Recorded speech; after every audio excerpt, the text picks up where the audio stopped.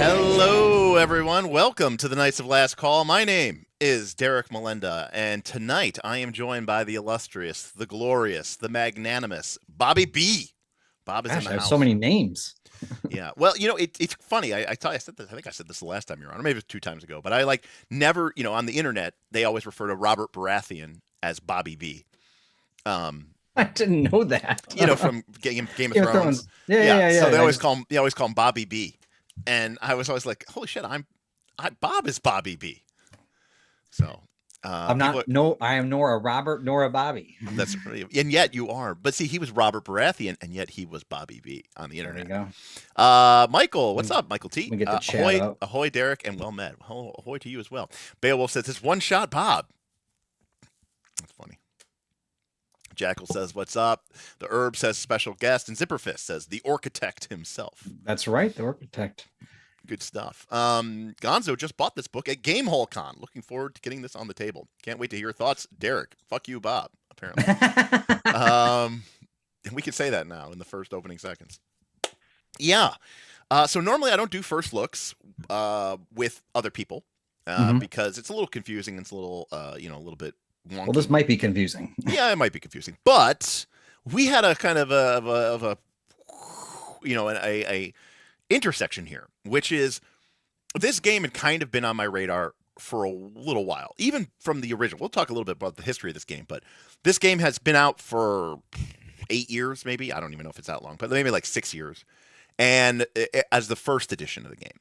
That was the Third Horizon. And it was called, which was confusingly called the Third Horizon. Yeah, note to self, like don't name numbers in your edition. So, Free League did it.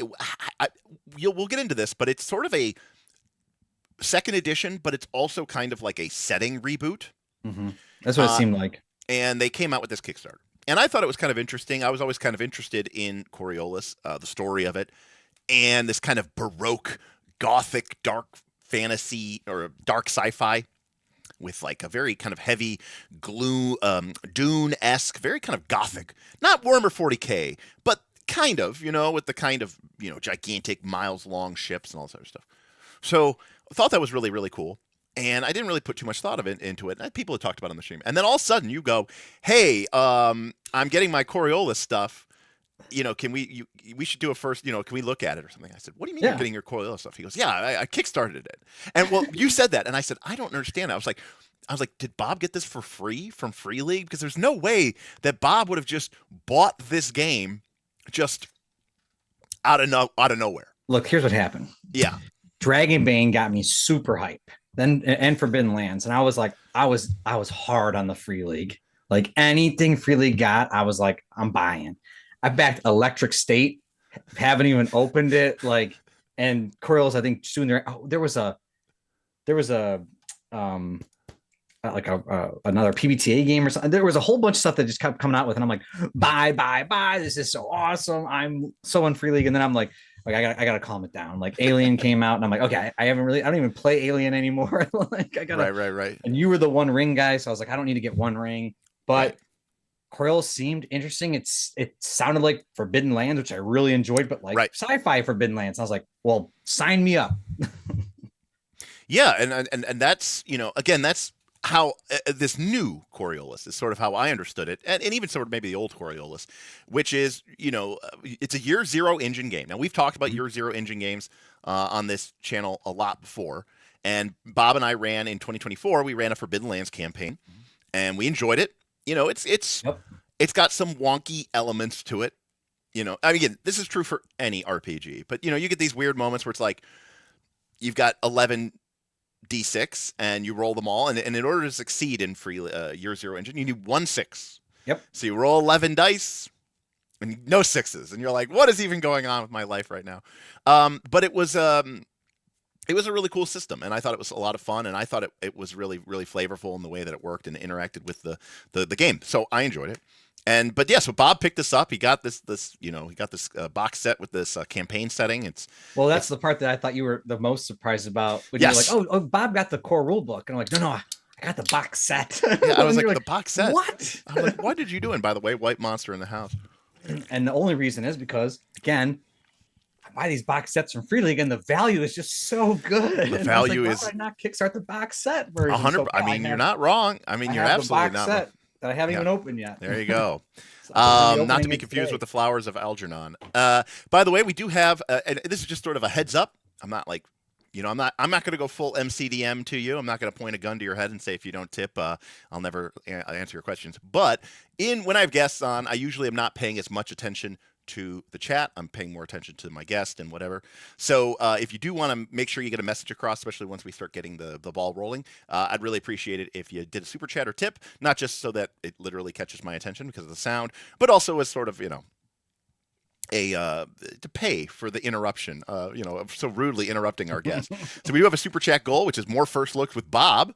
And then we have a tip goal, which is $100. It says, I'm splitting this with Bob. So every dollar you put into this, every dollar you put into the tip, Twilight Sword coming soon. Yeah. Well, to be fair, a dollar gets if $100, you lose $3 to the transaction fee, but then the rest gets evenly split. So there you go. There's an incentive.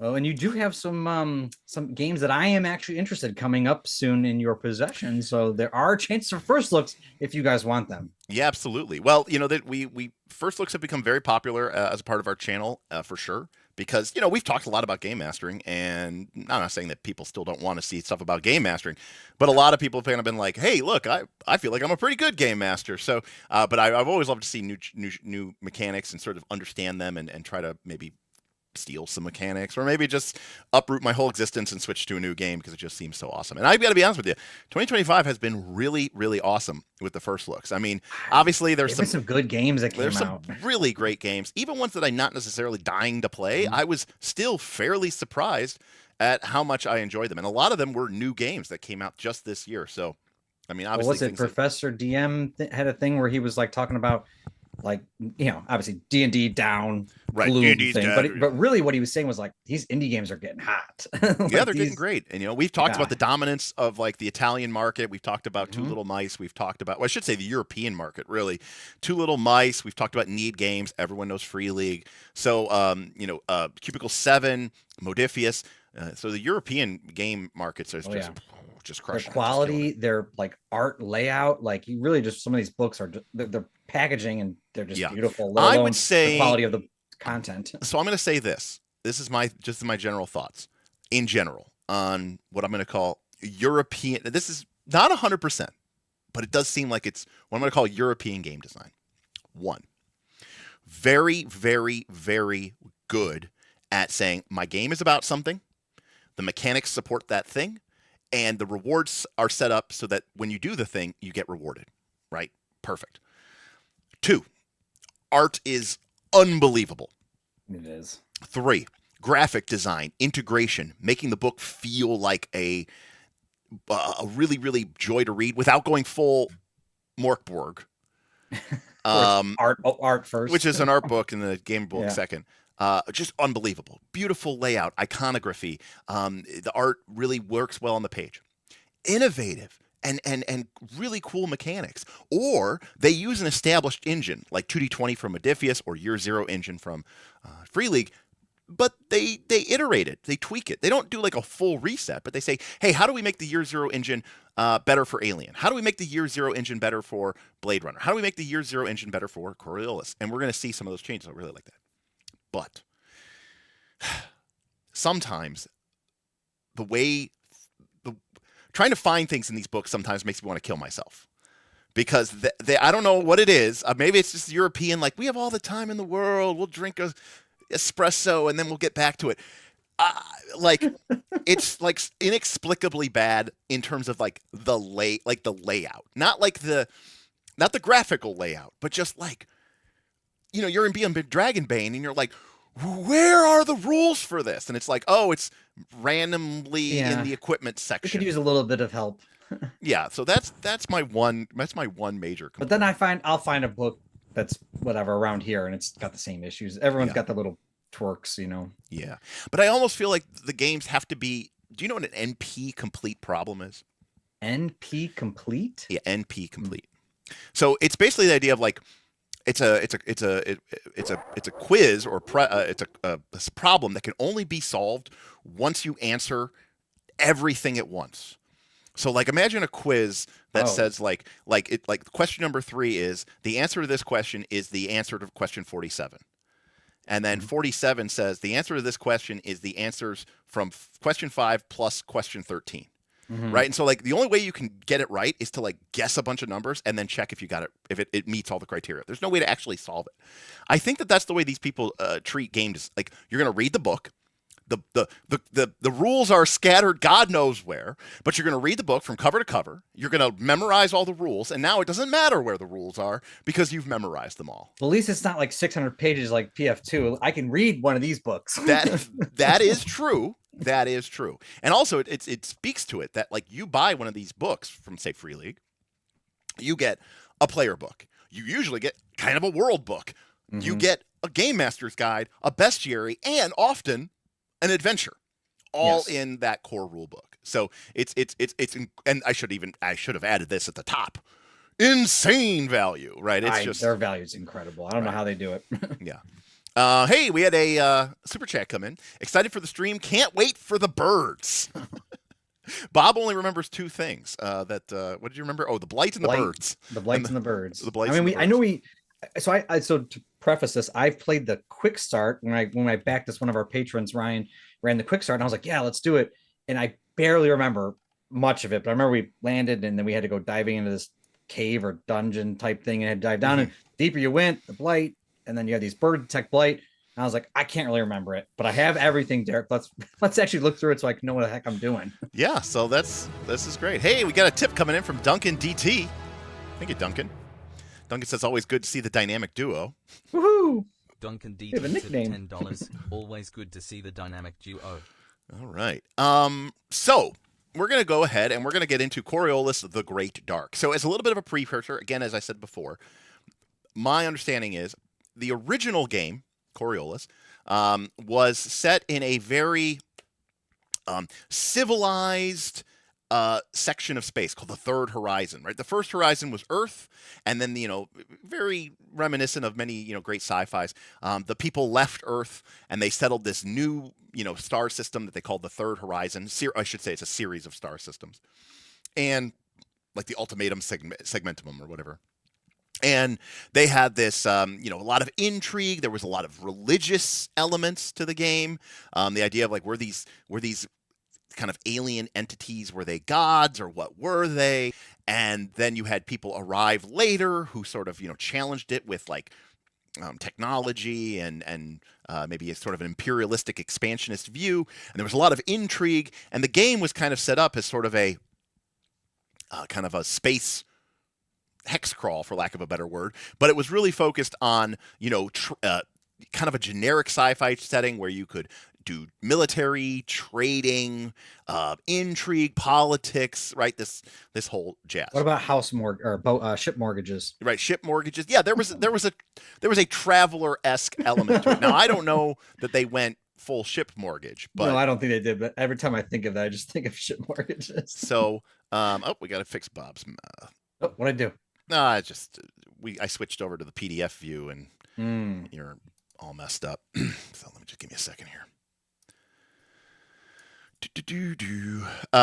But yeah, so that was the original game. Now, I don't know if they said, hey, that was terrible, or they were upset about it, but what was going on here? Duplicate. Sorry about this, folks. We don't need to see Bob, do we? No. Paste. All right. Hey, we also got one from Southern Charm. Don't want to interrupt, just adding some support. You can interrupt all you want right now. We're not doing anything. I don't know. There it is. Okay. Thank you, Southern Charm. Hey, there's Bob. You guys get to see the sausage getting there. There I am. All right. Got to make them big enough to fit. Yeah. Small enough. KLC logo in there. Yeah, well, there you go. Yeah, a lot of times I crop when I do the. We'll put you over to the left so that that's what I do for when I do this Twitch streaming. I put it so that the logo is just like the top left corner. Oh, yeah, there we go. All right. Okay, we're back on top. All right. Thank you, Southern Charm, for the thing. That's totally fine. Interrupting here was acceptable because we were setting up some stuff. It's also cool is this background of your alchemy background, like kind of looks like some of these Horizon star maps in this book. Yeah. So here we have it. Coriolis the Great Dark. Southern Charm wants to know what your 3D printer is, Bob. Well, so over my right shoulder, which I don't know if that's the left in the screen, is my resin Saturn Elegoo S, and then behind me is the bamboo P1P for filament. So I have lots of printers around here. Yeah. I wish mine was running 24/7. I'm just too lazy. I would not be in this room if mine was running. Even the filament is too toxic for me. Toxic for you? Okay. Well, mine is, a different part of my house, so I would maybe one day. Yeah. I have a P1. They just came out with a P1P 2. Oh, really? Or P1S, whatever. But I don't think they make the P1P anymore. They make a P1S. And the resin is really bad, Southern Charm. And so I have my window right there, and I put an exhaust fan when I run it, pull all the air out. I close the door to the room when it's running. Don't let anyone in the house in this. It's a little office, but I don't let anyone in there unless they have respirator mask and hopefully not in for a while. I wouldn't be able to sit in this room if it was running. And then after it's done, my mask, I clean it and filter it. And then I let the air exhaust for probably like another day before I come back in it. I would love to. I'd love to insulate my garage a little more and then move all that stuff there. But there you go. Future Bob problems. A Cynical Dragon. Yeah, Free League uses a lot of the same artists over and over again. So yeah, there's definitely I don't know exactly who all their Is it the artists same are. illustrator? Because I mean, I know that Symbarium had like a really like almost like a washed watercolory look Right. to it. I mean, this is kind of watercolory. Yeah, I guess it just looks more crisper. Like maybe I don't know. All right. And then Southern Turn, yeah, right below it is the cure station, and below that's the wash station. I put it all on a 2 foot by 2 foot rack. So so here we have Coriolis, the Great Dark, and we have here a 2-page map, which you know, you can kind of, it's obviously going to be shown here, and you can see that this is called the Lost Horizon. So again, a horizon in Coriolis terms is like a sector of space, right, with several different star systems, and you can see here all of the different star systems and planets, moons or whatever, of this star system. So the idea in this game is that you are going to be exploring these stars. Now, one of the first things that you should note here is that this is not a hex.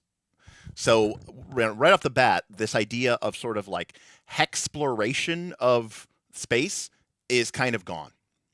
And what they've actually replaced it with in this game is dungeons, for lack of a better word. So whereas Coriolis, the Third Horizon, was this very like kind of almost well, I mean, this game is still fairly sandboxy, but it was kind of more of an open world sandbox. Do whatever you want. Be a politician, be a trader, be a war person. Very Traveler-esque. This game is much more specific in that your PCs are part of a guild of explorers who goes to these sort of uncharted worlds and delves into them, into these ancient ruins, looking for ancient tech from this, the progenitor race, the precursor race, which are called the Builders. And this game was very much inspired by the sort of deep sea and polar expeditions of the late 1800s, early 1900s. So think like 1880. Think 1880, 1890, 1900, right? Like, Scott Amundsen going to the South Pole for the first time, right? So very much in this mindset of sort of, exploring this sort of uncharted place, and it's dangerous, not because it's full of, aliens and bad guys, but just because it's a hostile environment. And so even the aesthetic of the game is very much like putting on your big, diving suit, like the kind you used to see like in the 50s and the 40s. I did remember that from some with the big brass helmet and the big, swinging face mask, and literally like diving down into the earth, and exploring these ruins. There's a good picture of that on 15 that shows what that suit would be. Yeah, I'm going to shoot over at 15 here, just to show what the suit would look like. Yeah, so you can see that, it's definitely got an aesthetic that is a lot like, very Baroque deep sea diving. Yeah, for sure. So yeah, so let's get into it. I mean, we're not going to be able to cover everything here, but we'll talk about the game and all this other stuff. So here we are, Coriolis, the Great Dark. This is inspired by 19th century. The only reason I knew this is because I saw this when I was getting the thumbnail ready. Inspired by 19th century expeditions, deep sea diving, and pulp archaeology. Coriolis, the Great Dark is a science fiction role-playing game about exploration and intrigue, where you'll join dangerous expeditions, navigate the Byzantine schemes of the ship city, and hunt for the keys that unlock the mystery of the Lost Horizon. You are part of a crew of explorers ready to venture out into this new universe, the Lost Horizon. You have your shuttle, your trusted crewmates, and a warding guardian in the form of a bird, a strange alien creature that will help you on your journeys. Mm-hmm. There you go. Boom. They said it.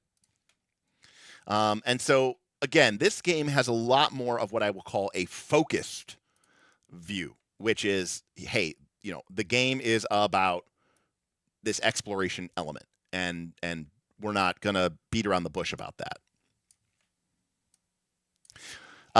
So, playing this game, you need a GM and players, obviously. What is a role-playing game? All this other stuff, safety tools, we don't care about that. Okay, so let's take a look at the chapters. So we start with, by the way, this is just, in my opinion, one of the best ways that you can ever possibly do a role-playing game. First, start off with the introduction. What do you need to know to play this game? Now, what are the basics of the game? and what's a general primer to the setting. Okay. We got a super chat from Huron's Aurora who said burb mentioned. Well, burbs aren't real. Birds aren't real. So, and in this case, they're not real either, because I believe the birds are like sentient, bioengineered psionic entities created like thousands of years ago or something. Or maybe you're not supposed to know that, and I just spoiled like a huge part of the game. There's a thing about the birds later on, but I don't know if it talks about them. I mean, it does like leave it vague. When these creatures or constructs or automatons yeah, I don't know. Let's see if we have this here. It says it's now clear that the blight and the birds are part of the same enigma. So there you go. The birds, the birds aren't real as far as we know. Do we have a bird caw? I don't think so. Here, I'll say so.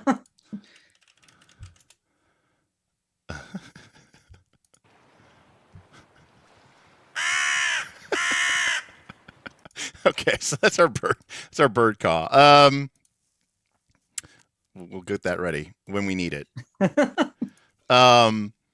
So we basically get an introduction to the game and with the sim setting. Then we create our explorer. That's what our PC is called. Again, very blunt and to the point, right? We're not a politician. We're not a merchant. We are an explorer with a capital E. Then we get into the actual core mechanics of the game. Combats and hazards, rules for running combats and dramatic encounters.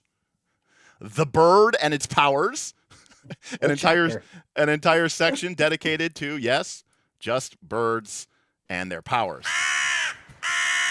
Then, of course, it wouldn't be sci-fi if we didn't have a little bit of gear porn. We'll see how gear pornish it is. Now, Free League is capable of gear porn. We've seen it in Twilight 2000. We'll see where we get up with this. Equipment and vehicles. Then we get a full detailed, more of a detail other than just a basic primer of the Lost Horizon. They talk about the guilds and the factions. That's that intrigue part that they were alluding to. Along with the ship city. So basically, it's my understanding that people came here on a generation ship, right? A ship that travels slower than the speed of light. It takes hundreds of years to get somewhere. So you could think of this as like an absolutely massive ship. And they basically turned it into their sort of home city. Then we get a little bit of the world and the areas that have sort of known locations. How do space travel work and expeditions? Provide the rules for space travel, shuttles, and dangerous expeditions. Then we get the delving. This is the whole going into the depths of these ruins and trying to find lost relics and lost knowledge. A bestiary, GM advice, and then, yes, an introductory adventure. We end with an appendix with an entire solo rules for running a solo. Interesting. So, as I said before, Free League, A to Z, complete. You get everything that you get everything that you could want here, for sure. All right. So let's start with. Now they talk in the core book. I do agree. Solo games are picking up steam. Yeah, they sure are. They sure are. Look at that, Derek. They got some dice with symbols on it. Oh, I know. Well, we'll see. You like that stuff. Well, this game does use custom D6s, but it's my understanding you don't need to use their custom D6s. I think it's a lot like Forbidden Lands. Basically, the only thing you really care about is the 6. But to make it cool, their custom dice have a special symbol on the 6. I don't actually know what that symbol is supposed to be, but okay. Both base dice and gear dice. Now, if you played Forbidden Lands, you will know, and other Year Zero engines, Forbidden Lands had 3 types of dice. You had one set of dice called your base dice that represented your stats, like your strength or your agility. You had another set of dice which represented your skill. And then you had a third set of dice that represented your gear. So when you made a check in Forbidden Lands, you might take 3d6 because your strength was 3. You might take 2d6 because your skill was 2. And then you might take 1d6 because your gear that you were using, your rope or your sword or your bow, gave you 1 die from gear. And then that was your dice pool. You would roll all of the dice. And if you rolled any sixes, any number of 6s, you succeeded.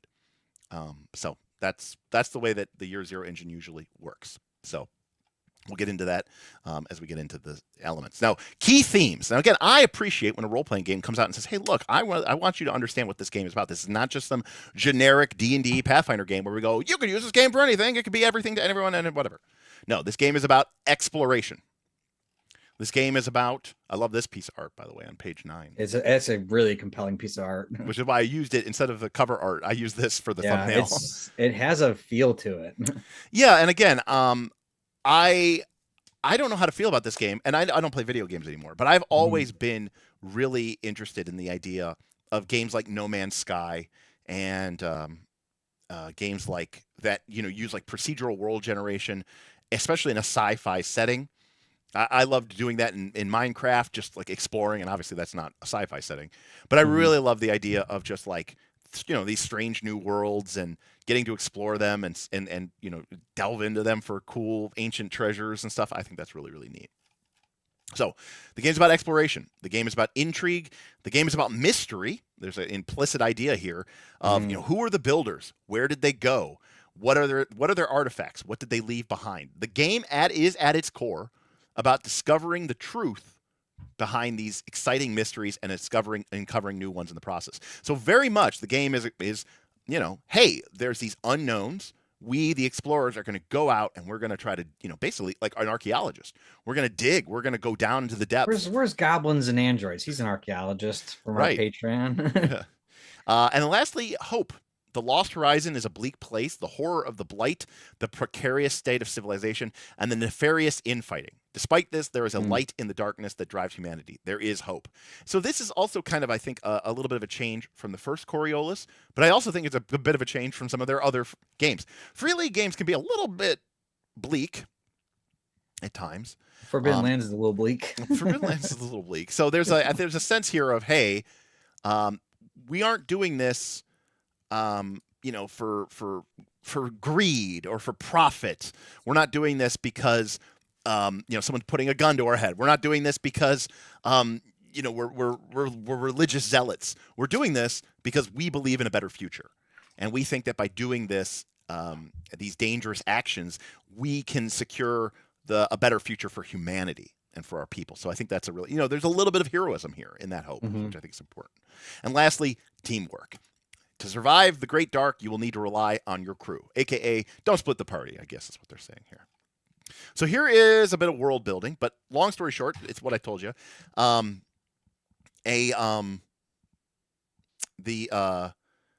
group of people, basically, the first edition, a bunch of people were like playing in first edition Coriolis. They were playing Third Horizon, and they said, this is too much. I don't want to do this anymore. So they got in a ship and they left. Reboot. So it's a full reboot. Oh, it's totally a reboot. It's We mentioned it. That's all we had to do. They crossed vast distances of interstellar space, and it took hundreds of years. So it's literally like a complete reboot from the prior game. So that is definitely an interesting take. That's something we get into, Bob. It's kind of come up a little bit with Dragon Tide in our mega games, which is how much should we change between seasons? And in fact, they're even kind of now talking about it in Northern Reaches, because a lot of people, it's finally gotten to the point where a lot of people are like, hey, Northport is so big and so complicated, and it's got trains, and it's like it doesn't even feel like a fantasy world anymore. Yeah, so they want their next project that they have to overcome the difficulties of. Give me something new and fresh. I like my rule set, but I want something fresh and different. So I would definitely say that this is a reboot and not really it's not a remastered. It is kind of in the same universe, obviously, and there's still some basic assumptions, but the very fundamental nature of the game changed because it went from whatever it was in the past to this new, very, very specific vibe. Anyways, so the city, they thought they were going someplace where there was going to be a lot of humans, and instead they discovered this empty horizon, and there was no coming back from it because the stargates were all dead, and they had discovered an unknown stars, an unknown system of stars, And they ended up basically saying, like, look, I guess this is our new world. This is our new home. If you watched Battlestar Galactica, Bob, I know you didn't. I did not. Think of it almost like what happened in Battlestar Galactica twice, actually. The reboot from Sci-Fi Channel, where they first discover New Caprica, and they said, well, it works well enough for us. We're going to start a new civilization here. And then eventually they discover, the real Earth, which is a nuclear wasteland. And then they find what is our Earth, and they go, I guess we're going to live here now. So it's kind of that same idea of like, this wasn't where they were trying to get, but they don't have any other choice. And, now this is our home. Come hell or high water, this is our home. So, here's a great little thing here on page 11. It says, Coriolis the Great Dark is a standalone sequel game to Coriolis the Third Horizon. In this game, 200 years have passed, and the setting has changed dramatically to the Lost Horizon, a more wild and dangerous place than the civilized but war-torn Third Horizon.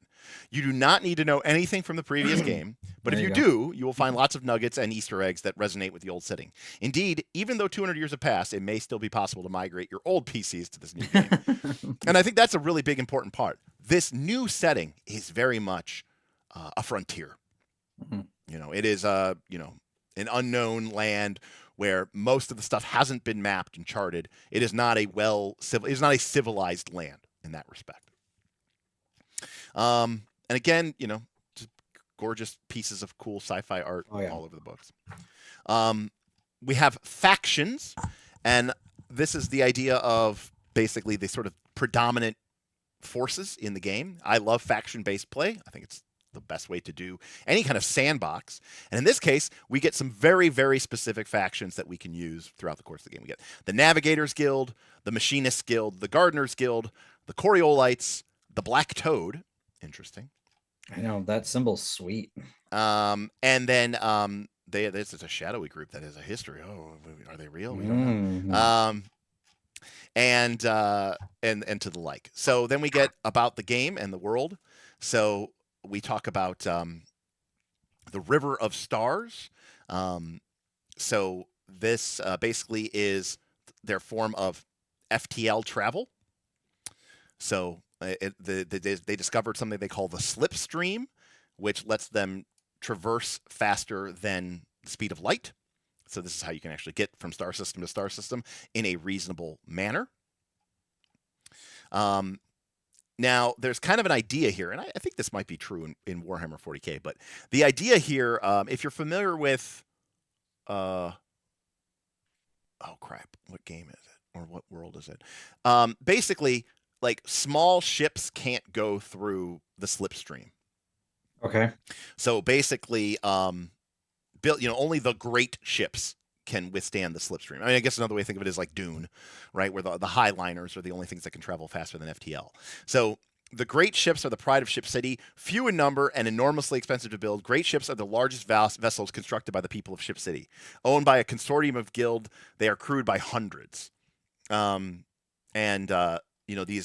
These great ships are the only ones that are capable of withstanding the travel through this Slipstream and traveling into the, depths.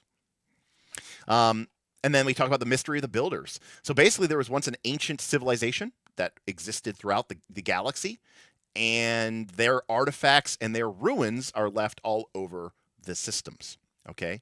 They're even built the star portals that once instantaneously connected the star systems. Think Stargate. The problem is the Stargates in this system are all dead. So that's why they can't use them. So they traveled here. Yep. This dead city, whatever it was, and they can't go back. Mm-hmm. And they're exploring, and they're like, oh, I guess some builders built these great things.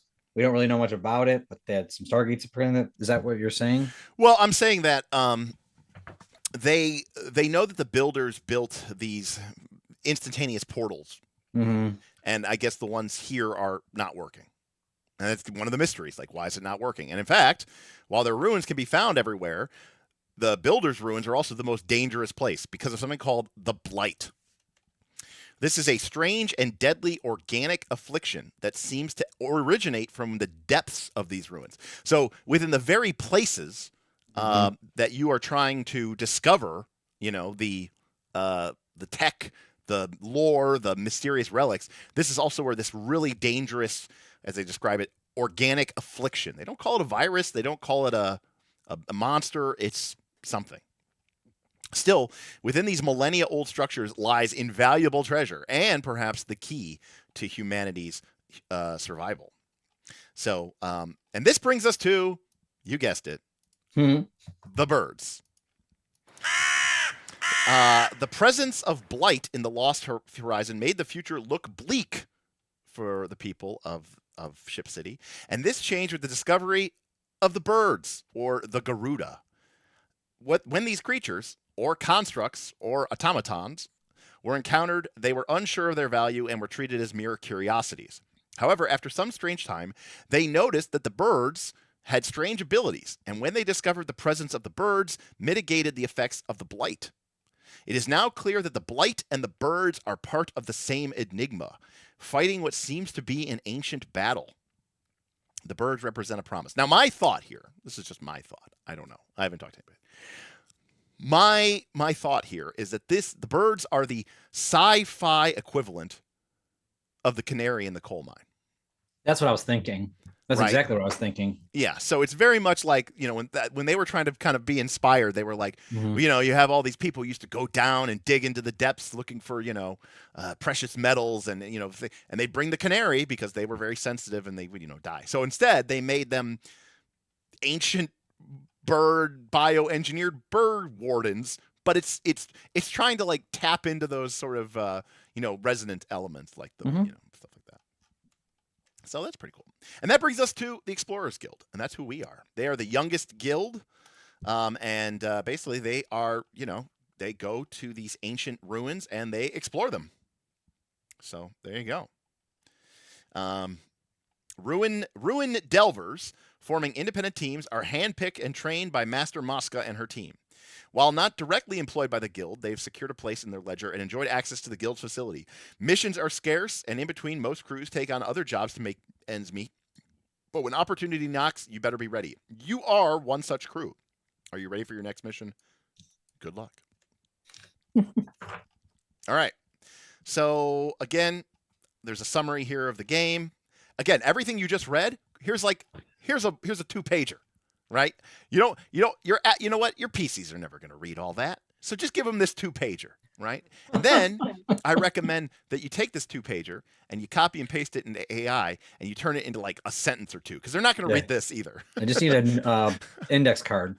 Right. You need to make it an index card. But if your players are willing to put in the effort, here's 2 pages that really explain everything that you need to know basically about the setting. What is the game about? You're the explorer crew, and you have, of course, your bird. All right. Then the crew consists of several members. There will be the delver, the scout, the burrower, the guard, and the archaeologist. There's the ruins of the ancient race of builders. You're going to be going into those. And then there's the ship city where, everybody lives. And there's the different guilds that are sort of competing for resources and power and factions. And that's it. That's the game. That's the game in a nutshell. So, travel through space, hang out with birds, and go into ancient ruins built by the precursors. And then there's 5 factions that you need to worry about, So. All right. So here is how you build a character. All right. So the steps are as follows. Roll or choose your origin and take its talent. Choose your profession. Roll or choose your specialty and take its talent. Distribute 24 points on your 6 attributes. So that's already a difference from Forbidden Lands, which had 4. Calculate your health, hope, and heart. Distribute 3 additional talent points. Roll or choose a quirk. Roll or choose your equipment and keepsake. Roll or choose. It's funny how if you play freely games, a lot of these things sound so familiar. The keepsake, they have those in every game. Roll or choose your name and appearance. Roll or choose the reason you became an explorer. Assemble your crew and give it a name. Note your crew maneuvers. Get your equipment. Choose your bird. Choose your shuttle and your rover. So that's it. Obviously, some of the later steps are party focused. Gridlock, it's because they assume that the GM is going to read the first part, and then your players are going to read the second part. That's why. So first we have to roll or choose. Is it roll or choose? Roll or choose your origin. So we have a D66 table, which is a lying D66 table, because I mean, unless I guess they wanted certain things to be really rare. But I mean, I'm assuming it's not because they're more powerful than the others. Like, for example, if your origin is in the depths of a great ship, you know, you have to roll a 66, so pretty unlikely. But, you know, on the other hand, you know, if you're from amongst the hulks and wrecks of Hulltown, that's very common. And by the way, D66, for people who don't know what that is, you roll 2 6-sided dice, you treat the first one of them, or the first one you rolled, as the tens digit, and the second one as the ones digit. So, Bob, any of these calling out to you? Yeah, and they must be balanced, by the way, because you can just choose one whenever you want. I'm going to roll randomly. Yeah, roll randomly. Well, I mean, but I'm rolling. You have to pick one. I got a 15. So I am from under the sunless sky of the far colonies. Sick. I'm going to go with in the purple metals of the cave gardens. All right. So you are from the that's purple... about. I have no idea what that's about. Well, you could look up it on page 161. Yeah, it's farther ahead of the book. Yeah, but if you're picking it, Beowulf, who cares what's rare or not? It doesn't really matter. Cave gardens. Ooh, lush. Plus, the lush green lung of the ship city. PCs are always, you know, more special. So in this case, Bob would start with 1 rank of the botanist talent. Cool. And Derek would start with 1 rank in the endurance talent. Sounds like I'm a better character than you, Bob. I mean, I would probably kind of. Yeah, if we go all the way to the end of the game, or all the way to the end of the book, we have the explorer sheet. Now, by the way, remember how we were talking about before? Look at this. Look at this. Now, granted, printing this would be a nightmare. I hope they have this is like a lot of ink. I hope they have on their website a Listen, I appreciate, you know, I remember when Star Trek did their first book and it was done white text on black ink. It's like, I get it. That's the aesthetic. That's the vibe. But come on, people. Like, no one's going to print this. So hopefully, I'm sure, on their website. I mean, I know their Dragonbane have printer-friendly ones, so I assume they do. Yeah, I'm assuming they have printer-friendly ones. But look how nice this looks. You know, you've got this little header bar. You've got these lovely little, you know, graphical widgets to sort of distinguish your talents. You got the little circle with the little... I mean, there's a lot of pages here, Derek. There sure are. Well, okay. How complicated are we going here? Well, I guess one's for my crew. Okay, well, one is for the entire crew. Yeah. Yeah, and then the other one is for the bird. And that's shared. Okay. And that's shared amongst the whole party. It's one bird? It's one bird. Actually, Bob, I think the crew sheet and the bird is on one page. It is. The other so one's that means the character sheet. Oh, the other one's a solo. Bob, that means the character sheet's 1 page, Bob. Yeah, just a front and back. All right. Yeah. We're it's not a back. There's no back. No, it'd be 1 page on the front and 1 page on the back. Saying. There's not. What is the back of the page? Oh, you're saying the character sheet itself is 1 page. Yeah. Sorry, I'm saying you could print this front back and have 1 piece of paper and you're good to go. What would you print on the back? The crew. Well, not everybody. What are you gonna have everybody on? I'm just saying you could. Again, we're getting off track, but I'm saying you could do that. And it's like 1 page rules are like it's 1 page, but it's front back. I'm just saying, but this is 1 page, not back. This is true. This is just 1 page for the character sheet. For the character sheet. Okay. Anyways, so we can see here our name, profession. We got a bunch of talents that we can tip. Here are our attributes. I like the way that this is graphically laid out. Interesting. You've got. So I'm so used to character sheets with like it tells you all the skills that you have. Yeah. But this is more open-ended. Well, we don't see a list of skills. That's what I'm saying. Like I'm like, okay, you told me I got a talent of botanist. I just write that in. Yeah, and then I guess you write the rank in the circle. Yeah. Anyways, I think it's a beautiful looking character sheet. Oh, it's very pretty. Yeah. And then we have a supply rating here at the bottom. That's interesting. We have armor, which has armor and blight. So I guess your armor does 2 things. It protects you, I guess, from damage, but also from blight, which kind of makes sense, right? If it's like a combat suit, also like a exploration suit. And right? I'm guessing you could wear a straight exploration suit with no armor and a super armor suit with no exploration. Yeah. And then I'm guessing Rook is going to be our coin. I'm guessing that must be our currency. Yeah. Yeah. Only thing I know from Rook is the Rook egg, which is from Magic the Gathering. Yeah. And then a couple spaces for weapons. Okay. All right. Interesting. Okay. All right. So let's So go. what's interesting too, obviously, Yep. and you always talk about this when you do these first looks, like the character sheet really tells you what's going on. Yep. Like equipment has like 15 slots, talents, or 10 Yes, slots, and then right. weapons like 3 slots. It's like, yeah, we really Right. I So think are gonna be more about our right. equipment. And we can also see, right, like how many spaces you have for equipment and the fact that there's a bonus. So you're absolutely right, Bob. Is that your characters are going to have what seemed to be, I would imagine, a bit of gear. Which makes sense. And I think for like an exploration heavy game, I think that feels appropriate because, especially in a sci-fi game as well, because it's not like you have magic or anything like that. When I do see them very similar to Dragonbane, where strength tied to exhausted, Yep. dazed, agility. So I'm guessing condition, you take condition. So I mean, yeah. So I thought I read it. So instead of 4, we have 6, and guess what? They pretty much seem like they map to 5e. We got a strength, dex, intelligence. I guess strength is, there's no constitution, but we have empathy, which is like charisma, and then like wisdom and intelligence are now logic, perception, and insight. So they kind of combine, and it looks like we've got the condition tracker, kind of like which I love that. And I'm sure the game. I will say, by the way, also, now sometimes you might say, I don't know, I'm torn because on one hand, I get where it can be a little confusing when they all start with the same letter, but I also really enjoy the alliteration of having your 3 hit points be called health, hope, heart. Oh, okay. Yeah. So like if 2 of those were H's and one of them wasn't, it would have pissed me off. So I'm actually correct. Either you go all in or you don't. Right. You either go all in or you don't. Just give it up. Okay. So, character sheet. Yeah, looks good. And I'm liking what we're seeing here. So let's go back now again. From Forbidden Lands, which is the main Year Zero engine game that I know, Forbidden Lands had not a significant, but there was like, I don't know, like 16 or 18 skills, and there was only 4 attributes. So, this is a little different in that regard. All right, let's go back to the Explorer here. Okay.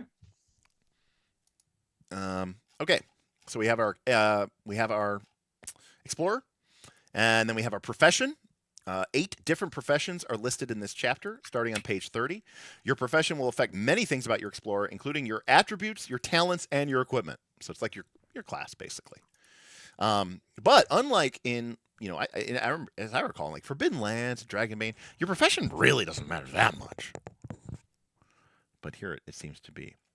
Each profession also has 6 specialties associated with it, which determines what you did before you became part of the Explorer Guild. Roll or choose and take the associated talent. And if you already have that one, you get increase it to level 2. All right. Attributes are rated from 2 to 6 and represent your physical and mental abilities. Your attributes are used when you roll dice to perform actions in the game, and also are used to determine how much trauma you can take. When you create your Explorer, you get 24 points to distribute, and you must assign at least 2 and at most 5, with the exception of your key attribute, which can go up to 6. So this is kind of similar to Forbidden Lands. It is recommended to have a good spread of attributes in the group. Interesting. Especially during okay. That makes sense. Especially during the delve, during which each explorer takes on a specific role. Okay? Health, hope, and heart. This is how much trauma you can take. Health is vitality and stamina, and it is strength plus agility. Nice. Hope is resolve and willpower. It gets eaten up by despair. And your maximum hope is logic plus empathy. And heart is your humanity and your clarity of your mind. It is attacked by the blight, which equals your insight and perception. This is a very clear. I like each. It's clean. It's very clean. Each attribute is important. Each one contributes to one of your 3 sort of health or hit point tracks. I like that 1 is for damage, representing probably combat, but also physical hurting. Hope is more of the like fear attack from Dragonbane terms, and then heart is specifically related to this idea of the blight, and it's sort of muddling our what does it mean to be human? That's a very interesting. That's kind of a little. A little bit dark, a little bit Cthulhu-esque, this idea that the idea that the heart is degrading our humanity and our clarity of mind. Maybe like kind of represents us literally going, insane and becoming inhuman. Yeah. So there's a little bit of darkness there, for sure. Talents. These are special skills, traits, and abilities that can benefit your explorer. Some talents allow you to perform specific feats or access resources unavailable to others. Your proficiency in a certain talent is called your talent level and is 0 to 3. The talent level normally gives bonus dice ranging from +1 to +3. Okay, so your talents are kind of like your skills, Okay. but some talents may give you other bonuses. Okay. Your talents, and I was a botanist, so that I was level 1. Right. So it's a 0 to 3, so I was a 1. Yeah. You have already received 1 talent from your origin and 1 from your profession specialty, which we didn't pick yet. In addition to these, you may choose 3 additional talents from those listed as key talents from your profession. You cannot go above 2. If the GM allows it, you may place one of the 3 talents in any talent, just to make you very, very versatile. Quirk is a peculiar aspect of your character, helping you role play your habits and mannerisms. However, this is not a pointless piece of FBT. Here we go. Because your quirk also affects how many experience points you receive after a gaming session. So this is give into your weakness. This is a bribery. Say, hey, if you role play your character and use your quirk in a manner in which I'm assuming makes a difference in the way that the game plays out. It's not enough just to mention it. I think that's the weakest part of anything. Yeah. All right. Now, granted, Forbidden Lands had this. It was called Dark Secret, and it was terrible. So, because Dragonbane has weakness, and it's pretty decent actually. Yeah. Forbidden Lands had weird ones, like your Dark Secret is that you like to roll around in mud. Your Dark Secret is that like you wet the bed. Your Dark Secret is that like, you still sleep with a doll. It was very weird. I remember. I feel like mine was like something like I like saw my friends die or something, or I think it was something weird, and I won't let that happen. I don't know. Some of them are very dumb, and I mean, kind of, but but yeah. No, never mind. I'm thinking of Torchbearer. There was like I remember that was where I was thinking like I won't let my friends die again or something like that. So then we pick our equipment, roll or choose among 3 sets of equipment. Your Explorer Guild will also give you some basic supplies. You can also purchase gear during play. You must write down all the gear that you carry on your Explorer sheet, any weapons at hand, as well as any armor that you are wearing. If an item is not listed on your sheet, you do not have it with you. I've heard that from Smith before. Yeah, Smith has literally said that before. That's is that on your sheet? Nope. Not it's not on your sheet. Nope. You don't have it. Yeah, Smith is very old school in that respect. Okay, minor items like oxy tubes, oxy canisters, tanks, water casks, rations, batteries, and ammunitions are counted as supply points on your Explorer sheet. Roll more. So there's kind of like there's a lot of supply points. Yeah, but it's also kind of weird because on one hand they're like, "Do you have your item?" No, then you don't have it. And then they're like, "Oh, but the next thing is," I guess what they're basically saying here is like, you have to have the equipment written down or you don't have it. But in terms of like fuel, ammunition, that type of stuff, I think that's what's represented by supply. I don't think supply is made to be quantum inventory. I think it's made to just be. Yeah, that's what it seems like.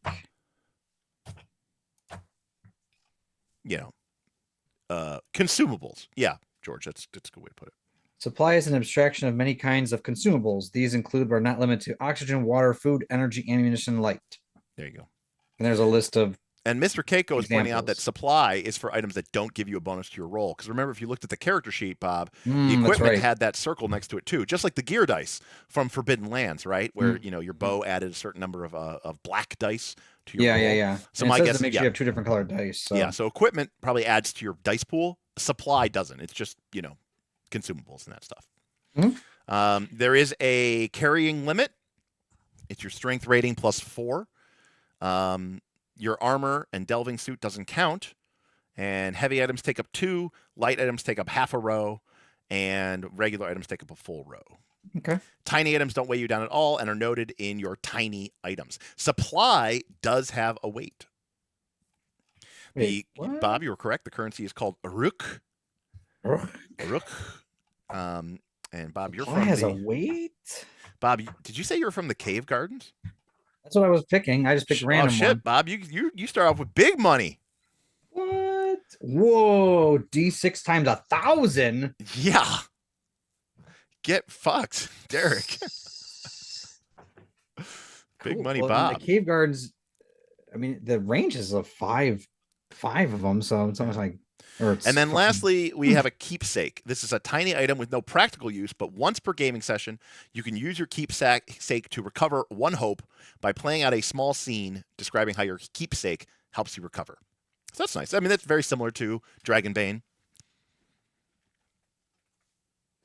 How much weight does supply have? I don't know. It says page 214. Yeah, that's where I'm at. Hey, is it a free league game? And Thusser's like, where is this thing? I know. Here we go. 4 points of supply weigh as much as 1 regular item. Okay, so if you say you have it, then all of a sudden, so it's not a thing until you say it? Well, if I have 8 supply, then that takes up 2 slots available to me. And my number of slots is my strength plus 4. So if my strength rating was 4, I have room and equipment for 8 slots. And if I'm carrying 8 supply, that is eating up, or that is taking 2 slots of my. Correct, but what is your supply based on? I think you just buy it. I think you just say you have it. Yeah, but I mean, my guess is like the more you have of it, then well, that's my point. So it exists. So when I go out exploring, it doesn't exist until I say I have ammunition. It exists because you're carrying it. But when do you note that? What do you mean? I mean, probably before you leave your ship. I mean, it's batteries. I don't think they're going to make a big deal about like, how did you get your hands on batteries? Okay, so you would have to. So not only do you have to note that little circle, but you have to write this down somewhere. Like I have. Without supply, that was silly. Well, maybe I'm confused what you're confused about. Okay, you said I have a certain number of supply that I can hold hypothetically, because every 4 is correct. I mean, I'm assuming that you can carry as much as you want, but when you leave your ship or whatever. Yeah. I just didn't know if like in Fable Ultimate, like you get a certain amount of inventory points. It's like, the same thing as IP. But do certain characters have more supply or less supply? Yeah, if you carried more. I think so that's the only thing. But you have to note that somewhere, right? That I'm carrying ammunition. Well, no, you don't. It's just like IP from Fabula Ultima. So what you're saying is I write down my equipment. Yeah. And then I have 2 weight left. I just convert that extra weight to supply. Probably. I would assume you want to carry supply. And then later on I would say that's ammunition and that's batteries. Well, yeah, because look at the bottom of page 215 or middle of page 215. Correct. Right? Well, that's what I'm trying to figure out. So your supply represents your food, it represents your ammo, it represents. I should know if you had to make that decision before because there's nowhere to write it. So do I need to note No. I'm using 4 supply? Because you're right now it doesn't exist until I've circled the circle in. No, okay. No, it works just like IP. Yeah, so, but in the other thing, you have you denote it. Like I have 4 inventory points. Right. So you would fill in 4 circles of supply. Correct. And then as you use supply, you would erase the circle. Oh, okay. So it's like that. Okay. Yeah. It's just but that's what I'm kind of figuring. It didn't really tell me that. I'm used to IP, which feels very like.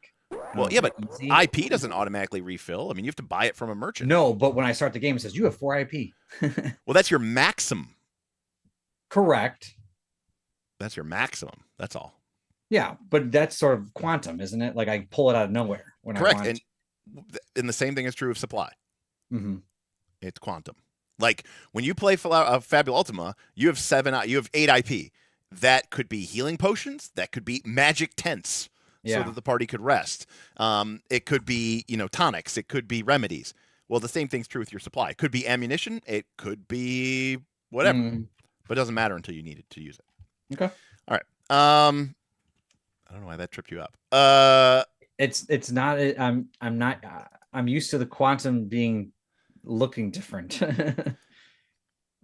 So it's just I'm used to them like saying like you have 4 supply, like it would say that like it's not like a weighted thing in your bag, and it would just be a thing that you say, well, I have 4 supply. Later on, I'll tell you what those are when I need them. But this one seemed like no, you have to say because it's a weight, like you have to note like that I only have X amount. Correct. Yeah. Yeah. Okay. So we can roll. I think I skipped way a fucking ahead here. Oh no. So you can roll for your keepsake. Again, you can pick something, roll something. Name and appearance. Again, random fluff about your character. Why did you become an explorer? Again, random fluff.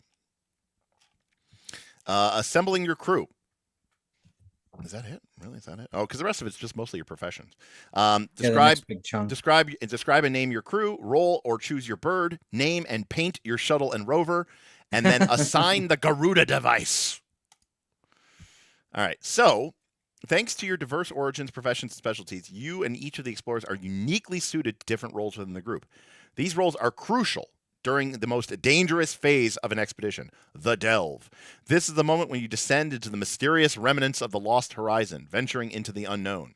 So for those of you who've played Free League, especially Forbidden Lands stuff, you know that there's different roles that you take usually when you're traveling or doing something. There's like the person who makes all the bushcraft rolls, and then there's everybody else who does nothing. So that's yeah. You're not wrong. But we'll see if this game does it better. By the way, no knock on Dragonbane. Forbidden Lands is terrible about this as well. I think Smith made 95% of the rolls in our Forbidden Lands game because he had the highest survival, which is Forbidden Lands' version of bushcraft. I didn't mind it. I like seeing rolls. Like, just roll it up, Smith. We had a super chat come in from Tasty Trekkie. Said, supply is your small miscellaneous stuff, your ropes, your bullets, etc. You choose how much supply, and then supply can be spent to do stuff. Yeah, so, that's the part that was tripping me up. Like, you choose how much supply. I'm so used to it being like auto-generated, I guess. I don't know. Continue. So one of the people is going to be the Delver. Mm-hmm. Which now, by the way, one of the things I really respect. The guard when I played the quick start. One of the things that's interesting about Free League is how they kind of continue to evolve their game design based off of elements that they've taken from their other games. So, for example, between this and probably when the first one came out or when Forbidden Lands came out, you had games like the One Ring Second Edition come out, and I could see elements of the One Ring Second Edition in this game. So, you choose a Delver, who is the person who leads you in the dark. They choose the paths. The Scout discovers the hidden dangers. The Burrower digs through and secures paths in the caves and tunnels. The Guard protects the crew against adversaries. And the Archaeologist understands ruins, monuments, and glyphs. Crew roles are assigned when you start a delve, but many PCs will naturally gravitate to certain roles as they depend mostly on different attributes. So you can see over here on the right that the Delver needs agility and insight. The Burrower needs strength and logic, etc., etc., etc. That's good to know. And then each of them starts with a specific maneuver. Employers in the employ of the Explorers Guild receive specialized group training. This is reflected by the crew maneuvers that can be used in combat during delves. Okay. Then lastly, guild equipment. You start with D6 points of supply. There you go, Bob. There we go. All is right in the world. All is right in the world. We either get a light or standard delving suit, a fusillade pistol, a backpack, and D6 points of supply. Additionally, the crew as a whole is issued one of each of the following items. The Delver gets a climbing kit, the Burrower gets a pickaxe, the Scout gets a deep scanner, the Guard gets a fusillade rifle, and the Archaeologist gets a warm copy of the Book of Glyphs. So then you name your crew. I feel like they should have had more choices here. Well, they went hardcore on like the bird description down here. I mean, there's 36 crew possibilities here.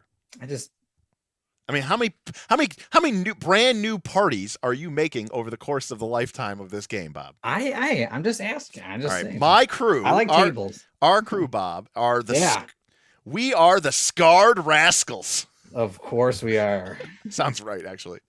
The Bird. The Bird. Your crew is not complete without birds. The crew is not complete without a bird. Your Guardian, Spirit, and Blight Finder. Birds come in many forms, but are grouped into 3 categories: Ward, Guide, or a Spectre. So the Ward leans towards attacking and combat. Guide is used for searching and scanning and stealth. And the Spectre is the least common type of bird. It has a rapport with the minds of other creatures, its companion and the explorers in particular. I disagree. It looks like it is exactly more as common as every other bird. There you go. It's The bird literally starts with the same wow, number of dice you roll. weren't kidding, Bob. We got a lot of stuff for the bird description. I saw because I'm looking at it in the actual book as you're going along. So I'm like, there's a whole page over here. That is a lot of stuff for the bird. Now, if I'm getting the vibe right, you as a party Yeah. are sort of deciding what kind of game you're playing then Yeah, too. Like, oh, I we're think gonna so. we're gonna be attacking things. So we want the ward. We're gonna be more explorers. We want the guide. Or Yeah, that's exactly right, Bob. I think it's Okay. like if we want to, I don't know, maybe talk to what kind of more campaign are you doing? Yeah, I think you're kind of setting the tone of that. Yeah, Mhm, I mhm. think you're right. All right, give us a Now, by bird. the way, that's very similar. In the One Ring Second Edition, your group picks its patron, Okay. and so if your patron is Gandalf versus your patron is some warlike dwarf, you're basically kind of saying what kind of missions do I want to go on. Gandalf is going to send me on very like, oh, for the better, you're going to go find Okay, some. so when we do this little 2-shot, do we have one already picked, or we get to pick one? No, it's already picked. Dang, Your I'm the ward patron dwarf. is Gilraen, the mother of Aragorn. Okay. Anyways, so determine what your bird looks like and what its name is. All right, I Yeah, don't really get care some- about the rest of it. I'm gonna roll the name. Yeah. We got 13. All right, our bird's name is Zula. Okay. All right, Zula. That's a great name. Yeah. Oh, but why, Bob? You want to roll the rest of it? Fine, I'll roll the rest. I don't know why you give me a table and not rolled. Okay, fine. 26 is for the color. It's a deep purple. Okay, we got the raven. With 4 wings. 4 wings, crazy. Deep purple, 4 wings, and a 33 for the personality, and it's cautious. Okay. And it's named Zula. Cool. As a crew, you are issued a Garuda device, a machine that is designed to help decode the signals from your bird. Assign this device to the explorer that will be the primary handler of the bird. Probably the person with the highest insight attribute. Read more about the device in Chapter 5. All right, real quick. I don't know why you need that. I'm gonna pause right here, okay? Because I'm gonna get a poll up, and Bob and I were gonna talk about this while the poll is up. Now, obviously, This is a sci-fi setting, right? You've got an ancient race that created these dark age of technology that we can't replicate now, right? Like classic sci-fi stuff, right? Just like the ancients in Stargate or whatever. Hold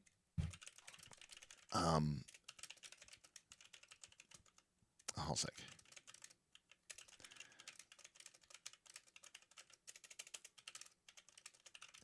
And you got these ships, and they can maybe travel faster than the speed of light, but only in certain circumstances. And it's it's kind of rare and things. And we got different things. And there's a strange kind of spreading organic virus type thing going throughout the sector, and we're trapped and we're locked on our own, and everything that's basically normal in a sci-fi game. But then we have a bird. Okay, now we know I don't mind. Okay, so, and so we know that the bird is maybe tied to the blight, right? So maybe the bird was created by the builders or something. And we know that the bird isn't really a real creature, maybe. But there seems to be a lot of focus on the bird. And I don't know. It's just, I don't know if that, I don't know what that does for people. So I'm curious, Bob, what do you think about the bird? So the bird itself doesn't bother me. Okay. It has the very canary in the coal mine vibe to what you're saying. Yeah. It feels almost too present, like too much in the foreground, where I think it'd be cooler if it's on the cover. The cover is basically a bunch of birds. I feel like it could be better as like the one of your party members, almost like it's like in the background. But this last part where you read about now you need a decoder to decode the bird, I was like, okay, what are we doing now? Like if we already inserted the bird into the game, so just have the bird tell me what I need to know or freak out, or something. Yeah. But no, we have the decoder to decode the bird. I feel like they should just have the decoder device and then skip the bird. One or the other. But that's just, I don't know. But then you wouldn't have your mining metaphor. You wouldn't have your canary in the coal mine. I get that, but that's what I'm saying. So then skip this part. Yeah, fair enough. All right. Well, the audience is mixed. Most people are pretty meh about it. Yeah, By the way, people, it's not striking me. Like, I mean, again, I feel like they're shoving it a little too much at me, but maybe that's fair. Maybe I'm mistaken. All right, we'll see. No one really hates it, so that's interesting. Right. Remember, if you have thoughts and you want to interrupt Bob and I to share them with me, Bob, and the rest of the people with no choice in the matter, make sure to super chat or tip, because it's the only way we're really going to be able to pay attention to chat. So I see people voting, but again, I'm sorry if I can't keep track of everything that's going on, because we have a guest and we're also doing a first look. All right. So then we have a vehicle, we have a rover, and we even have a random roll for a coat of paint, Bob. How could you have a shuttle named the Azure Dawn and not have it be blue? That doesn't even make sense. Well, if you just chaos random, I guess. I guess that's true. Razzle dazzle panner. Razzle dazzle them. Improve your explorer. So this is what we do with experience. So for right up, we have very Forbidden Lands coded thing. And by the way, I absolutely love this style. It's probably my favorite style. Dragonbane does it too. I think a lot of Free League do it. Of XP. Well, here's my problem, Bob, with Dragonbane. You want to hear my big problem with Dragonbane? Sure. A little too mayhem, Bob. Because you could earn a bunch of experience points and get shit. Yeah, so no, not yeah, so. But you gotta get the XP. No, even fuck know that. If you're gonna earn shit. No, fuck that. I think that's terrible. I hate the Dragonbane system for that. I don't. But like you don't that. hate the fact that they're. No. I like that Dragonbane asks you questions. Okay, yes, I like that Dragonbane. Part. I like that it asks you questions, and the questions. And by the way, we've talked about this before. If you use this system, create your own questions or get rid of some of them. If that's not something that you and your group want to care, like, again, what gets measured gets managed, what gets rewarded gets repeated. So by telling your players, hey, this is how you earn XP in this game, you're basically telling your players, this is the stuff that you do. If you spend an entire session and you don't do any of the things on this list, I mean, yes, you did sit down and you did technically play Coriolis, but your character doesn't get any advancement, and the game is basically saying, and the GM is saying, we're not rewarding you. Now, my problem with Dragonbane is you could go in there and you could be like, oh, I did all the things that Dragonbane wanted me to do. And you're like, and then I rolled the hottest fire of all time, and that meant that nothing went up, and it's like I didn't even play the session. And I don't like that. I don't like that. But okay, so what was that one Torchbearer that was really weird? The like, did you create like a funny joke during the game? The gallows humor. Yeah, that always got me. Gallows humor, which was really silly. Gridlock says, I wasn't a fan of the Dragonbane armor system. Isn't the Dragonbane armor system is just a damage reduction? Yeah, just which is instant, which is completely superior in all forms and shapes and forms. By the way, if I end up hacking apart our Fabulous Ultimate game, which, there's a non-zero chance for that. One of the things I figured you already did. One of the things that I definitely want to change is changing armor into damage absorption. So okay. So Seldoni says, this is a lot of questions. I'm not used to having this Dragonbane's leveling system is great. It gives you the rush of gambling, and gambling doesn't matter if you don't sometimes lose. Well, yeah, but that's why I said it's too much mayhem. The whole game is already one big. You get to choose which ones you roll on. Yeah, you can go low, get the easy wins. Right, you can go for the rush, get those 18s. So, did you participate in the session? So one's a freebie. Did you role play your quirk? There you go. Did you explore Did you explore an unknown location? Did you investigate a mystery? Did you instigate or partake in intrigue? Did you help out another explorer? Did you overcome a difficult challenge? Did you interact with your faction through your contact or background? Interesting. A lot of different. I don't know if you could. The GM has the last say on how much XP each explorer gets, but let everyone speak their mind. So there you go. Now, this is a level-less game. There is no, your character doesn't have a level. So you accumulate this XP, and then you use that XP to buy new ranks of a talent. So tank level 1 of a new talent costs 5. Then you have to spend 10 more, and then you have to spend 15 more. So it's 5 times whatever the level is. So if you wanted to take a talent from I don't have it, 0, to level 3, you would spend 5 plus 10, 15 plus 15. You would spend 30 XP to go from 0 to 3. Legend of the Five Rings, where you had to get those levels up. You had to get a lot of XP. Well, Forbidden Lands like Forbidden Lands work the same exact way. Okay, I couldn't remember. Now, remember, in this game, talents kind of are skills, but they're also kind of like feats, right?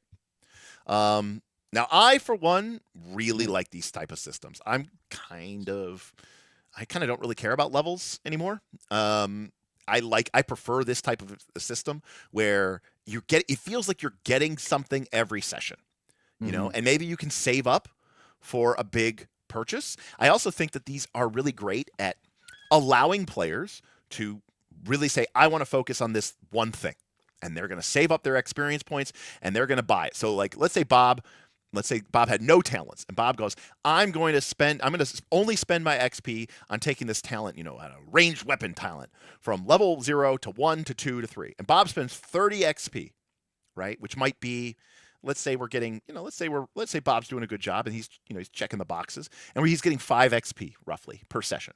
So it's going to take him 6 sessions, right, Bob? So what's that? A year and a half, the way that we play? Could be forever. So, Can we even get 6 sessions? Can we even get to 6 sessions? Well, no, Bob, you'll never get there because you played the 2-3 shot and then you're done with the game. If I play 2 to 2-3 shots. Right.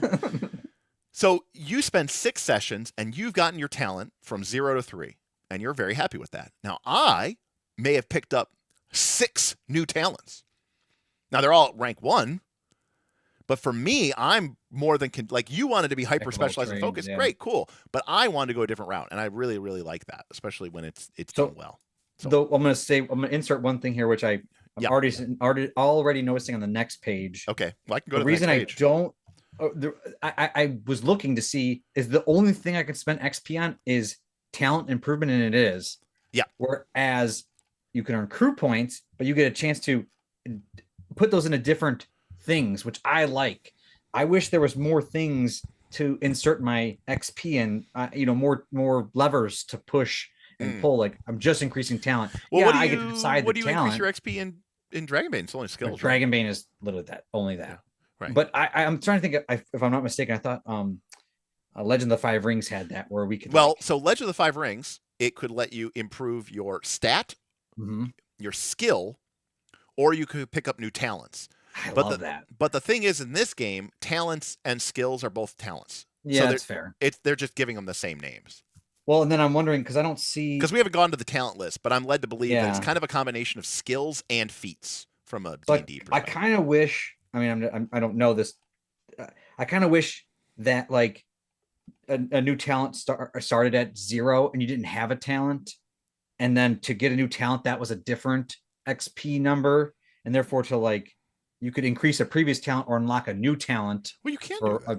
Well, you can, but it's all. That's what the 5 is. Yeah. It's just getting it to 1. Yeah.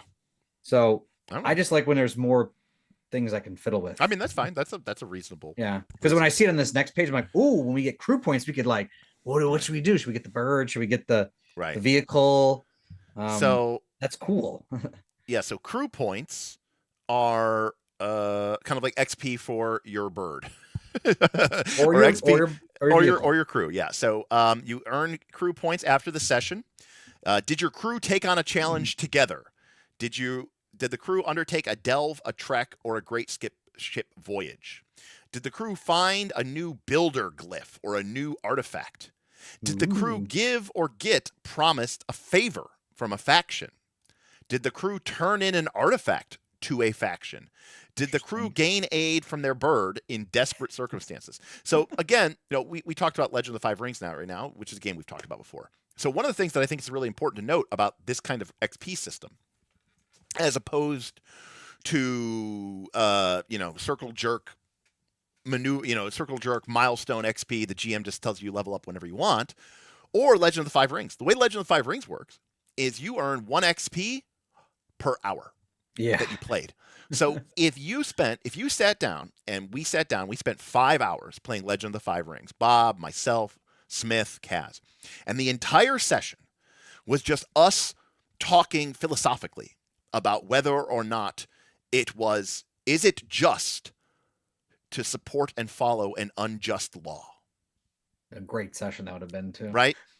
So we spend the entire set and we're like quoting Bushido and we're like bringing in the kami and we're like And George writes a poem. And George writes a haiku on his thoughts on he spends the entire session just saying nothing, just writing a haiku, and then he finally says, in all worlds there is but one truth that can be said: do unto others, get fucked. And like that's his haiku, right? So that session worth 5 XP. By the way, no dice are rolled. Yep. That session is worth 5 XP to those samurai. Now, the next session, the group finds themselves at the Great Caillou Wall, holding the wall that separates the empire from the demonic hordes of Jikoku, and they're battling their way through Oni demons until eventually a great demon emerges, and the samurai are forced to engage with it point blank range. And that session, only 4 hours, was only worth 4 XP, right? So Legend of the Five Rings is saying, look, what we're rewarding you for is just hanging out. Yeah. Now, if you had a session where the group sat there and talked about, what factions do you think are who's making a power play for the sector and where's if you spend an entire session of this game doing that, you have answered nothing. None of these questions would be answered. You would get 0 XP. Oh no, you participated in a session. Oh, you're right. I'm sorry. You'd get 1. And if for some odd reason you role played your quirk, there you go. You could get 2. That's true. That's true. But if you don't do these things, the game is straight up saying you get nothing, you lose, good day, sir.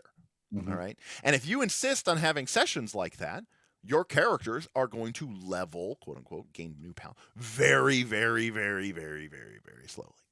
So that's one of the reasons why I think that this kind of system is very important for dictating the way that the game works. Yeah. Anyways, we get crew points. We can learn new maneuvers, which belong to our whole crew. We can improve our bird.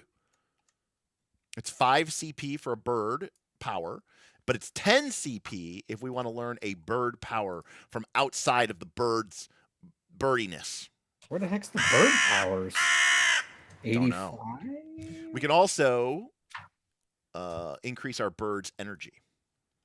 We can also improve our vehicles, either our shuttle or our rover. Now, I got to tell, I think I speak for all of us here when I say those are some juicy options. Derek, all right. When you go to page 85, this is the bird powers. Hold on a sec here.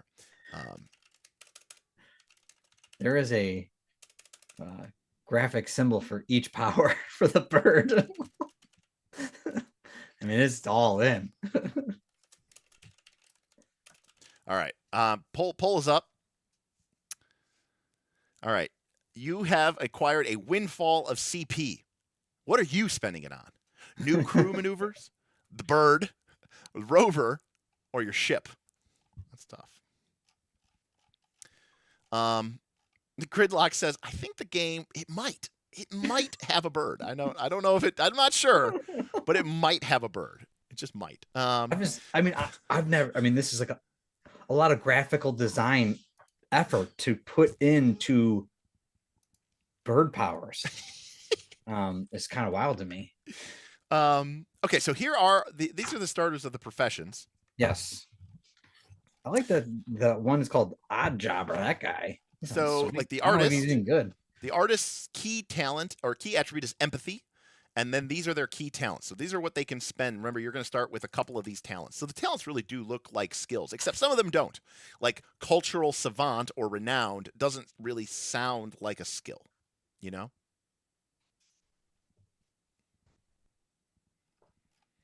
And then these are the specialties, okay, of the artist. You could be a hall painter, a staircase poet, a Mady Road balladeer, an alley theater actor, an occasional publisher, or a machine artisan. And this gives you basically a free talent. It's a bunch of flavor, but then it gives you a free talent. Okay, but you write down that special. I wonder if it comes out as like a RP thing sometimes. I'm guessing the specialty. No, you don't think the specialty comes in at all? I mean, you could obviously from, like you said, from a role play, but I mean, all it does mechanically is just give you a free talent. Yeah. So then the other one we have is an enforcer. We can see that they are tied to agility. Their key talents are things like any weapon talent, commander, evasive, medic. Their equipment could be. I wonder if this is like Dragonbane, where it's like starting equipment, roll randomly. It's like you start with a piece of wood. Oh yeah, I don't and know. And a leather strap, and it's like, oh, but if you roll a 6, you have a full suit of plate armor and a knight's helm and a great helm. He's got an exo helmet and a stun master grenade. crafted pole arm. I don't know how good a magnifying glass, but the artist has it. It was Sam broken Ward in says Dragon. that is a lot of real estate devoted to FBT. It sure is. Well, that's why I thought it was. I thought it was maybe like how on Fabulous Ultima you talked about like picking nothing we saw indicates that your specialty actually does anything. I agree with you. It just like I'm reading this and there's a lot of okay, I'm gonna look at the spice engineer. Okay, well the orchid dust changed everything. I'm like, okay, maybe this might come into play sometime, but maybe it doesn't. All right, so Bob, you want to be an esoteric character? No, I was looking at the odd jobber because I thought it was and you want to be a spice engineer. Person. I mean, the esoteric might be the one. If I'm this gardener, I should be the spice engineer. You mean you're not going to be rolling, Bob? I'm disappointed. I would roll. All right, roll. Well, don't I have to roll. Oh, you mean just roll on here? Well, yeah. Well, I mean, I don't know. Is there a table to roll for your profession? I don't think so. Maybe it was at the beginning. Maybe it was at the beginning.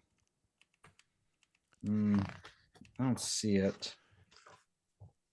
No, you have to choose your profession. Well, then they make you do that. They make you do that. It's terrible. All right. So, by the way, we'll just cover these. The professions are, and you can see that there's not a whole lot to the class design. Because remember, I'm pretty sure anybody could take anything. The only thing that the profession determines is one of your attributes can start at 5. Now, you still have to put 5 points into it to get 5, but all the rest of your attributes are limited, I think, to 4. So, for example, if you are a artist, you could start with the empathy of 5 if you put 5 points into it. There's no guarantee that it will. And then it also starts with what talents you can put points into from your list of 3, and you're still maxed at 2. After that, your talent, your profession doesn't really matter. All right, so Bob, you got to be an artist. No, I picked odd jobber. All right, so Bob picked our odd jobber. That's all I'll say. Okay, so I'm key attribute empathy. All right. Not all jobs are something you're born to do. Sometimes a job is just a job. All right. So actor, charmer, cultural savant, streetwise. All right, Bob, roll your random equipment. Well, I got a 5. So you have an accounting ledger, flight suit, and a medikit. But then I got ice trader. Okay, you know a thing or two about ice. I'm a Sven from or Christoph. Oh yes, Christoph. We are cutting ice. About its structure, composition, and weight. You know its importance. After all, you traded it for a long time. Making sure the freighter captains got their cargo to the bay in time. Selling short ice bonds to guilds and merchants alike. You learned that whoever controls the flow of ice controls the people. Maybe ice is something not that we're thinking of. Is it cocaine? I don't know. Someone in the chat, does anybody know if ice is like but you get something barter deeper than just ice? You get barter as a free talent. Let me see. Oh, yeah, I do like barter, but yeah. Oh, did you just mute? No, I just stopped. Oh, okay, sorry. I was like, oh no, did I lose you? Oh, you're just looking for the word ice in here. I'm looking for ice and moist. Apparently that's how they get their water. Because they mine it from like ice asteroids, so it's water. Yeah, it says it's on 128. Yeah. So it's basically it's basically water. That's what it comes down to. Which again, okay, I agree. It's important. It's just weird, but I guess in space, it would be ice. All right. The crystallization phase is called ice and is the gravest state yet discovered of the blight. It can take many different forms of colors, encapsulating whole buildings or create vast frozen seascapes. The reality-altering effects near ice can be quite awe-inspiring and horrifying. That's capital I. Well, I don't know how I'd be that, so it must be. I don't think you're dealing with that. Yeah, because right there on the right-hand side. Yeah, because on page. That's what I was looking at. 91. It just talks about ice. They say water and ice. Water is a precious commodity in Ship City, carefully managed and rationed by the Gardeners Guild. Most of it is recycled and purified. This is with additional supplies imported from nearby ice asteroids. Yeah. I'm a lowercase ice trader. You're a lowercase capital ice trader. Ice. Right. But that being said, Bob, if you came across some blight ice, you might be like, oh, people stand back. Look, I know. I Ice know. trader. I know a thing or two about ice. Look at my specialty. Look at my specialty. It's ice trader. And then I'm like, does that actually give you a bonus? And you go, no. No, but if I trade it, but if I trade it, then I get a barter with it. All right. So before we get, so then we get into the core mechanics. Okay. So this is the core mechanic of the game. When you attempt to do something difficult or dangerous, by the way, most people said that they would either put it into the bird or the ship. Okay. C. Cal says, why are the core mechanics chapter 3? Because it's a tabletop role-playing game, and they always put the character creation stuff before they talk about the core mechanics. I don't know why they do it, but that's the way they do it. Now, if you were here earlier, you would have seen me rant about Free League. And this is kind of a problem for all role-playing games, but Free League is notoriously about this. So you have Chapter 1, which kind of like gives you a brief primer to the game. Then Chapter 2 says make a bunch of characters with a bunch of talents and stuff that nobody knows anything about because you never That's read the it, part I hate. with a core I'm like, mechanic. what is So this then important or the not? next chapter isn't even the chapter with all the talents. It's the chapter with the core mechanics. So again, the way to approach a Free League game is to read all of the pages simultaneously, right? And to exist, you know, like when Murphy is, in Interstellar, he's inside the Tesseract and he can see all times at once. That's how you have to read role-playing games these days. All right. In any case, if something's dangerous, then yes, it's a quantum state of rules read, right? Yeah, you can't use ones and zeros. You need that fuzzy bit. The problem, Master Kiko, is that a lot of role-playing games are written and designed and laid out with the assumption, which I think is terrible, that number one, you've never touched a role-playing game before, and number two, that this is the very first time that you have ever picked up this book, and it's the very first time that you're ever using this book, and it's the very first time you're ever making a character with the book. And that is true for everyone once. But what about, like, going back to the book a second or a third or a fifth or 20th or 90th time? I don't know. So that's where I get a little frustrated in that respect. Cal Deriak tipped $5. Thank you, Cal. Cal Deriak tipped $5. Well, for what it's worth, I have taken that advice to heart, and the doc I gave you has definitions first, the mechanics, then characters. All right. Nice, Cal. So Cal is working on a game and asked me to take a quick look at it, and he said that for what it's worth, he took my ranting over the years to heart and tried to design his game. I'll be sure to tear inspiration. it up. Yeah, I'm an inspiration with my hate. Okay. So when you attempt to do something dangerous, describe what your character is trying to achieve. Then add the attribute score that best matches the challenges at hand and one applicable talent.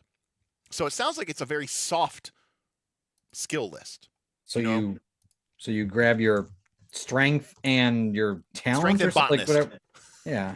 Like, for example, Bob, a killer vine is trying to kill you, and you go, okay, well, I'm going to try to wrestle the vine to the ground so that we can, pin it down and shoot it. And I'm like, okay. I know my plants. Make a strength check. And you're like, Derek, I'm going to add my botanist skill. And I'll be like, Bob, that totally makes sense. You should totally add your botanist Is there ice skill. around here? Is there any ice? Because I'd love to use that. So you add that many base dice. Okay. Okay. So strength plus. So in this way, it's just like Forbidden Lands. It is right? 100. Yeah. It's 3 sets of dice. The difference is in Forbidden Lands, you use 3 colors of dice. Yeah, this one only uses 2. This only one's used 2. George says you're going to run up the vine.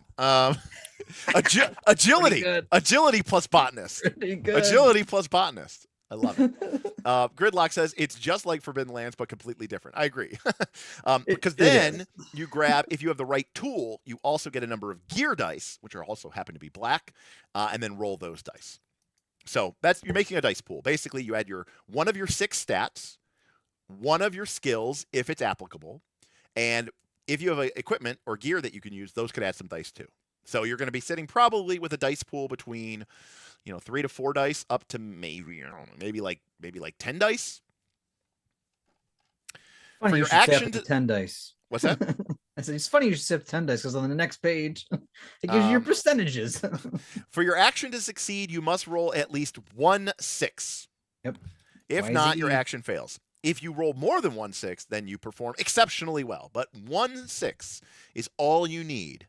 Now, I love this system because It's kind of thrilling.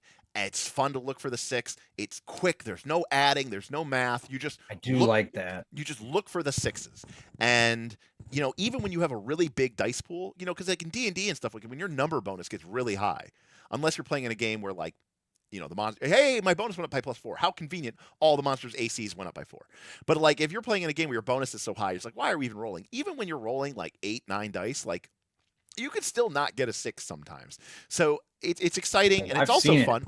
But it's also fun because if you get 1 6, you still might want to get 2 6s or 3 6s because it's worth extra. Like if you're attacking in Forbidden Lands, 1 6 means you hit and you did some damage. But for each additional 6 you roll, you do an additional point of damage. So there's an excitement here because the outcome isn't just binary.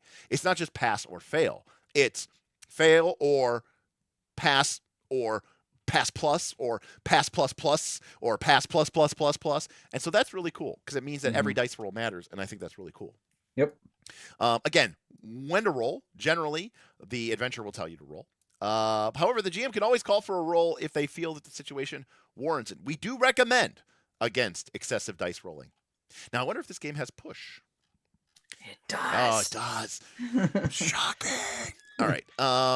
There's your percentages. There's your percentage. Because a lot of people go, I don't understand. I don't like D6 dice pool systems because it's really difficult to understand what my odds are succeeding. Well, boom. There you go. There you go. All right. Pushing. So this is a big part of the Year Zero engine. And I think everyone who's played it has said it is awesome. Yes. Like whether you're playing Dragonbane, which isn't a Year Zero engine, but they definitely stole that from their Year Zero engine. If you are desperate to succeed, you can choose to push this roll. Now, this means that you grab all of the dice that didn't roll a 6 and didn't roll a 1. Okay, I was going to ask because that's how Forbidden Lands was. Correct. And then you roll them again. Usually, you would only push a roll if you failed it. But you can push a roll if you want to get more 6s because you want a bigger, better effect. Like in combat, for example. Pushing dice is not without risk. It will give you a second bite at the apple to try to get more successes. But if you push too hard, you will suffer the consequences and lose hope. For each 1 that you roll, and this is why you need 2 different colors of dice. For each 1 that you roll on your base dice, you lose a point of hope. For each 1 that you roll on your gear dice, the gear bonus decreases by 1. And if the gear bonus goes to 0, that item breaks. Okay, that's Forbidden Lands. That's Forbidden Lands straight up. So the really great thing about this is when you make your initial roll, you could roll all the 1s in the world, and they don't matter. The 1s only turn on if you decide to push. And so there's a really cool moment here where, as a player, you get to make a decision. For example, let's say you're obviously trying to go for it, and you roll your dice, and you don't roll any 6s, so you failed. But then you noticed that your gear dice, you rolled 3 gear dice, and let's say 2 of those gear dice, let's say that we're using black D6s, 2 of those gear dice have rolled up 1s. Well, you don't get to re-roll the 1s, and they don't mean anything right now. Right now, it just means you failed. But if you do decide to push, it means you know that those gear dice of 1 are going to deal 2 points of damage to your gear. And you have to make this really cool decision, like, is this worth damaging my gear? Bob, I know you had that issue come up a couple times with your bow. It was brutal, actually. Right, so because then you don't roll as many dice. Correct, because it's a kind of a death spiral, right? It hurts. But so it's not I free. Archer. Yeah, so it's not free. And so I thought they were going to do the condition part here, but they aren't. Right, because Dragonbane uses a different system. Yeah, when you push Dragonbane, you automatically gain a condition to one of your 6 attributes. And then you basically get disadvantage, what Dragonbane calls a bane, on all future rolls that use that attribute. But that is not what we have here. So yeah. Now, what's also interesting, Bob, though, now I don't know about this, but we lose hope when we push. Now, this is cool because in Forbidden Lands, if you push, say, your strength and you roll some 1s, you take penalties to your strength. Yes. And that means you are now in a death spiral. Your strength is now lower for the next roll, okay? Or your agility is lower for the next roll. So what they've done in this game is move it instead to this hope track, which I think is a little bit interesting and I think helps avoid the death spiral. Yeah, you are going into despair. Yes, correct. I'm not saying that there's not consequences for sure, but so then what's this? Giving hope to other explorers. When you're about to push a roll, another explorer can volunteer to take any of the hope loss for you. This will, however, cost that explorer an additional hope. So it's always a minimum of 1. Oh, okay. Offering hope in this way is not an action in combat, but you do need to be able to communicate. Okay. No pushing passive rolls. Certain rolls in the game, such as armor or being exposed to horrifying events, cannot be pushed. A roll can only be pushed if you're the one actively engaging. You can't push reaction rolls. You can't push armor rating rolls. Anything that's like happening because something happened to you. No, you can only push when you're the one driving. And you can only push once. Now, I liked pushing in Forbidden Lands. I hated the willpower system. So I liked that was a little wonky. I liked it, I liked it in Dragonbane, where it's just like, hey, bad stuff can happen. You get a chance to ride the bug. I didn't like the willpower system. So this is better to me. And I didn't like the death spiral. So I like this hope system a little bit better. Also, I don't know how I feel about giving hope to other explorers, but, builds that team player aspect. If your equipment gets damaged, you can repair it in a shift. Minus 1,000 points. I was gonna say, who's ready for Derek to tilt, because this next part about time is gonna make him lose his mind. Look. Okay, in Forbidden Lands, it's perfect. In Forbidden Lands, a combat round is 15 seconds. Why is it 15 seconds, Derek? Because that's a quarter of a minute. Oh my And God. then the next unit of time is called a quarter hour, which is 15 minutes. And then the next unit of time is 6 hours, which is, believe it or not, a quarter of a day. That's right. Everything in the game is a quarter of a day, a quarter of an hour, or a quarter of a minute. It is clear-cut, clear as day. 15 seconds, 15 minutes. Yes, 6 hours. It is a little bit wonky. It's 15, 15, 6. But we all know what a quarter day is. 6 hours. And then freely. They also labeled it, right? Quarter hour. Quarter. It was called, in the game, capital letters, because also it's a very game term. easy. Quarter day. Dragonbane, on the other hand, uses the most ass-fucked nomenclature ever, which is guess what this uses? round, stretch, shift. And then for whatever reason, the round is 10 seconds long, which is absolutely fucking horrible. Whoopsie. So this part talks about when you talked about hope and heart and health earlier. Yeah. This is the double S, but not all three. And so shift and stretch get confused with everybody all the time. Correct. No one was like a shift. How long is a shift? People, I'm not even kidding you when I say this. People who've been playing Dragonbane for years at this point still don't know it. Yep. Quarter day and quarter hour are very clean. Okay. Nobody knows these terms. Nobody. I'm telling you, nobody knows these terms. And they're terrible. I start to know them. My only thing I can think of is that in Swedish, right? Like these must be like completely, like the word for stretch and the word for shift must translate into, shift is the Swedish word for many hours pass, like that's the word.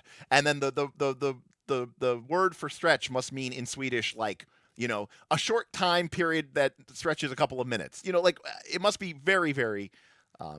Anyways, horrible. Yeah, the part that really got me was the 10 seconds, because I'm like, you had it in Forbidden Lands. It was perfect. We got a tip coming in from Boothby for Bob. Boothby tipped $5. Curious if Bob has any thoughts on Coriolis compared to Alien, another free league game he probably doesn't remember. Boothby, wise and beyond his mirror, says, I wonder if Bob has any thoughts comparing the rules so far to Alien, another free league game that I'm sure he doesn't remember. Oh, I remember. Well, I remember it a lot, enough. I mean, I played like 6+ sessions, though I did miss the epic conclusion. Nice. Was your character a coward who betrayed the party? No. Oh, but they that one had the YZE. You could push. There's lots of there was like stress dice that also gave you extra dice, but like put you into like a spiral on the stress chart. Like you would have to roll on a stress table. And so you got more dice, which means you could succeed, but then you would have to roll stress. And we were all so stressed out from the stress. It was like affecting everybody running there you away. go. So it was very diegetic. Like you felt the stress. The really cool thing about Alien is it felt like the movie. And that's why I think Boothby said he liked running that, like just that. Like he would run a campaign of it, but he liked running it. I don't remember. I was cowardly. I remember I tried to escape on an elevator shaft. I knew. Okay, I thought you were betraying, but yes, I'm not betraying. Yeah, cowardly. You were cowardly. That makes more sense. Yeah. Okay. I thought I played it. And there was parts where I tried to jump up in the elevator shaft, like get out before everyone else was gonna do stuff. But it was fun. It felt very like movie-like, and I think that's what Boothby really enjoyed about it. And he said he wouldn't have maybe run a campaign, but the little like adventure that we ran was like, it felt like you were in a movie. Everything was action packed, and the aliens were fucking super deadly. Like you did not want to come near these. And then obviously we got to play with one of our patrons who made it feel like we were in a combat with the way he talked to us. Rick's here. He said, "Spoiler: we all died." Rick likes his military sci-fi. Let's just say Rick. that. Rick likes his military sci-fi. Rick would bring it. He made me feel like I was in the movie. Like I felt it. And he was like talking about whatever the organization was, the evil organization, you know. Weyland-Yutani. Yes, I felt it. So it was a great campaign. I like the YZ because it really felt like you just grab that dice pool and you're like, okay, I got my chances here and push this. And it was fun. It was a good time, though. It had a lot of stuff that I think a lot of the other people playing more often had fun. I have kind of come along on this. We got another tip coming in from Edwards.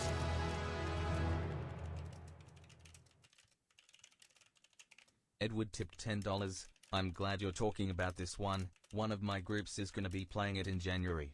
I'm glad that we're getting a rant about the terrible naming they went with. It was always a pain in Dragontide. Thanks for all you guys do. Thank you, Edward. Edward said, glad we're covering this because he's about to kick this off in January, but also said I also hated the words. Edward was a big part of our Dragontide campaign and absolutely hated the stretch and shift rules and never got the terms right.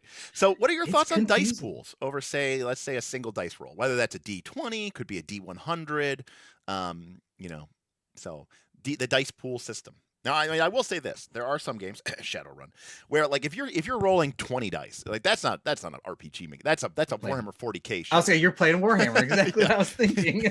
So, and even then, I think Warhammer can get out of pocket. I know that in Warhammer, it is possible to have you could have like a squad of like 30 orc boys, and when they charge, they have like mighty charge. So they get like they have base like 2 attacks, and then they have like +1 because of an extra combat weapon, and then they get +1 from like their frenzy, and then they get like +1 from you're rolling. I'm not even kidding you. 5 dice per orc, and you have 30 orcs, so you're rolling 150 d6. Does 2 dice count as a dice pool? I'm gonna say no. Pumpkin. 2 dice is not a dice pool. Well, where do you draw the limit, Mr. Derek? Well, because there are some game systems where it's like, Fabula Ultima. You roll 2 stats, right? Daggerheart, you're rolling 2d12. That's not really a dice pool. The element of a dice pool is this idea of like, adding, building up. I would say 30 to 40. I would say like you need at least like if most of them should be 4 or 5 more. Well, and I think obviously this one talked about our dice percentage at 10 dice. Blaze in the Dark is like really borderline, but I'll say Blaze in the Dark is a dice pool system. I'm trying to remember how many like Smith would roll. Like I would think 8 to 10 was like the most he was rolling. What in Forbidden Lands? Yeah. It was exciting. I think rolling those dice is kind of fun. And you felt it. Also, it feels different too at the table. Just to let you guys know, if you guys haven't played these before. When someone's rolling 7 dice and then comes to you to roll and you roll 2 dice, you're like, I got to step my game up. I got to like increase these stats. Well, it's very tactile. Well, the other thing that I think it's really important to note about games like this, and I think this is really important. This is true of Dragonbane, by the way. Remember, these games do not have DCs. Okay. Yes. So what that means is, let's say we're playing D&D or Pathfinder. Okay. And there's a check to jump over this flaming chasm. Okay.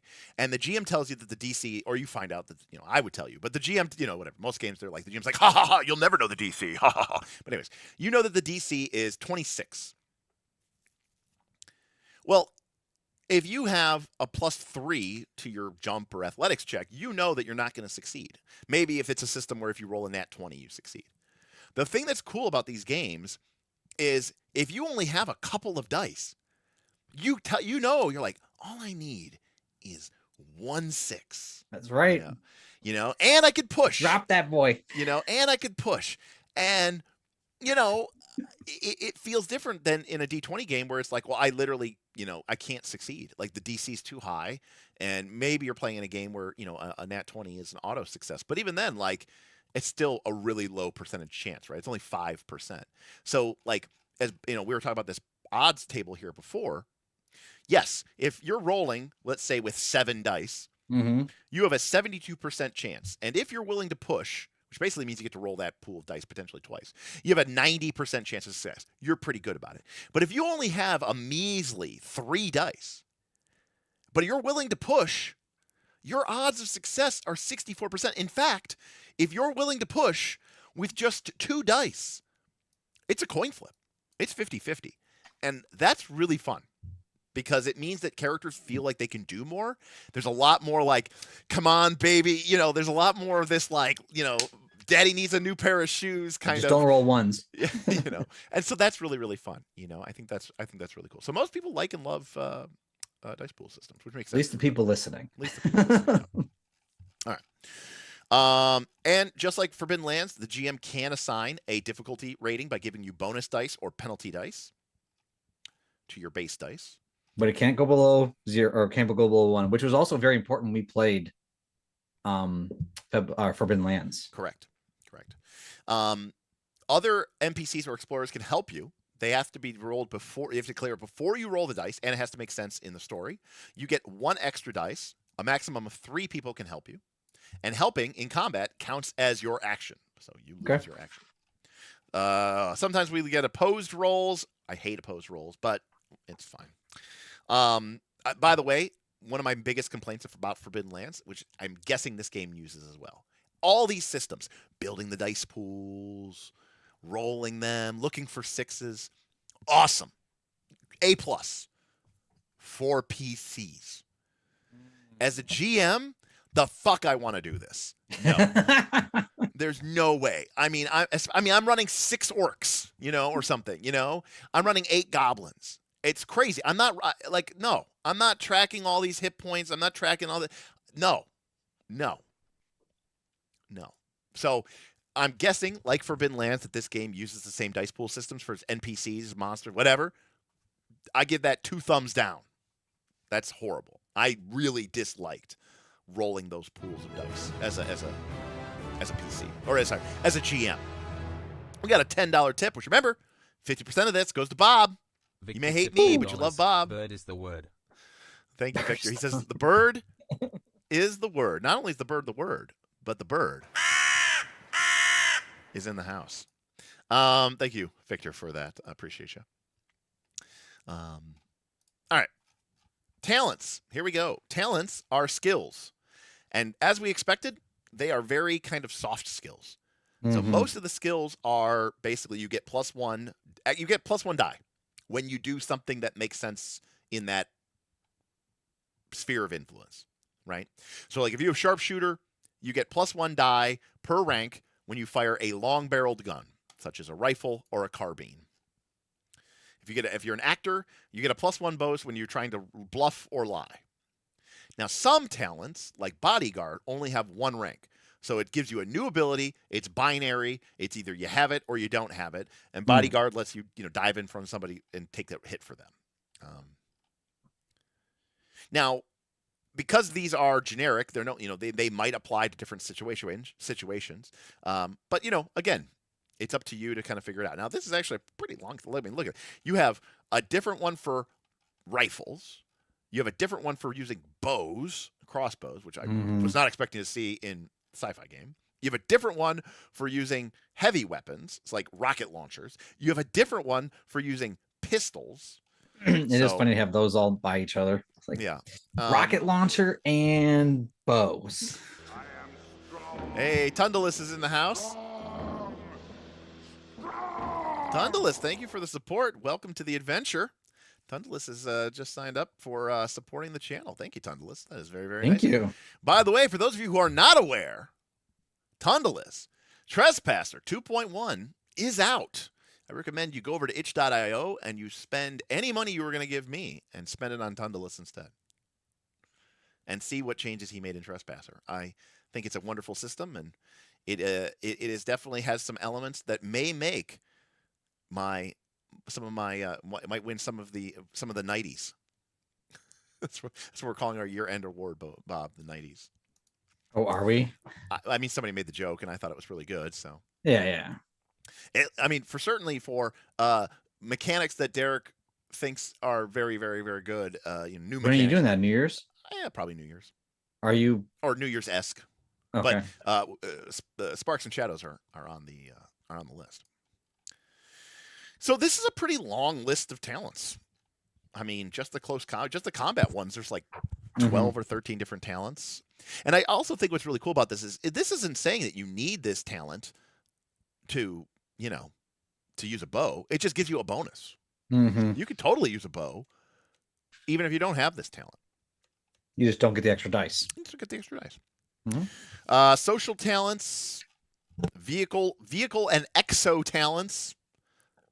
God, I hope this kite is something that I hope this kite is more than what a literal kite is. No, it looks like it's a ship or something, or a drone or something.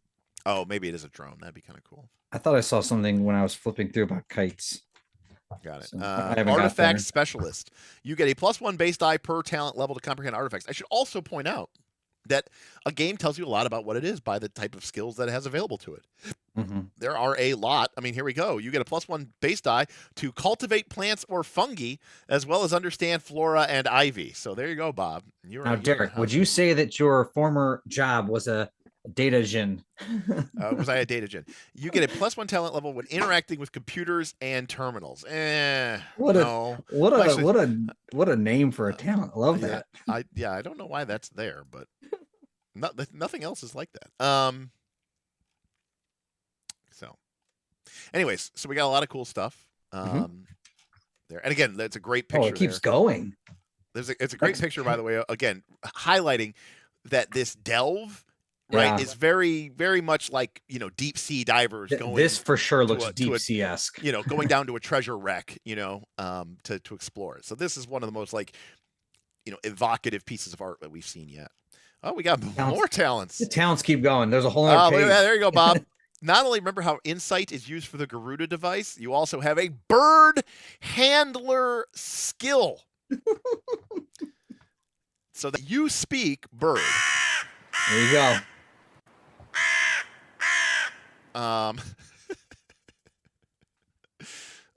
We got equipment skills. We've got recovery talents. We've got stealth and mobility talents. We've got resilience talents. So like this one here isn't really used for skills. Blight resistance. This increases your heart score, which was, remember, one of the 3 damage tracks that we had. Okay, so now, that actually does play into my fiddliness. There's a little bit more XP. Yeah, for example. And then what's this next chart? Just a bunch of random ones? What's that? The talents? Yeah. I think it's an alphabetical order of all the talents in the game. Oh, okay. Yeah. And most of these are skills. You're right. No, you're right. And they kind of tell you what type it's from. So this is a nice list to have. Yeah, that is actually very nice. Dr. Metropolis says, we're way into the weeds here. Bird skill, but not reptile handler. Well, reptiles aren't important to this game, Dr. Metropolis. Birds are very important to this game. What kind of game we playing here? Yeah. Very, very, very. Oh, there's a good old pack mule, Bob. Your carry limit increases by 2 more items per level in this talent. I love that kind of talent. Isn't that what's it called? Is that what it's called in Dragonbane? We made one. Oh, we made one. Okay. Yeah, we made one. Okay. I think it might have been called that in Forbidden Lands then. Anyways, massive. So on top, so that's what you're going to spend your experience points on. You're going to spend them on buying new talents. That's the way you're going to improve your character. And there's a pretty long list here, obviously. Oh, we need to pick up the pace, Derek. I'm sorry. We're an hour and a half in, and we haven't even got to chapter 4. Well, welcome to First Looks, Bob. So we'll skip crew maneuvers mostly, but needless to say, these are special combat actions that you can do as a crew. And basically, they allow your group to make kind of a special combat maneuver. Each explorer may only perform one maneuver once per engagement, and they are a powerful bonus to combat. So we've got like 20 of them. So we're not going to get too much into them. All right, combat and hazards. Shit. We draw an initiative card. I'm seeing if it's Dragonbane or Forbidden Lands. We draw an initiative card. That's just like Forbidden Lands, but it could be Dragonbane. The number on your card decides who goes first. One goes first. Place your initiative card so everyone can see it. The GM puts their cards in front of them. And then you redraw the initiative every turn.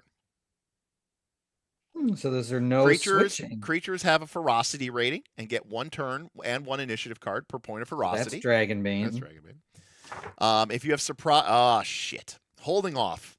There we go. At your turn in the round. Yeah. You could choose to hold off in order to see what an NPC will do, or to save your action for a block or dodge. So it's not.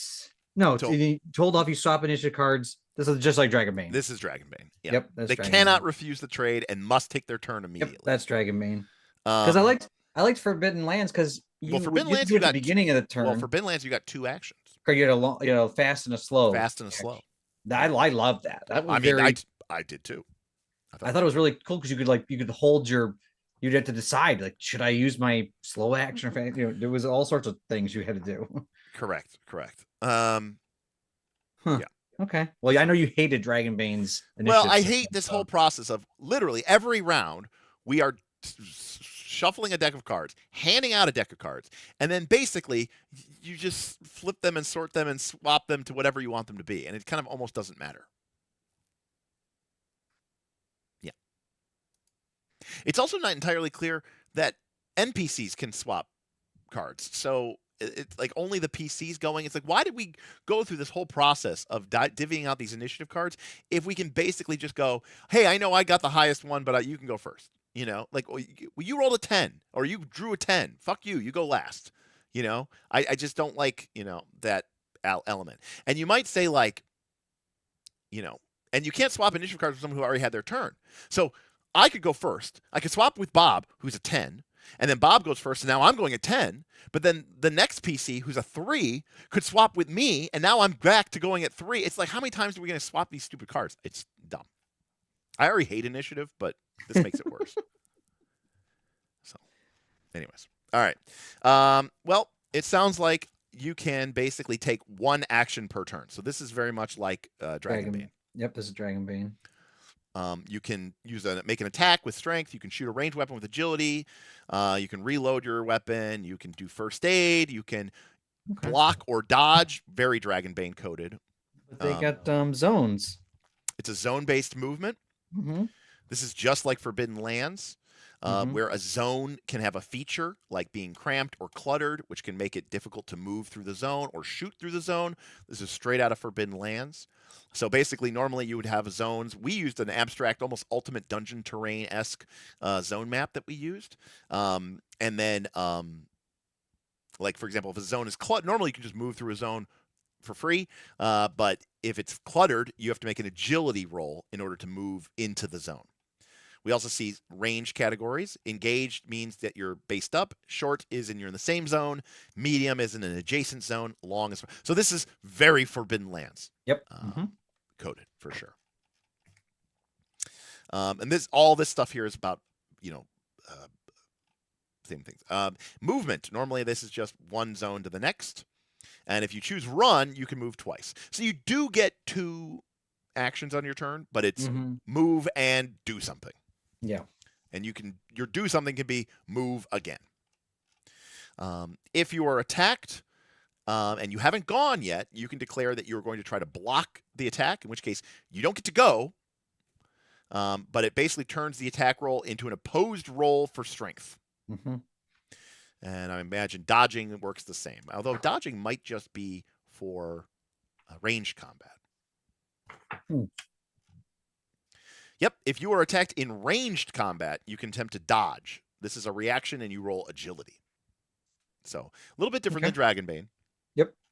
Um, There's some nice. I mean, these flow charts are nice up here. Yeah, the flowchart look good. So if you want to make a range attacks, you state who your target is, you state what weapon you're using. The target will either dodge or not dodge. If they don't choose to dodge, you make an agility roll, and you get a gear bonus for your weapon. If you get a 6, you hit and inflict your weapon's base damage, plus an additional 1 point of damage for each 6 that you rolled beyond the initial one.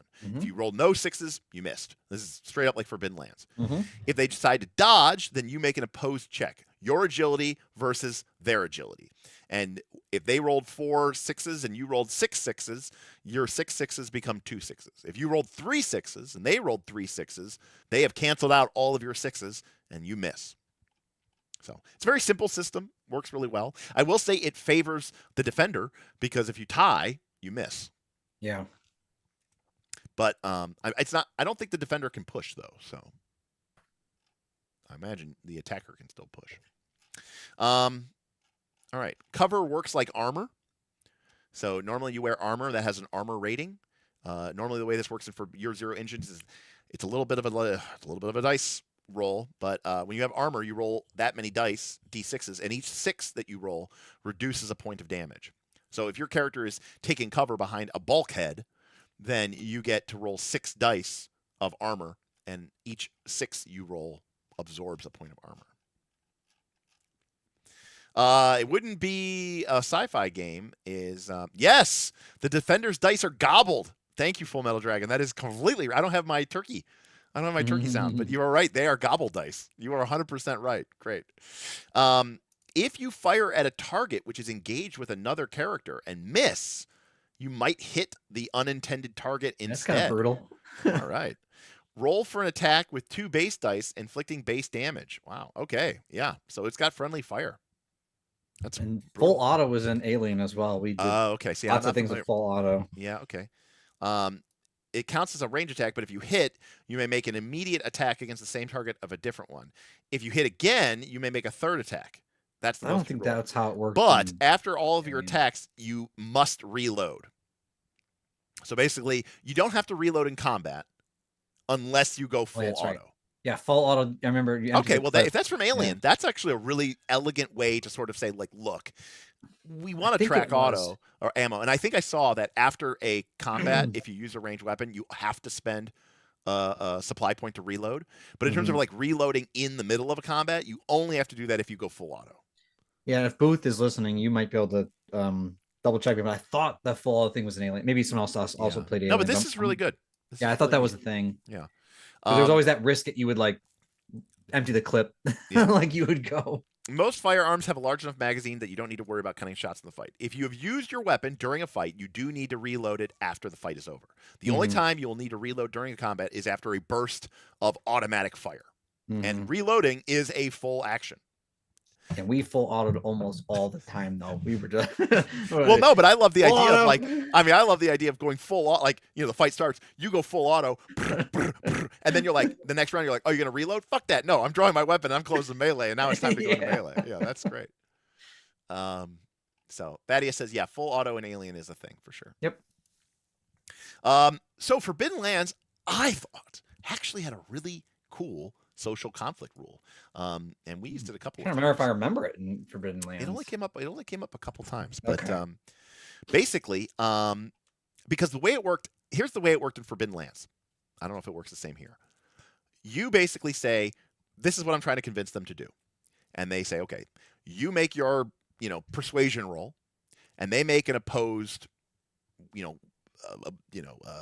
persuasion roll. If you win. Okay, they either have to do what you want them to do, or they have to attack you.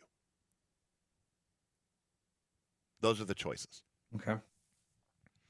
So we'll see this. I don't remember that. So you might use your empathy stat. If your opponent is trying to resist you, it's opposed with their empathy. Before you roll, you must state the stakes of the roll and what you want to achieve. It does have to be within reason. Okay.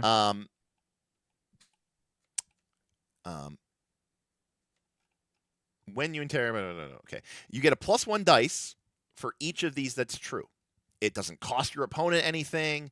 If they have suffered damage, if they're being held captive by you, if you've helped them out, if you've presented your case really well, you also get a -1 if they have to risk something or whatever.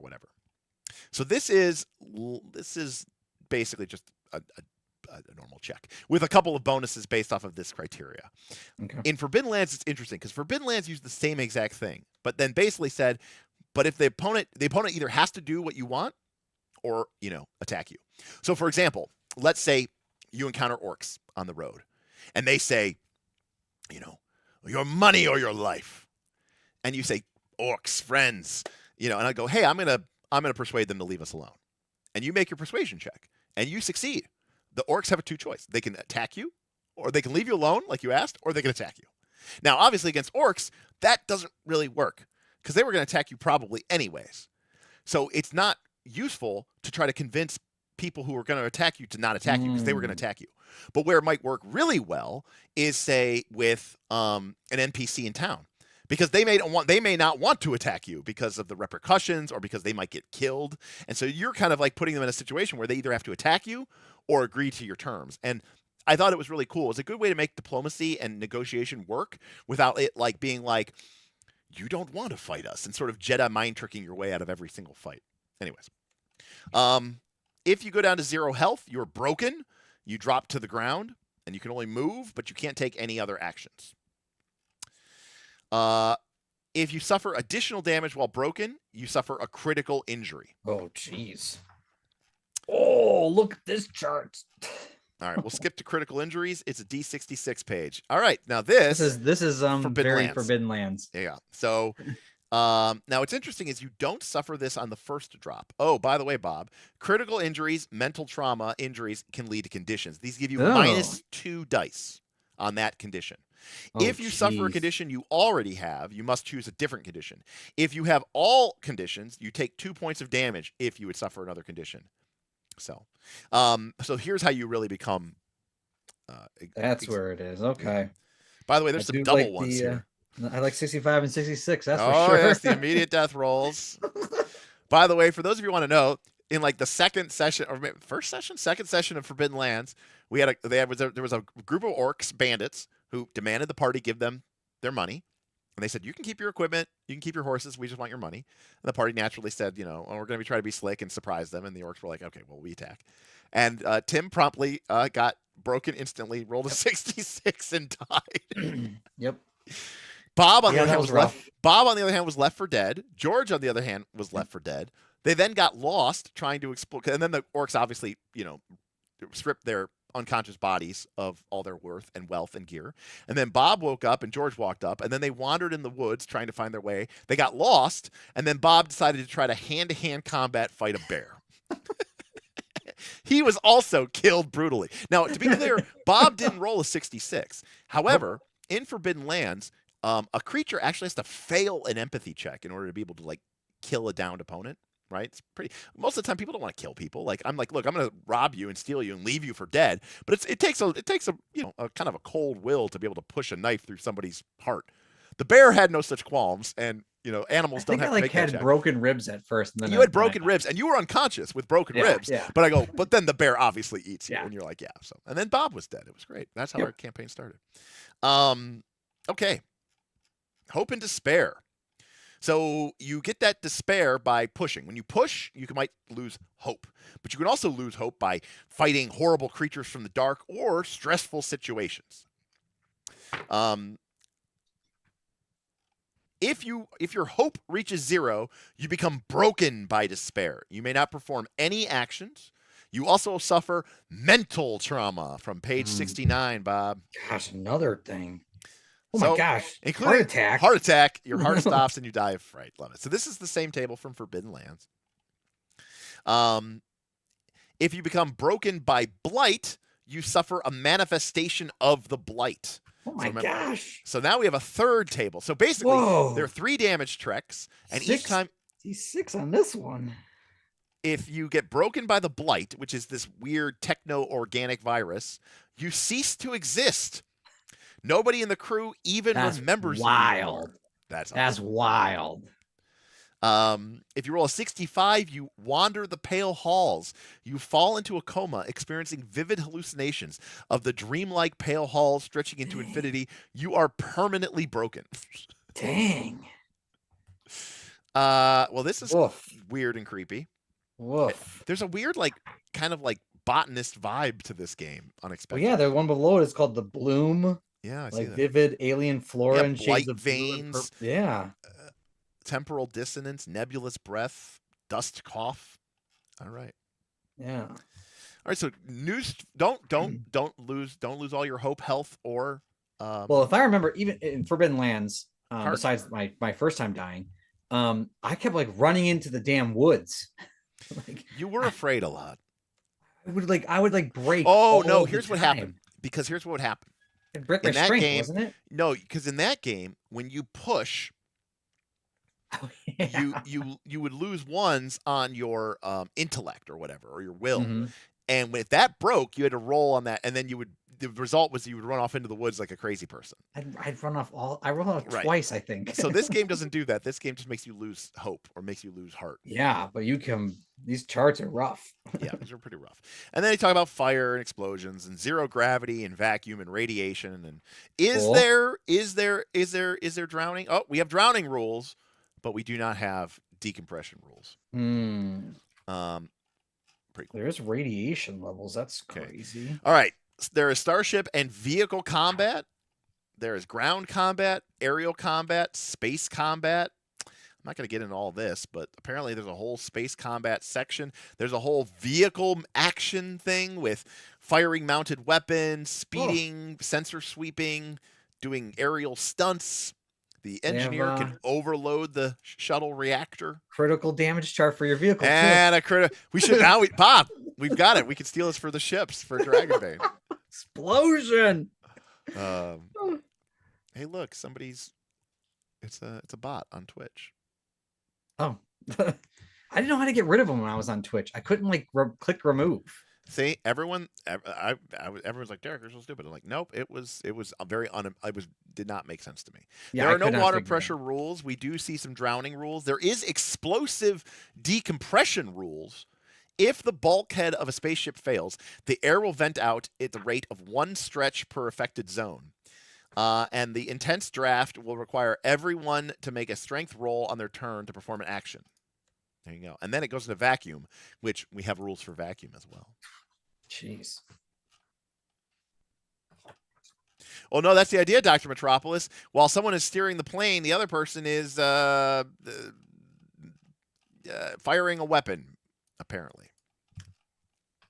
Yeah, vehicle rules to me are a little flawed. It's not always clear how fun they are. Needless to say, I look forward to my ship exploding. You land the ship safely, but then it explodes. All right. Oh, we got rules for chases. Mm-hmm. Kind of crunchy game here. I was thinking that it was actually starting to add up a little bit. And here we are, Bob. Yeah. Chapter 5, The Bird and its powers. All right. We've got birds everywhere. Mm-hmm. So let's see what the bird does. Okay. The bird has health, energy, and a special power. The bird does not use its power by itself, but can be commanded to do so. You have to make a bird handler check, and then it will spend some of its energy. The bird, there's one exception to this. The blight scan power does not require energy to do. So my understanding is the bird is your defense against the blight. Yes. Basically. If the bird suffers a critical injury, it is killed. So yeah, the how to train the bird. Apparently the bird can attack. It can soak up blight damage. Mm-hmm. It can glow and provide illumination. I see. Okay, I get it. The bird is your way of dealing with all the stuff that you need in order to dungeon delve, right? It soaks up the blight. It is a torch. It's Shield. it's a shield. It can scan for the blight, and all this other stuff. And so rather than being this sort of like amorphous thing, it could have just easily been like a hologram or like an AI agent. They just made it. I guess they just Yeah, but it's also like a familiar. It's like, also it's like a party familiar. Yeah, Bob. That's exactly right. It's kind of a party familiar. Like for example, that's true, Dr. Metropolis. They could have just used a drone. Like the bird. I mean, again, I think they're really going canary in the coal mine vibes. I mean, yeah. But I feel like they're really pushing. Like again, they have a graphic design for each every of these abilities. single ability has its own bird-related icon. Yeah, that's wild to me.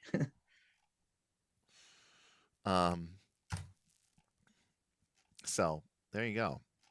I'm not 100% sure why birds, but there they are. All right. We have an entire chapter on equipment and vehicles that we're mostly going to just kind of skip through.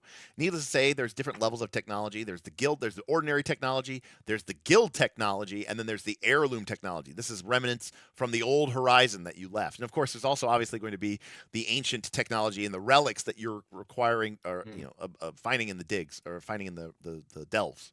They talk about food and drink, medicine and drugs, knowledge and books, currency, your delving supplies. Then we talked about this before. You don't need to track supply at all the times. Whenever you're in a ship city or one of the great ships, you have all the supply you need. Only during an expedition, when you run a delve into a ruin, do you need this. All right. We talked about encumbrance, supply, and all the like. There are fusillade weapons, which fire slugs, coilers, which use magnetic coils to accelerate projectiles, and lumen, which fire a superheated wave. They are loud and use a lot of energy. Delving suits protect you against harsh environments, and most importantly, the blight. So there's a little bit of gear porn here, and we got full art pieces for each gun. Wow. Which is kind of cool, I guess. A lumen rifle. Yep. A sought-after heirloom used by Coriolites and their honorary guards. The lumen technology has yet to been reproduced by any of the guild weaponsmith. It's a two-handed weapon. It does 4 points of damage if you just get one success. And then remember, for each success after that, you add +1. I don't know much about guns. Okay. Derek. Yeah. I don't know if you do. Not really. The cricket for Men in Black, is that like also a name of a gun, or is that like the joke that's really small? It's what's called a noisy cricket. Yeah, so this is the fusillade cricket on the next page. And I'm like, is that just a cricket might be a term that they used. I just don't know much about guns. I don't know. I don't know anything about guns, so I don't know. But it, yes, it's a little holdout pistol for sure. We see that the guns have different things here, like minimum range, maximum range, the weight. Remember, the gun, you only have so many slots. I want the flamethrower. Grappling gun, flamethrower. I'm doing Stranger Things. And then we got delving suits. We have a light delving suit, a standard delving suit, and a heavy delving suit. Kind of sweet. So these things now they're starting to look like Fallout or BioShock. Yeah, no, very much like. Yeah, for sure. But again, you can definitely see the old school sea diver vibes here. For sure. And then here's the stats on all the different range weapons. It's not too long of a list. No, this isn't bad at all. Yeah, we got grenades because of course we have grenades. There's grenade launchers in Alien. And then we've got close combat weapons. I do feel that this list is excessive considering it is a sci-fi game. Like, do we really need a long sword, a short sword, a dagger, and a stiletto in a game where it's the sci-fi? Like, can't we just have a bladed weapon? Can't we just call it a sword or something? Like, do we really need these different? I want to see someone power drill somebody. I bet you do. All right. Well, you took that the wrong way. Hey, what are you using? Oh, I'm using a Promethean bird flamethrower. What are you using? I'm using a noisy cricket lumen exploder. What are you using? I got brass knucks, son.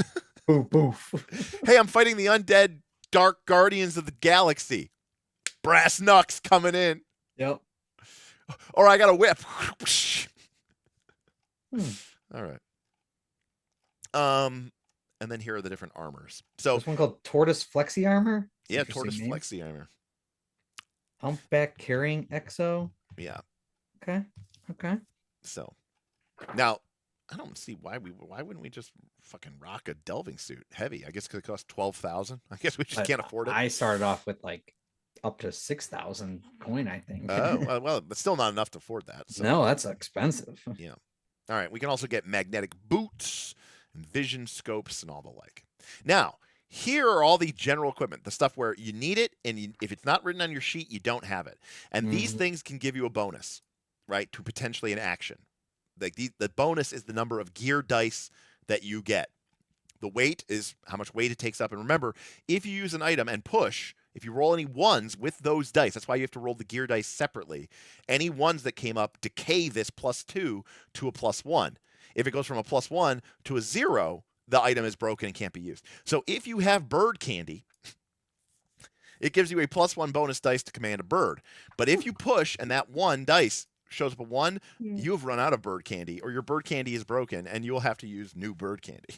I like the bird capsule. It's just a bird cage, but it It's sounds like a dang Pokeball. It's 100% the Pokeball. Garuda, I choose you. Ah, Garuda. Everything from fake guild IDs to a deck of cards. Now remember, this is not quantum. Like you have to have this on your character, or you don't have it. So, shout out to the guild climbing kit, which gives you a +4 bonus to climbing. Now there's a whole thing here for climbing because most of the game is vertical. Like you are descending down into these ruins and to these depths. What did I miss? Pumpkin what says the tech stuff is, Derek? Where it says G and N? No, I think it means guild or Open? master. Did I miss that? I was trying to see. Oh, here it is. Tech level, ordinary, guild, or heirloom. Okay, that's from the earlier part. Yep, yeah. You got it. Yep, sorry. Pumpkin says, finally, a game that gives a bonus to a deck of cards. By the way, deck of cards gives you no bonus, but you recover an extra point of hope if you're in a shift or a rest. There you go. Everyone has decks of cards, apparently. They're all gambit. So, yeah, quite a bit of camping supply. And again, remember, this game is about like exploring these dungeons. And the thing about the delve is it's kind of like a hex crawl. It's like a square crawl, as we'll see. And so you're kind of exploring it, which is why you might need a tent or you might need, something like that. And there you go, Bob. There's supply. It's an item that you buy. It costs 100. It costs 100 rook per point of supply. It has a quarter of a weight rating. So every 4 supply is 1 weight rating. Here are a bunch of toolkits, welding torches, lockpicks. Here's a bunch of explosives and digging equipment. Again, it's kind of a mix of like sea diving and mining and archaeology. There's a lot of equipment in this game. I'm guessing you're going to want to deck out your crew to be specialists in the type that you're picking. Yeah, probably. So. Notice that everything in this game basically has a mechanical effect. Even something like going to the bathhouse heals an extra point of health, hope, and heart. Wow. Bob, we love a good bathhouse. I almost die in a lot of them scenes. Yes. Medication, drugs, books, pamphlets, lots of stuff. All right, then we have vehicle rules, which we're going to completely skip. But again, we got full art for all the different vehicles. Yeah, the pictures are cool. Pictures are very cool. You can get the ATV Rhino. There's your kites, too. They're drones. Got it. And then these are all, what we're scrolling through here, these are all the upgrades that you can buy with CP for your rover. So you can give your rover better armor rating. You can give it airlock. You can make it amphibious. You can give it better scopes. You can give it an excavator arm, turn that thing into a freaking backhoe. You can give it a new coat of paint. Here are the weapons that you can mount on your rover. Harpoon cannons, defensive chaff sprayers, smoke dispensers. And yes, kites are also known as sails. I'm going to take all this and put it into Dragon Time. We're going to have harpoon cannons. But yeah, they are basically mechanical drones. Plows. Heirlooms are basically magic weapons. They're, super, you can't buy them. They are special heirloom armor, heirloom weapons. All right. Chapter 7, we're going to skip entirely because this is only about the world and the Despera and the timeline and everything that happened. It's full of beautiful art. I mean, this art on page 125 with this like red.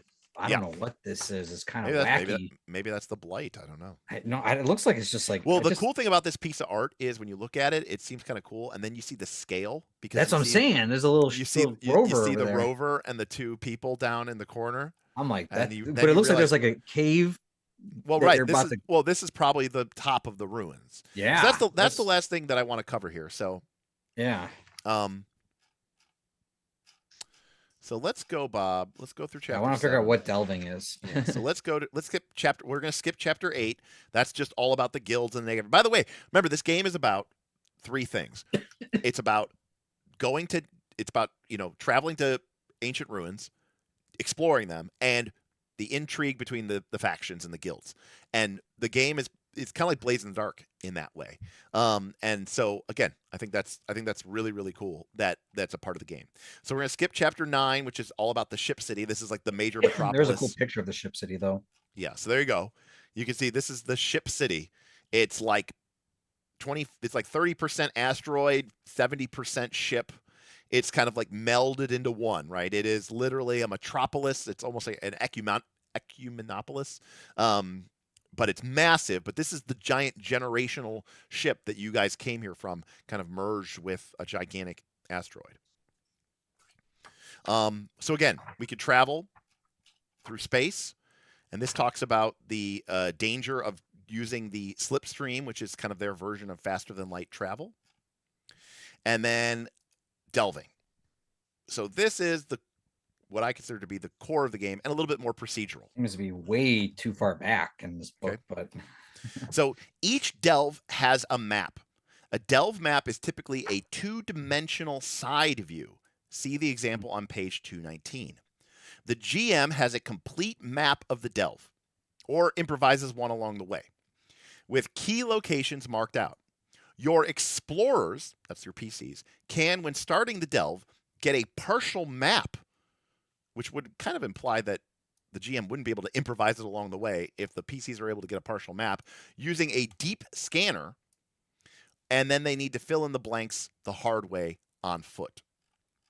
Okay. So real quick, we're going to shoot over to page 219. Mm-hmm. So this is what a map... this is what a scan looks like. Yeah, which looks like a dungeon. But remember, it's vertical. Yeah. That's the important part. Okay. So all of the dungeons or all of the delves are built on this grid system, right? Of like A1 to like J10 or something, or whatever, J12. So this is vertical. So you are literally going down vertically into the depths of these ruins and making your way down. Now, this is an example of what they showed here, that like the PC made a deep scan, and so only part of the map was filled in, right? I don't know if they have an example of a complete map. I'm sure they do, but it'd be probably a spoiler. Yeah, it probably would be a spoiler. But the idea is that each of these squares, okay, is like a pretty lengthy section of time. I think it's a stretch, Bob. So I think it's 15 minutes. Yeah. So let's take a look at this example of play. The scout, the person in the scout role, rolls for their logic skill for a deep scan, and they spend 1 supply to initiate the deep scan. And that will cause the GM to give them depending on probably how well they roll, the GM will give them a scan map of the handout, right? So ideal is, I guess, that you have a kind of a pre-made map or something to give them. Yes. Another explorer rolls for insight to command the bird to perform a blight scan. The bird flies 4 markers down, detecting blight level 1 in zone C5. You sunk my battleship. It returns after 1 stretch, and the crew spends 1 supply. The delver rolls for agility, getting 1 success, and the crew progresses 1 marker down. 1 marker is 1 square, consuming 1 supply. You better be stacked in supply. That's what I'm saying. All this stuff is, so there's a lot of gone anywhere yet. There's a lot of attrition for resources here. Okay, so they're making their way down. In zone C2, so this is just the second zone that they're in, a hazard occurs. The GM rolls 2d6s, getting a 2 and a 5, meaning that the scout is affected by strange static. Failing the logic roll, the scout suffers a point of despair. Moving deeper, the delver rolls for agility again and gets 3 successes after pushing the roll, which costs them 2 hope. The crew progresses 3 zones, but consumes 3 points of supply. This time in zone C5, so now we're down here, another hazard occurs, meaning the delver has come across a deep crevasse. The delver needs to roll agility to clear the crevasse and succeeds. At zone C5, the blight has reached the level of 1, and now the explorers must roll for their suit's blight protection. The delvers and burrower each roll no successes, and thus they start losing points of heart as the blight begins consuming them. As the explorers don't know the blight levels further down, the bird handler sends the bird ahead again to scan for blight. So the delving game is very procedural, and it's like you are managing your damage from your health, you are managing your corruption from your from the blight from your heart, and you are also managing your hope from the despair that you're getting from not only effects but also pushing your rolls. But also just being down here is consuming supply because your characters are basically, they're using up oxygen, they're using up electricity. You're in a full sealed exosuit. So it's a lot like being a old school sea diver, right? And having, your dive watch, and you have limited oxygen in order to get down here. And of course, in order to get to your goal, you have to go down far enough in order to, get the thing. Now I'm actually gonna go to a spoiler here because it's most people here are GMs. So they do provide you with a an adventure. Mm-hmm. And so it looks like they have like the actual map of it on 273 of the ziggurat from the adventure, but then also in the back during the handouts they have like the scan if you took the scan. Yeah. So as a GM you'd have to prepare a scan and the map. Yeah. Well, I mean, technically you just prefer the map and then I don't know, just blur the rest of it. Blur it out. Yeah. So where was that? 273. Yeah, but why isn't it like? Why isn't it not like in the? Oh, I don't know. Oh, it's an exterior. Is it entering the ziggurat? No, exterior location. There we go. Okay. So this is what the map of the ziggurat actually looks like from the GM's perspective, right? You can see the different zones, and you can see the different the blight level is noted in the little hex, right? So it starts at level 1, then it goes down to level 2. And then as you get towards the bottom of it, it becomes level 3. And here, all the way at the bottom in the deep chamber is presumably like the secret knowledge or the secret relics or whatever that the group is trying to get. So they are going to have to make their way down into this ancient ruin while being, managing their supply and not running out, managing all 3 of their resources. But actually, if you think about it, you're managing 4 resources. You're managing health, hope, heart, and supply. Along the way, there's going to be random events. There's going to be predefined events. You can see that there are labeled, numbered events. So, for example, location 4 is the Black Toad Chamber. 5 is the Nest Chamber. And so on and so forth. Additionally, this delve apparently has its own delve hazard chart. So, but if I'm not mistaken, I remember I played this little delve example, I think actually. Yeah. You like go down, you're like running low on supply, everyone's hurt, but you might not even get to the end because you also have to like use the supply, I think, to get back up. Sure. I'm not mistaken. Yes. I definitely think this is an element where it's like, Thaddeus points out too, you have to manage your bird. That's another one too. Yeah. Oh, this is very much not a no prep game, Beowulf. Very very much not. Like you just get the box set and then just hopefully play whatever it tells you to do. Well, it's a bit like, you could easily have a book of adventure sites like you had for, Forbidden Lands, but you could just do a bunch of delves. That's basically what it is, yeah. Yeah. So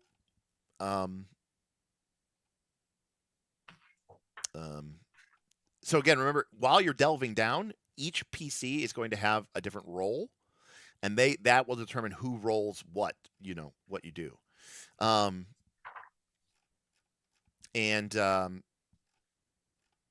certain roles are going to have to make different roles. Certain roles, ROLES, are going to have to make different checks depending on what the dilemma or what the problem is. So when you prepare for a delve, you have to consider what gear and how much supply to bring. Generally, explorers will want to bring as much supply as possible, Bob, as this will increase their endurance and give them more time. Consider what gear you have available as well as your carrying limits.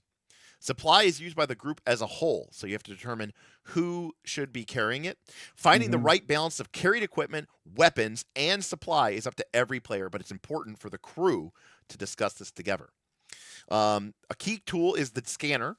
There are many types of scanners, but the most common one is the deep scanner. This allows you to get a rough scan map of the delve area before actually entering it. Now, I want to take a quick note to talk about the legacy of this. This is something that was very common back in D&D. I'm talking about old school D&D. And it's something that Smith and I used to do very frequently in our dungeon-based campaigns. Part of the problem with the dungeon, as we understand it today, is a lot of people, and I'm not talking about like the modern day dungeons where it's like 5 rooms. It's a 5-room dungeon. It's not a dungeon. That's a house. But I'm talking about a big dungeon. Is the players have absolutely no idea where to go and how to get there. Old school D&D was one of the things that was very common on the treasure table were treasure maps. It was part of the zeitgeist, of classic pulp fantasy. It was treasure maps. Also, you had divination type magics. And in fact, in many of our 3rd edition campaigns, once the wizard or cleric got access to certain divination magics, the GM would often have a sort of rough sketch prepared map to hand to the player group to basically say, you've cast your divinations, you've cast your arcane eyes, you've scouted out what you could scout out, and this is the rough layout that you know ahead of time. This is incredibly valuable because it gives the players so much ability to now make meaningful decisions. When you start the party off and they come down a flight of stairs in a traditional dungeon game and they don't know where anything is, they don't even know what they're looking for, how do they make a decision? Remember, the keys to player agency is they have to be able to make the decision, but they also have to know what they're doing. If they're making decisions but they have no context for why they're making the decision, it's not really agency. So I'm a big fan of this.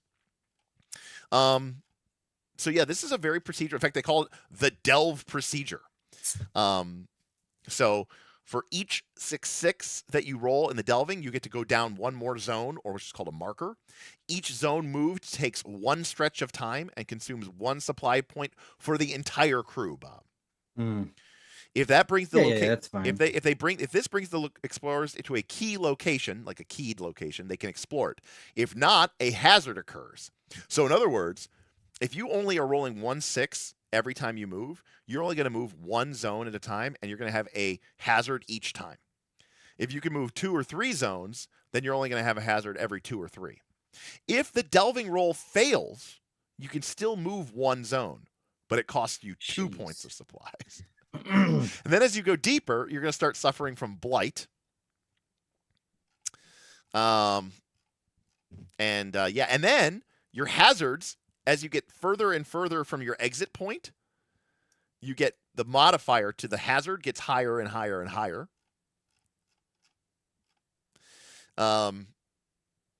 Here is a D66 roll for the hazard.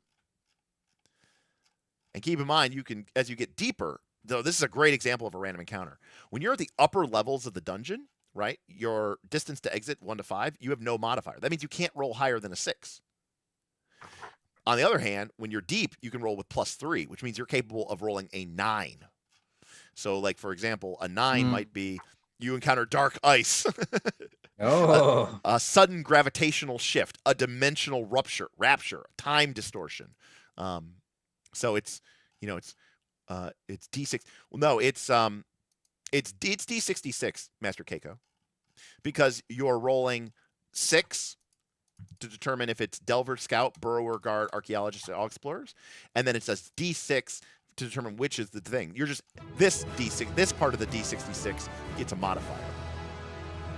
Oh, it isn't the person who's doing the That's to try to do the hazard. Metropolis Well, that tipped determines who's going to $5. make the check. Don't mind this scanning Hey, for we got a all tip from bird in Dr. the Metropolis. system. It's everything else. Too many pressures on the party. Supply is incredibly weighted compared to anything else despite the giant item list their game has. Seems like there's no sense of respite or discovery. Dr. Metropolis says doesn't mind the bird, doesn't mind the delving, but doesn't like the mechanics. Feels like supply is the most important mechanic and feels like it would be way too everything else doesn't matter. And you would just sit on that. Thank you, Dr. Metropolis. I don't know. I mean, it depends on what you want out of an experience. I mean, there's definitely an old school. I mean, you played Torchbearer, Bob. You know about resources and the torches running out, and I we know have enough it's food, stressful. and it's stressful. Yeah. So when returning through zones that have already been explored, there is no need to make delve rolls, unless the GM deems that something notably or materially has changed.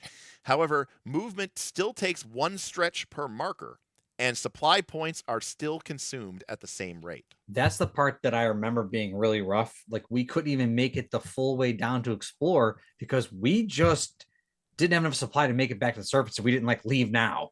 Yeah. And I'm like, that's kind of annoying. Supply is your oxygen, it's your water, it's your food, it's your energy, it's your ammunition, it's your light. And again, if you think about that map that we were looking at earlier, remember, each of those squares is a stretch of time. That's 15 minutes. All right? To put it into comparison, if I were to pull up Abomination Vaults, I don't even know if I have it here. I do. Okay. This is Abomination Vaults, the so-called mega dungeon of Pathfinder 2. Okay? It was good. It was a good dungeon. Yeah. So let me put this into comparison.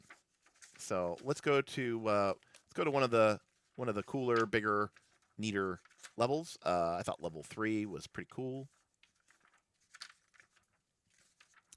Maybe.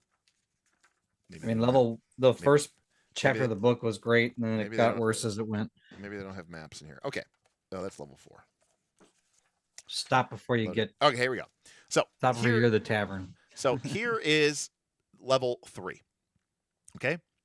Well, those are 5-foot squares, and in Pathfinder you move 90 feet around, 75 feet around. That means that it takes you approximately 12 seconds to cross from one side of this dungeon to the other. Okay. So, and I'm talking about from here up, over. Hell, you can go down, over this way, up this way, over, down, up, over, up, down, and then all the way over to here. That would take you probably 18 seconds. Okay, if you're moving, whatever, at 25 feet or 75 feet per round, or 50 feet per round if you want to be more conservative. Okay, these squares in these dungeon maps that we were seeing before take a stretch. Which is 15 minutes. That's a lot longer than we are traditionally thinking in terms of the scale. So these things are massive in scale. So now what I want to know is what happens when you run out of supply? It's on the next page, I think. Yeah. So again, if you delve, you're going to use supply. If you use strenuous activity, like after combat, you consume a point of supply. After you use weapons that are reloaded, like a ranged weapon that uses bullets or energy, you consume a point of supply. If you decide to rest in a delve, you consume 1 point of supply per shift. If there are hazards, some hazards can make you lose your supply. Okay, so there's a lot of ways to lose supply. Just delving makes you lose supply.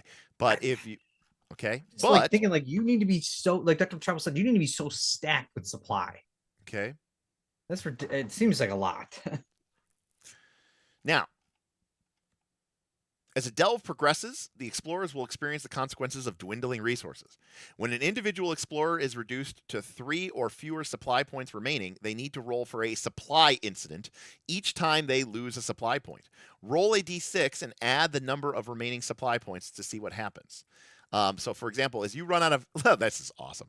As you run out of supply, you could start to suffer despair and blight and stuff. Geez.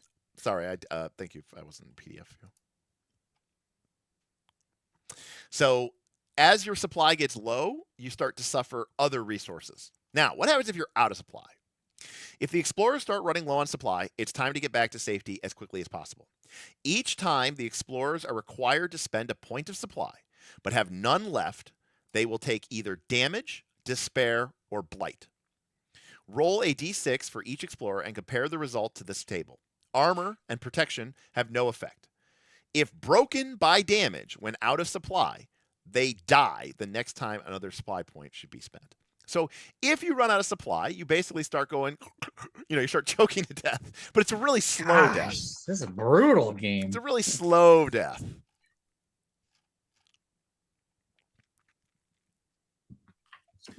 So he says every move costs supply, returning cost supply, existing cost supply. Thus means exploration is not discovery, it's a countdown clock. Yes. It is because, a clock. Well, again, the game is inspired by and reflecting Arctic and deep sea exploration. So if you go down to the bottom of the ocean to, say, salvage an ancient wreck, you need oxygen to get down there. You need oxygen while you're down there. And yes, you need oxygen. Derek, we know you're right. We brutal. need oxygen. Yeah, it is pretty. By the way, so this is great. What part am I supposed to have fun playing this? So, look, this type of game is not for who's the type going of to people play this who with have me? fun. This is not a type of game for people. This is the type of people who have fun. I'm just saying, if we brought this onto our table, where I like to drink and make jokes, I don't know if anybody's having fun. You had fun with Forbidden Lands. Forbidden Lands had the resource dice. I think Forbidden Lands is much more entertaining than this sounds. This sounds even more tracking of resources, and it sounds much more stressful. In Forbidden Lands, you had to track torches, arrows, food, and water. Yes. In this game, you just track one but it was just thing it was with a dice. Oh, what does that make it better? 10 torches, roll dice. That makes it better? Is it a 1? You're good. Right. You don't lose a supply unless you roll a 1. Yeah, but Dr. Metropolis, it also means that you could run out in 4 rolls. Also, you lose on a 1 or 2, by the way. Yeah, but I mean, so here's what I'm going to say. Independent of anything. You have to leave the place with the amount of supply that you think that you might need for the place you're about to go that you don't know how deep. I want to say a couple of things. Number 1, Omanal makes a great point. You're not always going to be going to the ruins to delve. That's just one of the things that you can do. Isn't it like one of the most important things? Well, because it's where the most valuable things is. So yes, what's dangerous is what's risky gets rewarded. Okay. Number 2, I agree with Zen Bullet, and I agree with Pumpkin. Pumpkin says, I would have a ton of fun with this, as would I. And I know Smith would.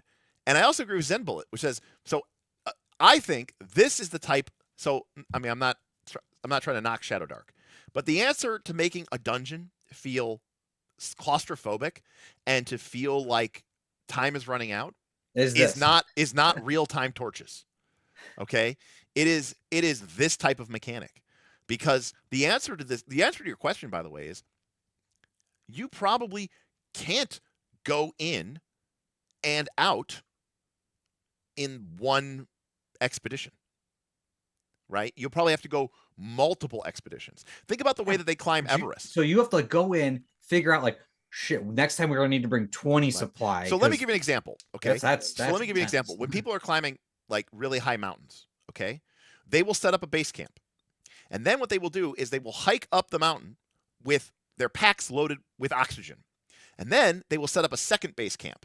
And then they will hike back down to their first base camp so that they can recover. And then when they're ready, they will hike back to the second base camp with only a minimal amount of supply. Because that's on the next page. Okay, that's hilarious. I was like, there's a thing about delve camps on the next page. There you go. This is a delve is often between 50 and 30 markers deep. This means that explorers need to carry a total 30 to 60 supply points to traverse and return.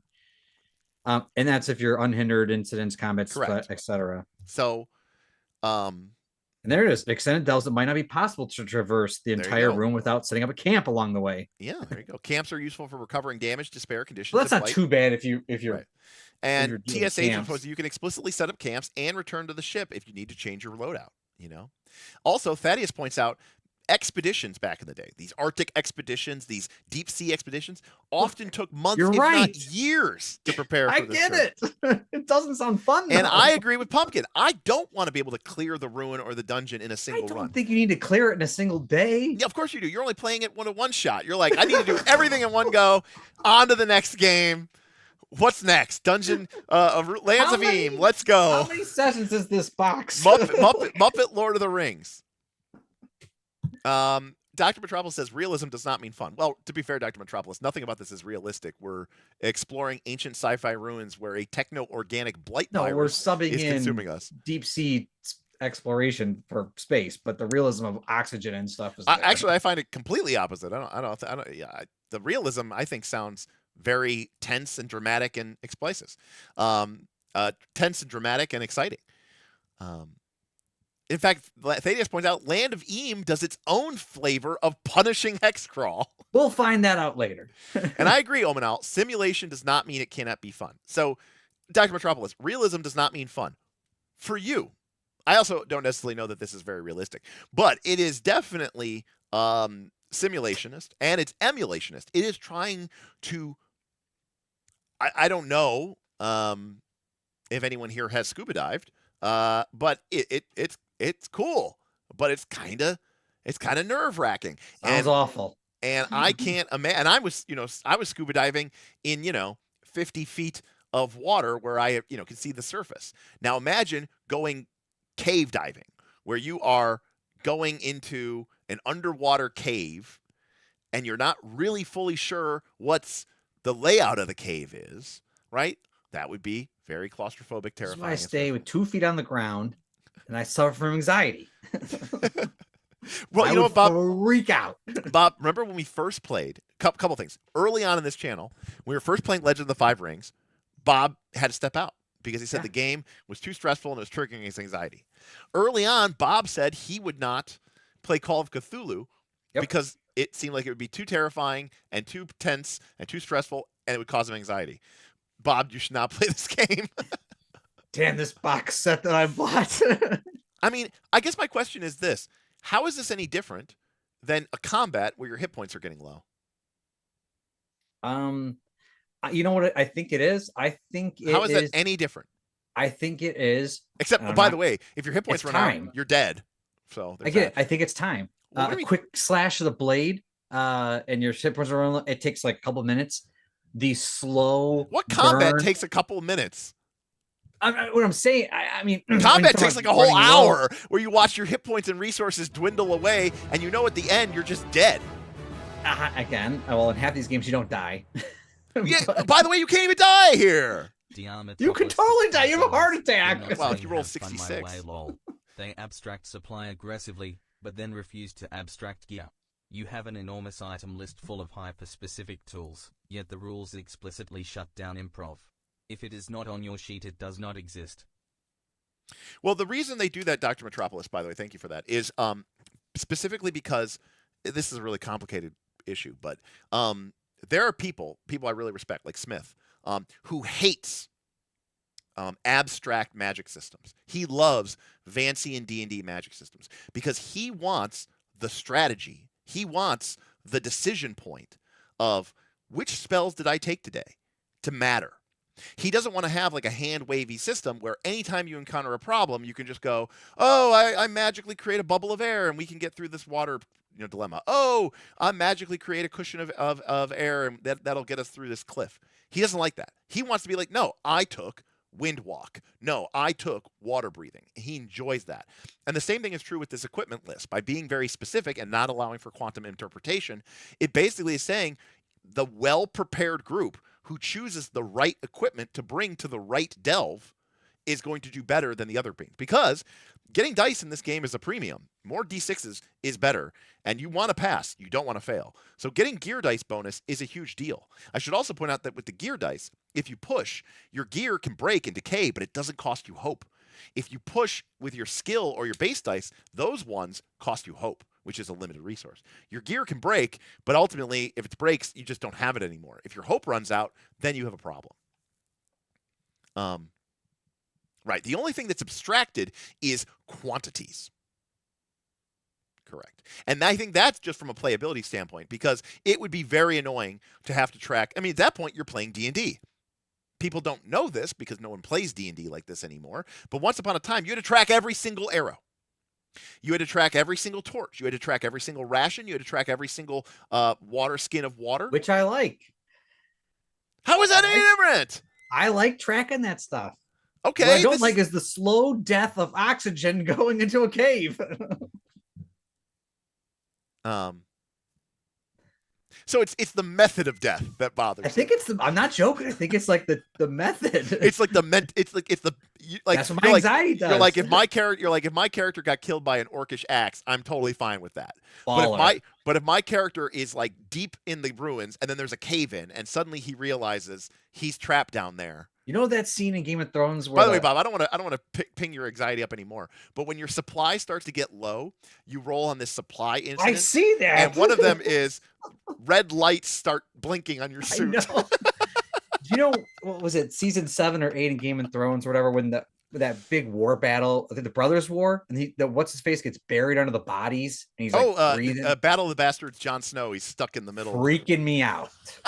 The breathing was like tripping me. Like he was having a hard time breathing. I thought I was having a hard time breathing. Can't handle it. Yeah. That's I just hope the reward at the bottom of this dungeon delve that I'm diving to is like makes me feel like that was worth it. 1 XP.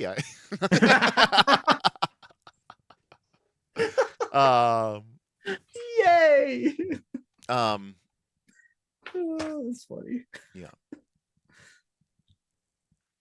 I mean, at Dr. Metropolis, if you wanted to, I suppose you could also track, instead of having supply, you could have water, food, lights, each different type of ammunition. I mean, you could track all those things.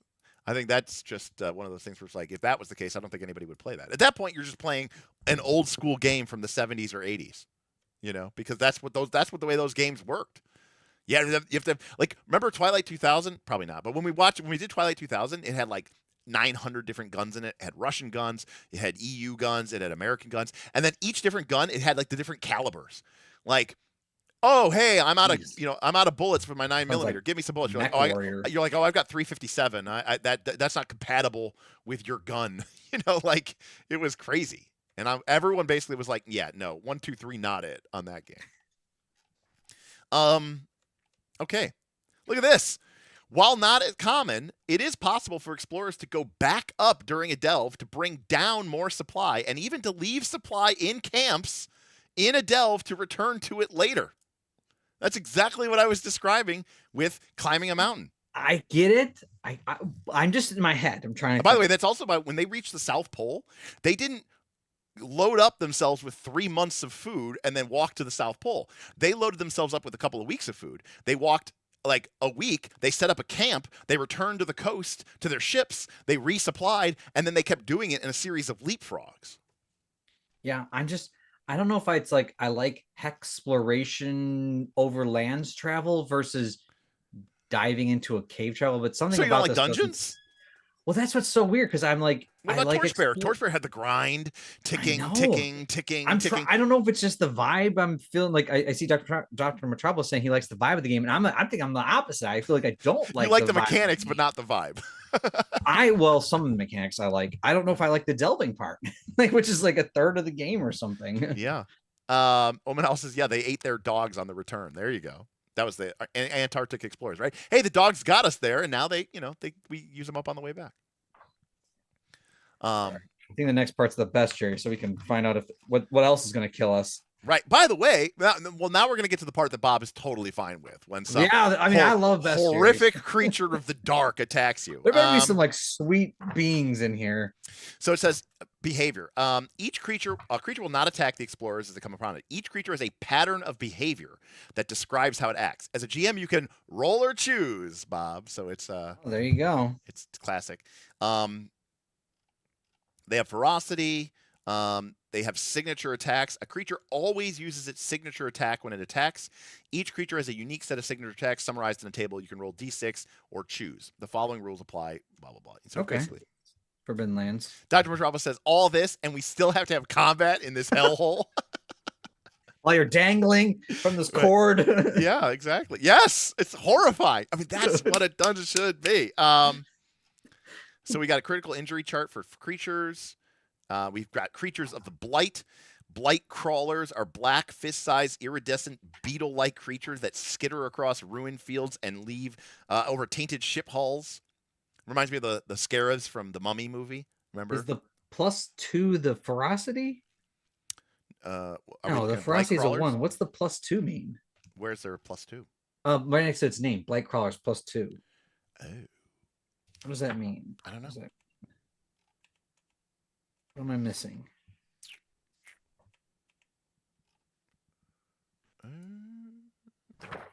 Is it like the level?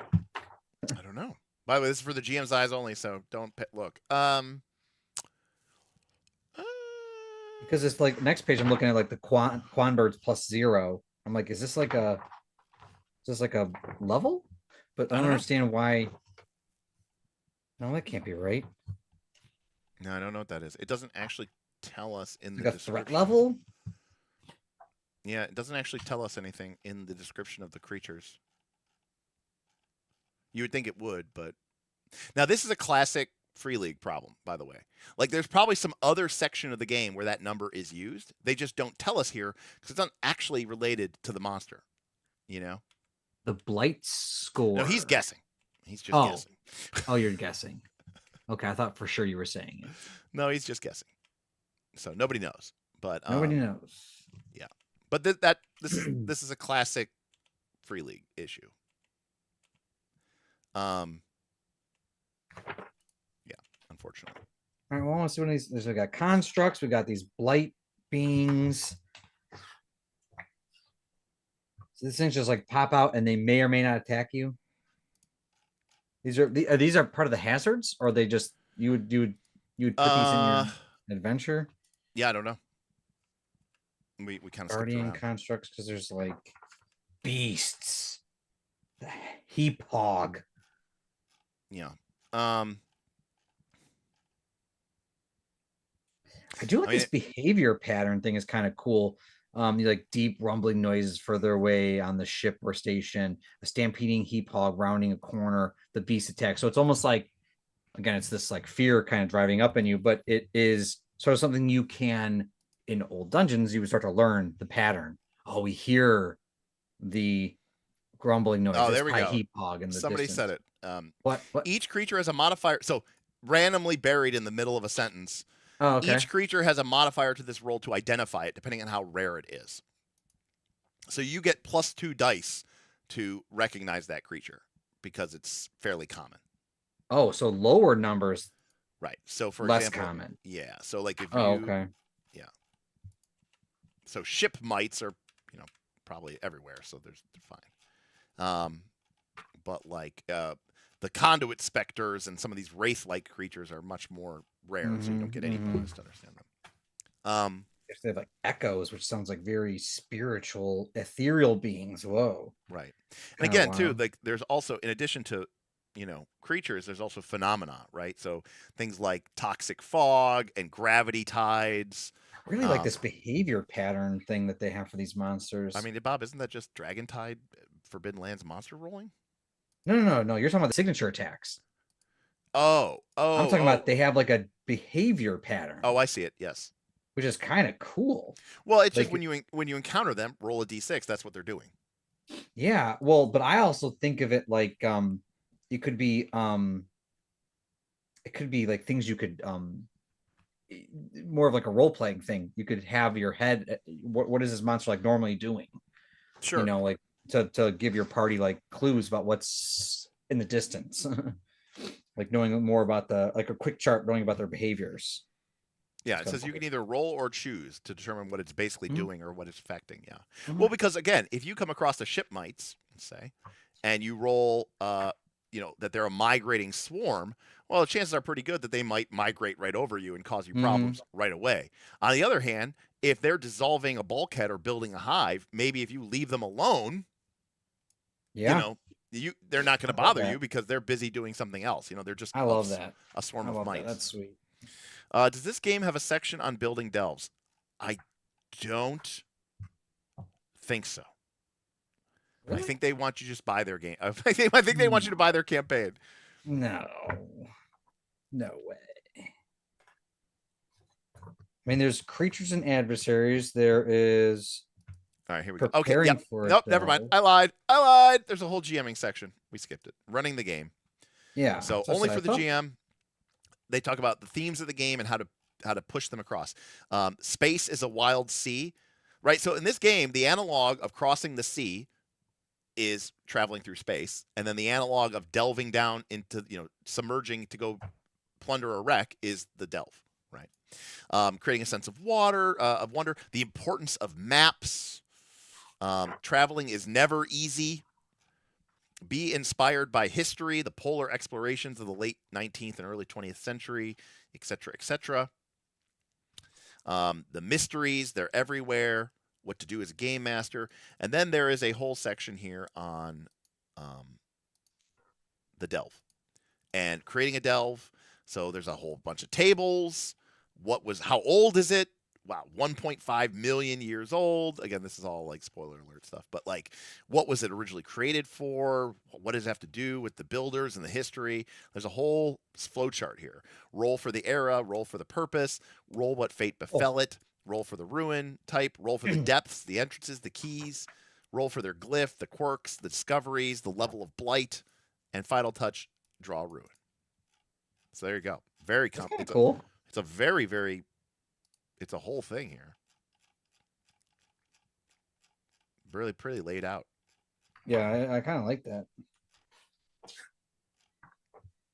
I mean, this is basically a dungeon game, like a old school dungeon game, masquerading as a space sci-fi game. So. And then it has an adventure at the back. And by the way, Bob, if we go all the way to the bottom. Yeah. You can find like the artifacts and the different stuff that you can find in the. I was just looking at that. There's artifact generation tab table. Yeah, they give you because it's a table, but you can build it and create it. And there's some samples. Yeah. So you find like these. Basically, you go into the dungeon, the ruins, to find magic items. That's basically what the game is about. Yes, I think so. Yeah. And then play political intrigue when you get back. And then go back to town, make a lot of money, and play political intrigue. Yeah, I think that's what it seems like. Yeah, seems reasonable to me. Last but not least, inspiration books. Books like Annihilation. I'm just reading the books I've read. In the Kingdom of Ice, The Grand and Terrible Polar Voyage of the USS Jeanette, Newton's Wake, North Water, Perdido Street Station by China Miéville. I've read that book. Gateway, a classic novel about finding artifacts from the remnants of an ancient civilization. Role-playing games. Fading Suns. Oh, that is the sci-fi game that I was exactly thinking of that I couldn't think of. I kept saying Traveler, Warhammer 40K, and I was like, no, it's just like really Baroque. And I was like, it's Fading Suns. That is exactly the game I was thinking of. Wow. I have not read or played any of these games. In the Light of a Ghost Star, a mini RPG. Into the Odd and Electric Bastion Land. Traveler. The Vast in the Dark. A Visitor's Guide to Rainy City. I do not actually know this one at all. I like how the Traveler one says always. It's just like the smallest entry ever. I mean, because it's like the definitive sci-fi. Like, you get it. Like, you get it. You know what's up. Yeah. Yeah. So Fading Suns is exactly the game I was thinking of, and I could not think of it. And it's exactly it's a game that mixes sort of like very Baroque kind of Gothic sci-fi with like an ancient setting that is like very mysterious and no one really knows what's going on. There's these big unknown questions. Very, very, very cool. I was just reading part of this afterward at the end of the book. In the last sentence, I just kind of glanced at it and says, and remember, in the great dark, one thing is constant. There is always hope. And I was like, I'm thinking the opposite. I'm like, all I heard was despair this whole time we were talking. Bob is like walking with Frodo, and he's like, we got to give this up. He's like, I'm done. Let's go back. Claim the ring. So I'm curious to read this here afterward. It all started with Coriolis. Back in 2008, we were fans of the original Swedish edition, of course, published by Jan Ringen. The game had a fantastic setting, but seemed to be stuck in limbo. We pitched a series of print-on-demand modules to keep it alive, and this was the birth of Free League. Wow. So there was another game published by a different company, and they were publishing modules for it. Our first two releases, Dark Leaves of the Light Flower and the Rimward Reach, introduced a frontier setting we described as Casablanca meets Deadwood in space. Yarnringen seemed to like our ideas and soon after gave us creative control of the entire game line. As we write this, it is early 2025 and we have laid the finishing touches on the game you hold in your hand. There is a feeling of having come full circle. This is the edition that unites the creators of the first edition with the designers of the second. As we look back, it's apparent that Coriolis the Great Dark owes a lot of its DNA to those first two modules. The frontier station Darjakum is strikingly similar to Ship City. The machinists even made a first appearance and focus on pulp archaeology. Why leave the third horizon behind? That was the last game of Coriolis. Mm-hmm. Simply put, we completed its story with the Wake of the Icons, fundamentally changing the setting. It was time to move on, but where? After years of debate, we found our answer: the Lost Horizon, a wild, mysterious place where the star portals are dead and the builder's specter looms large. With Coriolis, the Great Dark, we wanted to create a game that stayed true to its core premises: secrets uncovered through play and exploration at its heart. However, we moved away from the well-worn Firefly-style freelancers in a ship model. And by the way, most sci-fi games go that model, right? Yep. Scum and Villainy, which we've talked about on this show many times, right? The Blades in the Dark sci-fi game, right? This game is Firefly-esque style, freelancers in a ship. Traveler is basically entirely predicated around a bunch of freelancers called travelers in a ship. Instead, they aimed for a spirit of 19th century polar expeditions where the environment itself is a force to be reckoned with. The Greatships brought intrigue into the wilds, and the Slipstream made voyages long, dangerous, and unpredictable. Another aspect that has always defined Coriolis is culture. With this game, we wanted to create a culture that has evolved from the one in Third Horizon. Less a direct pastiche of Earth, but still with ties to the home that was left behind. The core setting of the Great Dark is smaller and more focused than its predecessor, but with more room to expand during play. This book is only the beginning, and we can't wait to explore the Lost Horizon with you. And while the path ahead seems to be uncertain, the future of the Seven Horizons remains unwritten. And remember, in the Great Dark, one thing is constant: you will get fucked by running out of supply. Well, so that obviously is the first look. Yeah. One of the questions earlier was from Boothby about how I thought Alien was. I think I would have more fun playing Alien because it's more movie-like and energy. Yeah. This is more exploration. Maybe I would like it. I don't know. Maybe depending on the group I was with, because I really liked Forbidden Lands. I really liked exploring, and this is very similar to that. So maybe I'm just overthinking it a bit. I don't know. Well, yeah. I mean, maybe. I think you could be. I think. Well, number one, there's a big question, which is this performative? One of the things that people talk about for Forbidden Lands is, oh my God, it's so punishing. Every time you shoot an arrow, you have to roll your ammunition die. Every time you take, the hex, the map is huge, and you're always running out of rations. You're rolling your D12s, and your ration die is a D8, and now it's a D6, and now you've run out of rations. And like the whole way that the game is presented is like, the clock is ticking. Anything's gonna run out. You'll be completely fucked. And what I discovered during play is it wasn't really that bad. It wasn't. So maybe I'm yeah.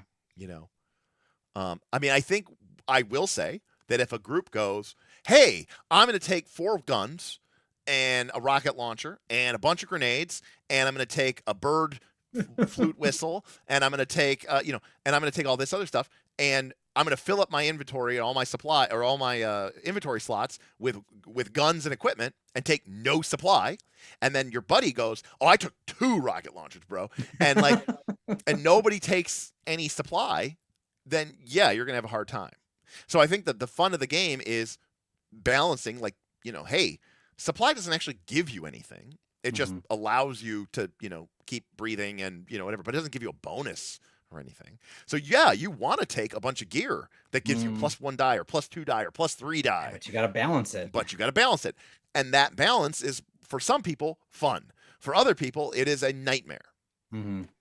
How much do you like spreadsheets? I think that's. I mean, like spreadsheets though. Not that you would actually do this on a spreadsheet, but I think it's and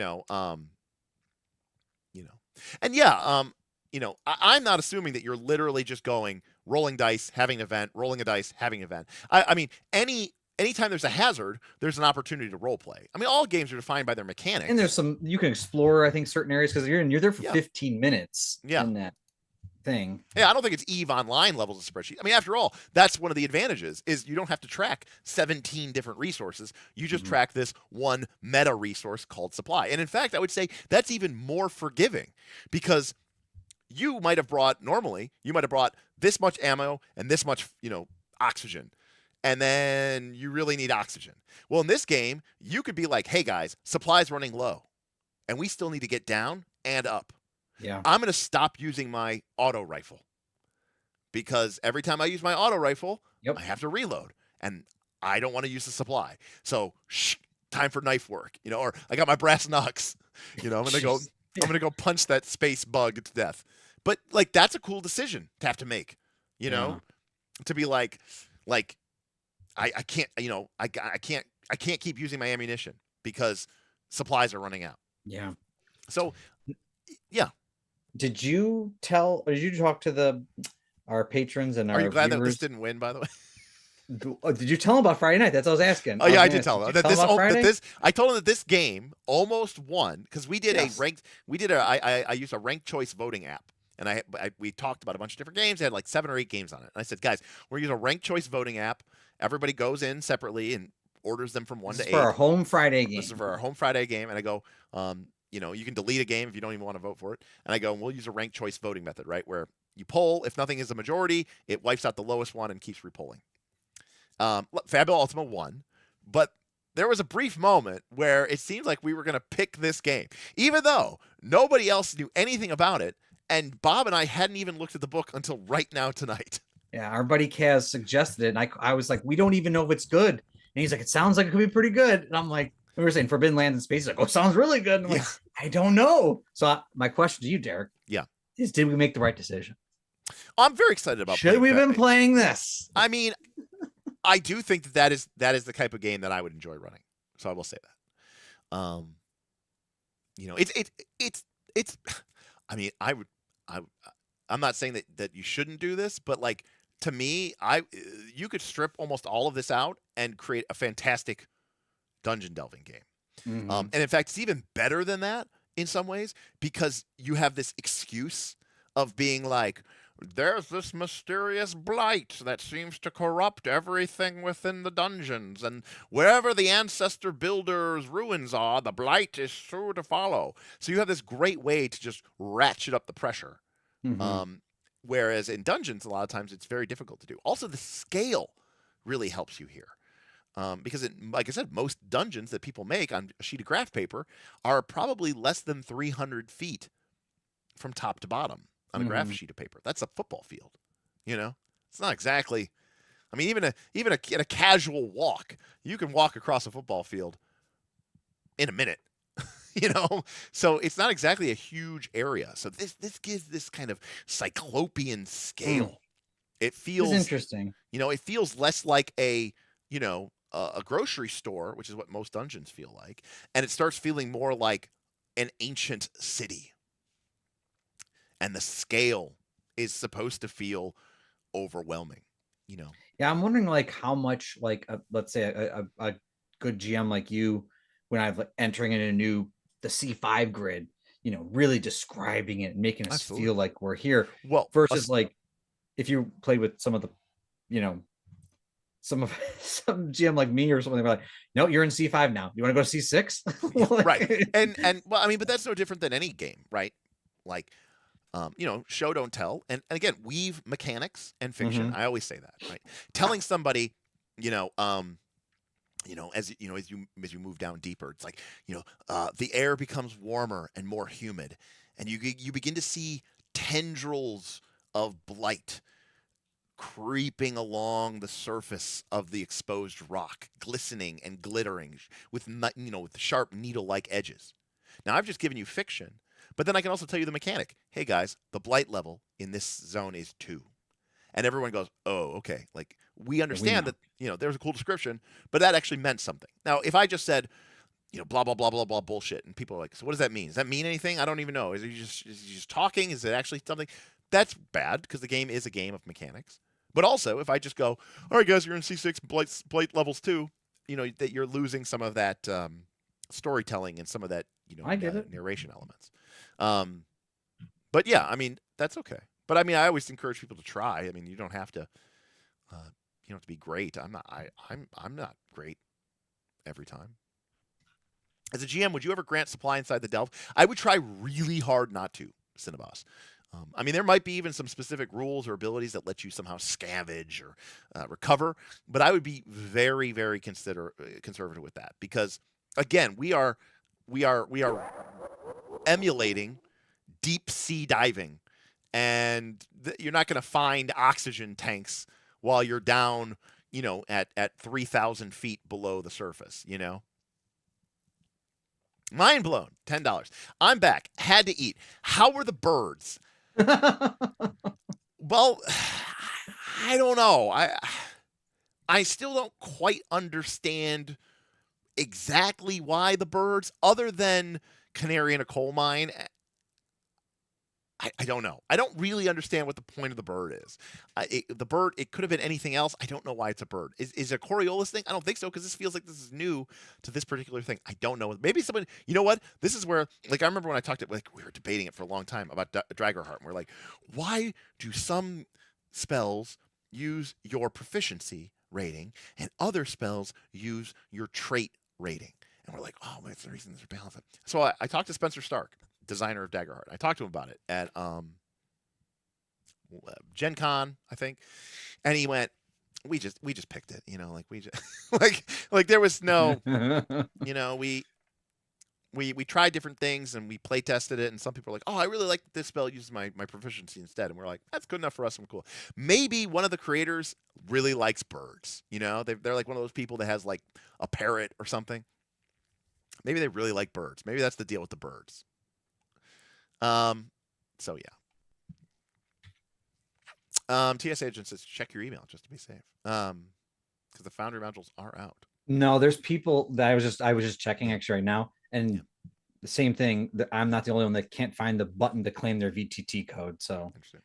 Yeah, Dr. Metropolis. Some will love the procedures, others will feel like a noose. I couldn't agree with you more. In fact, a great example of this is some people find Blades in the Dark, which I consider to be one of the most insanely, narrative, fiction-forward games ever.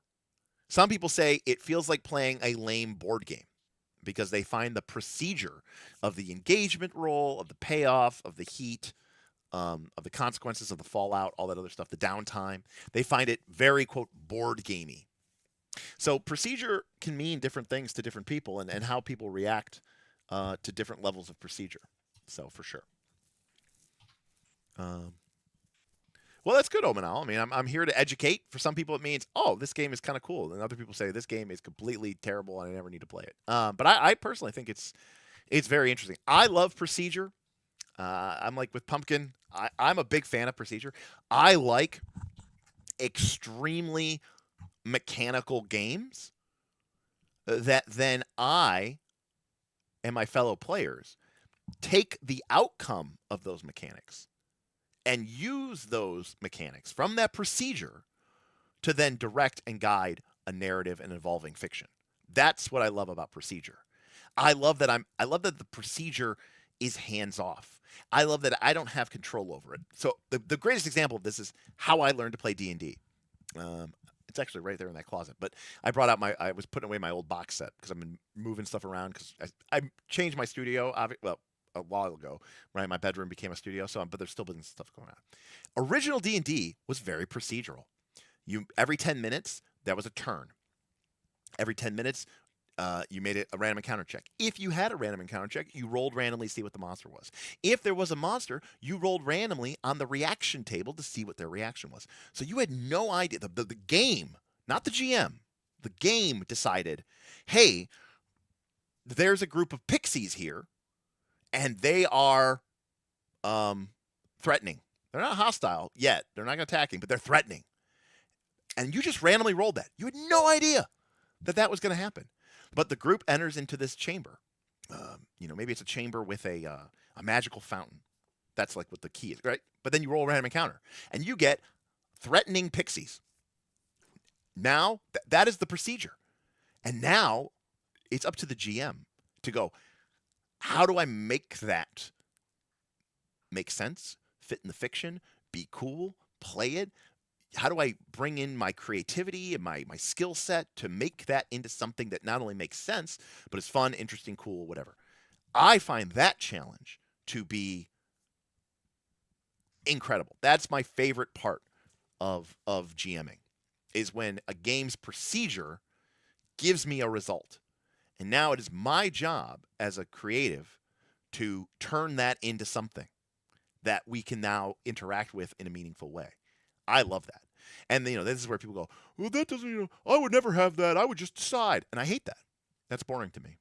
Where's the challenge in that? I'm just going to pick the thing that makes sense to me. I'm going to pick the thing that's easy for me.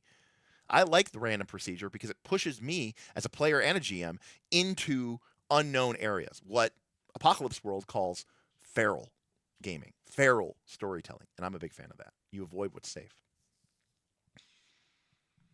Oh, I understand that the birds are meant to be a MacGuffin that was left over by the builders to try to fight the blight. I just don't know why it's birds. And remember, it's not even really a bird. It's like a possibly a bioengineered construct type thing. So now, Derek, you had talked about maybe running this, didn't you?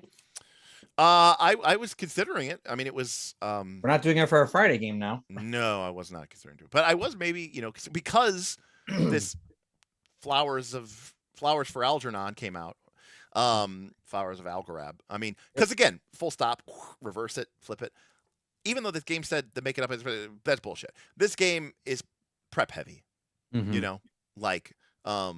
You need to have delves, designed. And I think designing a good delve is going to make for a better delve experience. Full stop. So even though there's tools and things to help you, which is great, cool, doing that on the fly seems very problematic, especially if you're supposed to potentially give the players a partial map of the delve from their deep scan. Or they can send their bird ahead to scout. So it's like, hey, I sent my bird ahead scout to find out what the blight level is. Well, I don't know what the blight level is because I don't even know what's below. I don't like random dungeons, like on the fly. I like prepping dungeons. That is my one weakness, if you want to call me that. I know that there's people who will randomly roll a dungeon as they're exploring it. That is not for me. That's not my style. Even though I like low prep gaming, that's not an area of the game where I think it just. Anyways, so the fact that there's a campaign setting for it with presumably a bunch of delves is pretty appealing. So, yeah, it's got a campaign book, detailed characters, locations, and plots of the campaign. Yeah, so large full color map. And I'm assuming it's probably something along the lines of like Dragon Emperor-esque level, right? It's not like 50 sessions or something like that. I don't know. It's probably. I didn't open it. But supposedly I'm supposed to get the VTT for it. And so then obviously the actual physical box set is a very limited use to me. So, correct. But you were talking about running it. So eventually. Maybe. I mean, I might play in it if you're going to run it. I mean, it's even more dungeon focused than I thought. And I thought that's pretty cool. Yeah. Well, that's what and someone said, like, what do you guys rate this? I don't even know how to rate this because I really think that I need to play it to really get a vibe for it. Like Forbidden Lands, reading it felt good, but then playing it felt awesome. So I will say this: we'll do a series of polls, as we always do, and then we'll end the stream. So as always, we are going to do some polls, which is to answer the big 3 + 1 questions. Right. So question number 1 is this game about something? Okay, and our options are 1, 2, 3, 4, 5. So 5 is great. 1 is terrible. So when you say about something, what if it's like about a lot of things? It feels like you're talking about like a single specific, like. Yes. Is the game trying to solve a specific problem? Is it focused? Is it trying to do? Is the game like, oh, this is anything? You can make this into any game you want, and That'd be a 1. Okay. yeah, that would be a 1. Yeah, I don't know. I feel like I'm in the, I don't know, 3 to 5 range, somewhere in there, because it definitely seems like it's pointing to a direction, but it seems like there's a lot of different things. Like you delve, and there's a political intrigue, and then there's like ship stuff going on. So we'll let chat vote. Remember, 1 for 1, 2 for 2, 3 for 3, 4 for 4, 5 for 5.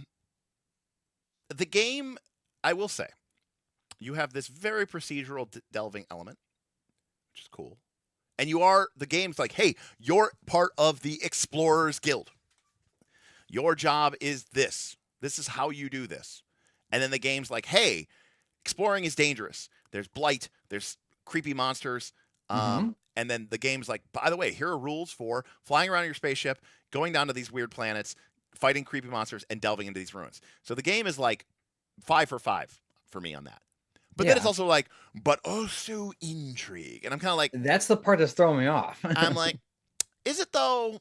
I don't know. Like the comparative number of mechanics, right? The comparative number of mechanics is, so. But yeah, so I'm kind of torn on that perspective. Yeah, I thought maybe in the 3 ranges where I was leaning, because it's I think it does the delve part really well. Bob just wants to play BG3. I don't know. He sucks at it. Dum dum. TPK count. Oh, Great Dinny, yeah. Great Dinny was always my top tipper. Oh, okay. Well, there you go. Well, but Beowulf, I think you're forgetting something here, which is that, that all of that is true. But remember, you're the PCs. You're special snowflakes, right? Like, delves are extremely rare unless you're the PCs. Jobs are hard to find unless you're the PCs, right? No one goes into the dungeon. That's what we do every session. Yeah, no one goes to the dungeon. That's what we do every session. Right? For example, dungeons in D&D are very rare, and finding a job to go in a dungeon, very difficult to rare. But that's what people spend most of their time doing, except for you, who spend time in town. All right.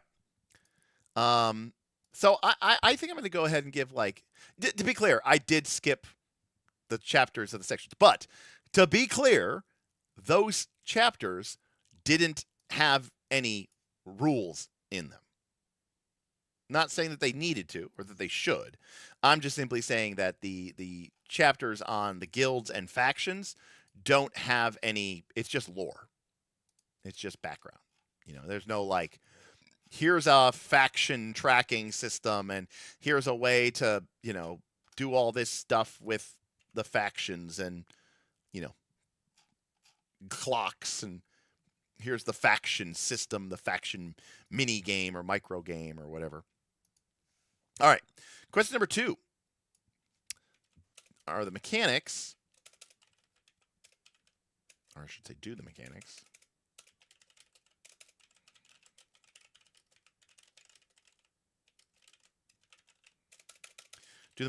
serve what the game is about? And to that end, assuming the game is about exploring these ancient ruins, a good job. Great. If the game is about intrigue, who knows?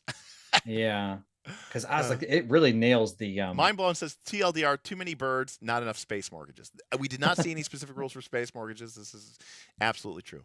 That's the expansion book. That's the expansion book. Yeah, you got to give them something. You got to give them something for the expansion. No, this is true, Thaddeus. You do have standing with factions. In fact, one of the XP triggers is basically, did you increase a faction with, or did you increase your favor or standing with a faction, or did you earn a favor from a faction? So it is absolutely mechanically rewarded. I'm not saying it's not important. I'm simply saying that the game basically treats it almost like Blades in the Dark treats free play, right? The majority of Blades in the Dark is about the score and the play pattern around the score. There's a lot of stuff you could do in free play, but it's not necessarily, quote unquote, mechanically supported. The way you would handle all the rest of that stuff is either just, talking, having a conversation, not necessarily in character. I mean, like players having a conversation with their GM, what PBTA and Daggerheart calls the conversation with a capital C, or you would be making ordinary, skill checks.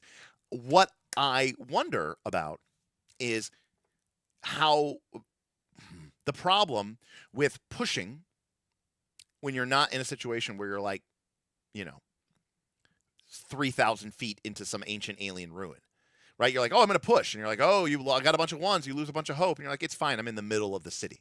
Like, what, and what's going wrong with us, So, I think that's a little bit of a problem. All right. Again, mostly seems to be 4s. And lastly, now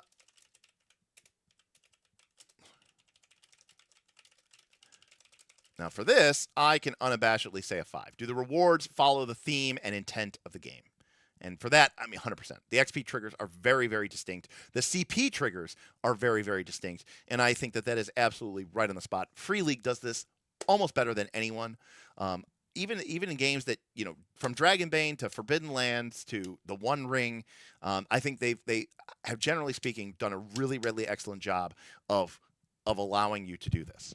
So I think, unabashedly, most people here should say 5s, because even if we say, oh, there's no mechanics for factions, that was part of the XP reward system, is like, did you curry favor with a faction? And if you did, good, cool, you get XP. So like the game is clearly trying to reward you for doing that. So you could have a session. Going back to our XP tracker,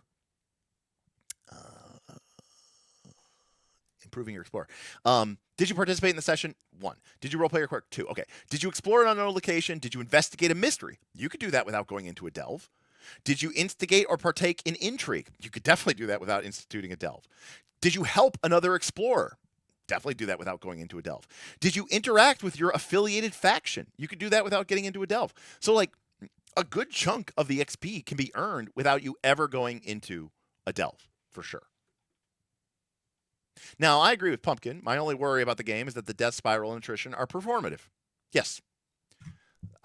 There's going to be a part of this, Pumpkin, in which that is definitely performative. Most TTRPGs are coded so that the players can win, most of the time. All right. Looks like everybody agrees that this is a 5. So the most important and last question that we have established now. This is our new question. That was Jared Sorenson's big 3. This is Knight's Last Call, 4th. And you know what it is? What's the vibe? No. What's Does it mega game? Oh, gosh.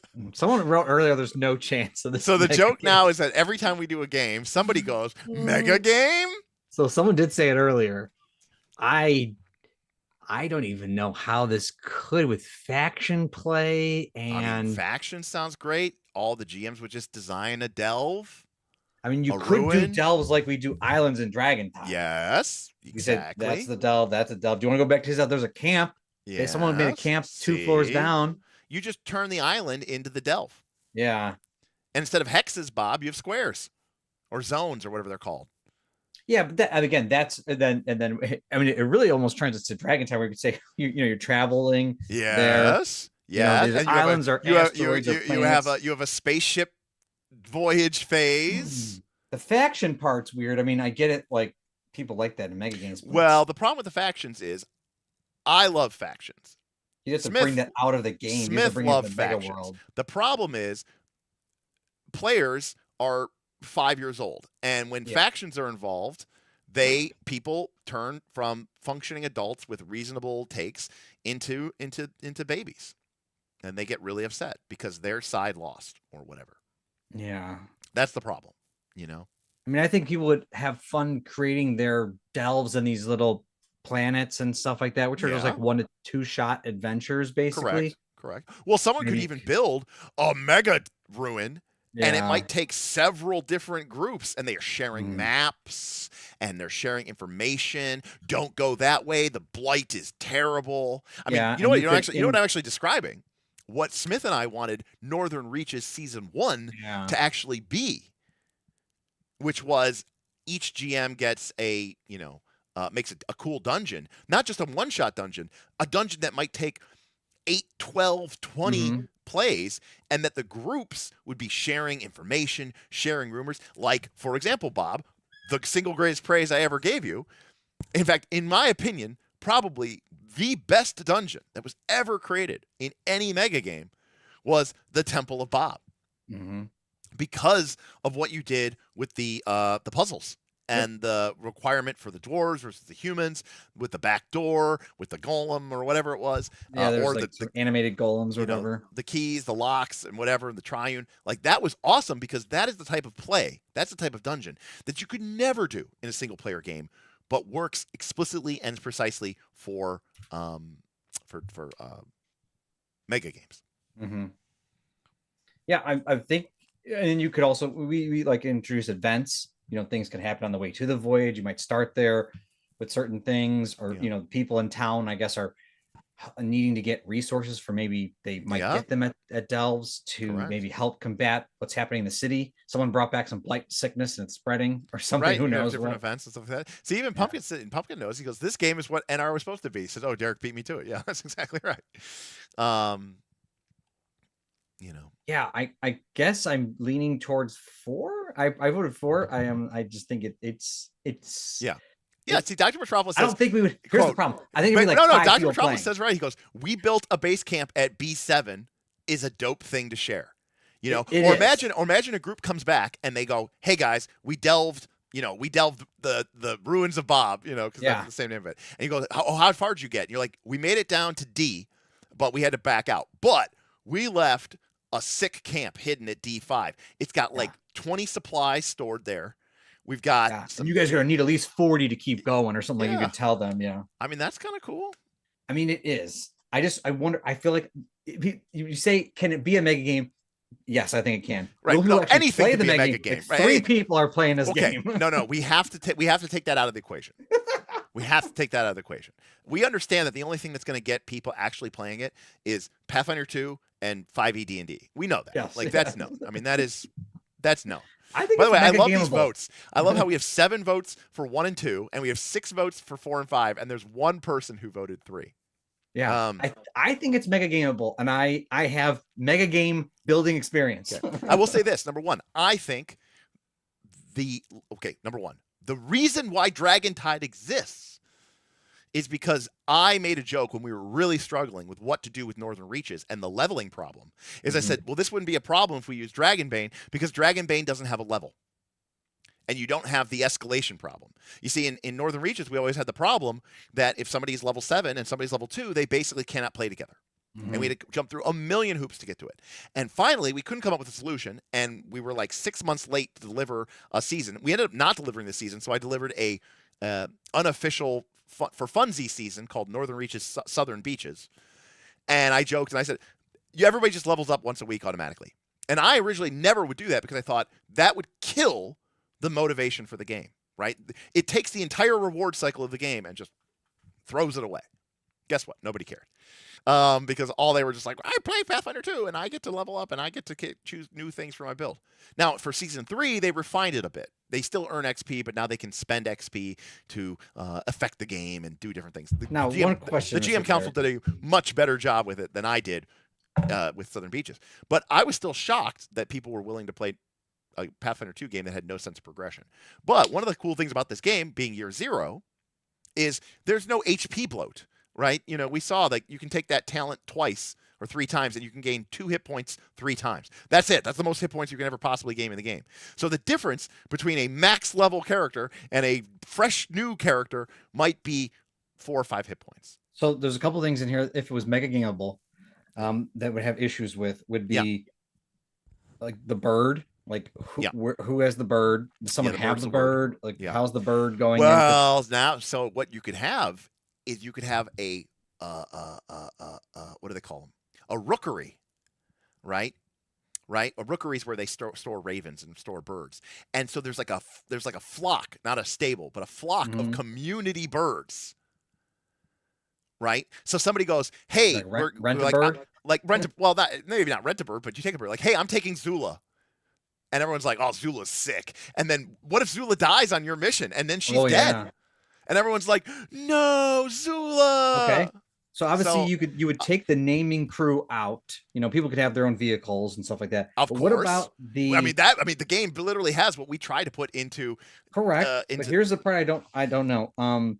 So when you go to explore though, you have these roles: Delver, Burr, Scout, Guard, Archaeologist, and they lean heavily towards the type of like how your build is. Well, yeah, but So- you choose that.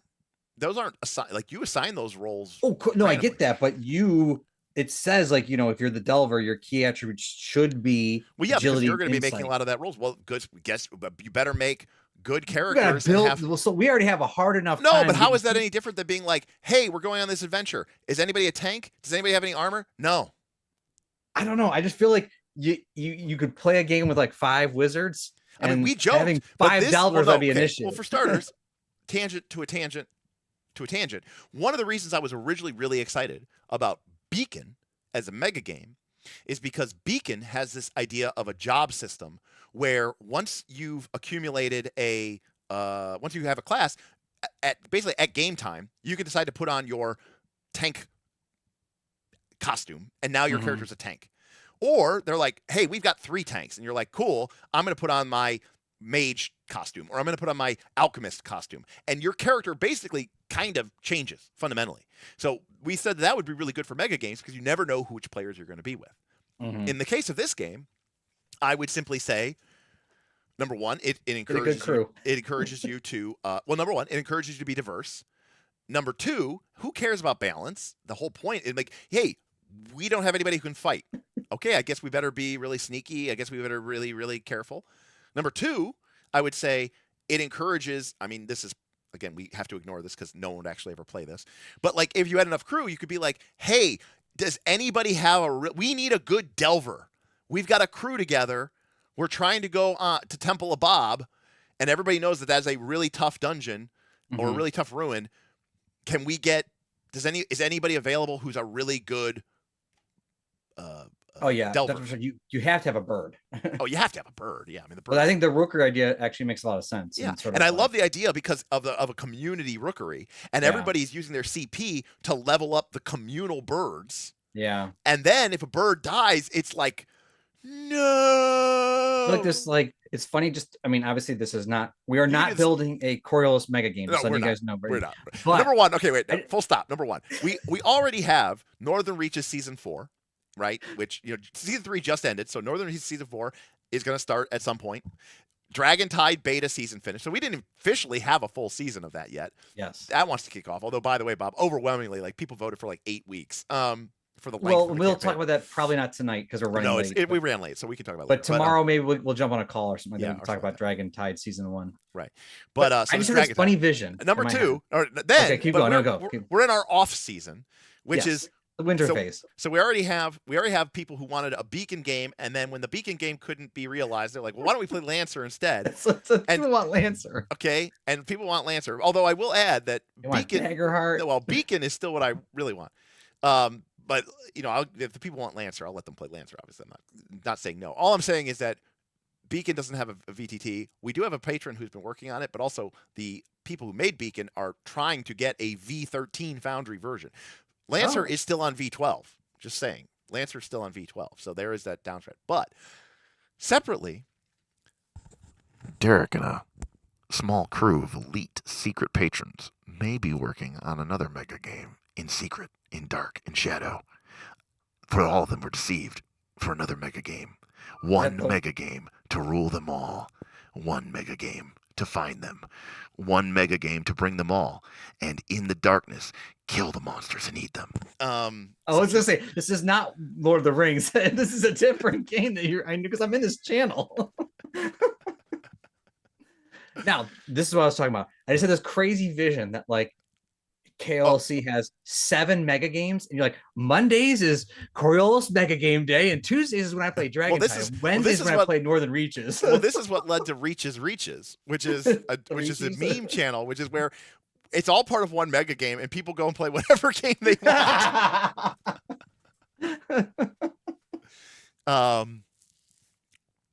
So those are the games that have actively been talking about. Yes. So we don't have time for it. Unfortunately, I would love it. By the way, Night's Last Call. You know what? I'm telling people to woman up. I'm telling people to man up. Night's Last Call has almost 550 patrons or something. We were almost close to 600. We have lost some patrons. Unfortunately, economics being what they are, it's the end of the year. We always lose people at the end of the year. Bob knows this. But also, too, a lot of people were like, why aren't you a Daggerheart channel exclusively? I joined because you did like 57 hours on Daggerheart. I assumed you were a Daggerheart channel, and then they joined us and left, which is fair. But anyways, we have we'll call it 550 people. We've also had a lot of downgrades, but we have 550 people. Where are you at?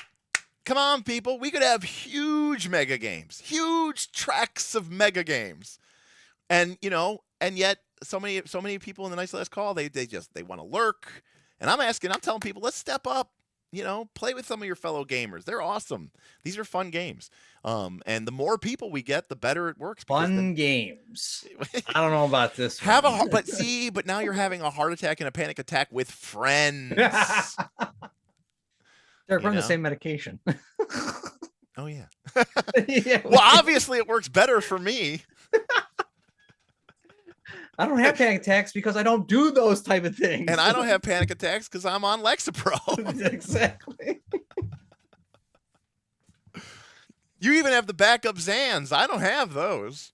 Hey, my doctor has no problem giving to me because I never take them. Right, exactly. Pumpkin says, I have 0 time. Well, Pumpkin has the problem of... I don't even know where you are these days besides like the Magic Channel. I don't even hear from you anymore. Yeah, I know. Well, Pumpkin, like I said, Pumpkin... I thought Pumpkin was the guy that was going to come out when we have a Knights con. We might be having a Knights con. Pumpkin where you at? No, Pumpkin went around. He fucked up. He got himself a girlfriend. Now he's got himself a fiance. So that's right. And that's all she wrote. That's... End of story. It's the worst. It's the worst killer. For free time. I mean, it's once you do that, it's all. Then you get a wife and you got kids. Oh yeah, Derek once a month. This is just tier 1 of no time. Then you enter into the dark. Then you enter into Derek Olius, the Great Dark, and that's where all of your friends are married and have kids and all this other stuff. Beowulf says, I'm waiting for the right mega game to launch. 0 interest in PF2 or Dragonbane or Lancer or Beacon or Monster Eaters. Wilder Feast. Put some respect on its name. Beowulf's going to be the only one for this mega game, whatever he decides to play. He's like, it's just me. And no, he wants to play Mech Warrior Destiny. George might play with him. Yeah. Legend of the Mist would be sweet. Oh, and Omen Owl, 100%. I am trying to get a game together with my wife and kids. So it's actually really fun to play with the future players. I think they have a lot of fun. I think kids are great for games. They like playing Dragonbane. I'm probably going to back Twilight Sword. So next year we'll play Twilight Sword next year. 48 hours left. I don't know if I'm going to back it. I don't know. I mean, you don't have to. I'll back it. And I don't need technically it. I'll back it. Here, I'm at that point. I apologize. I'm not going to back it. I'm just going to be like, hey, 2 little mice. Oh, that's fair.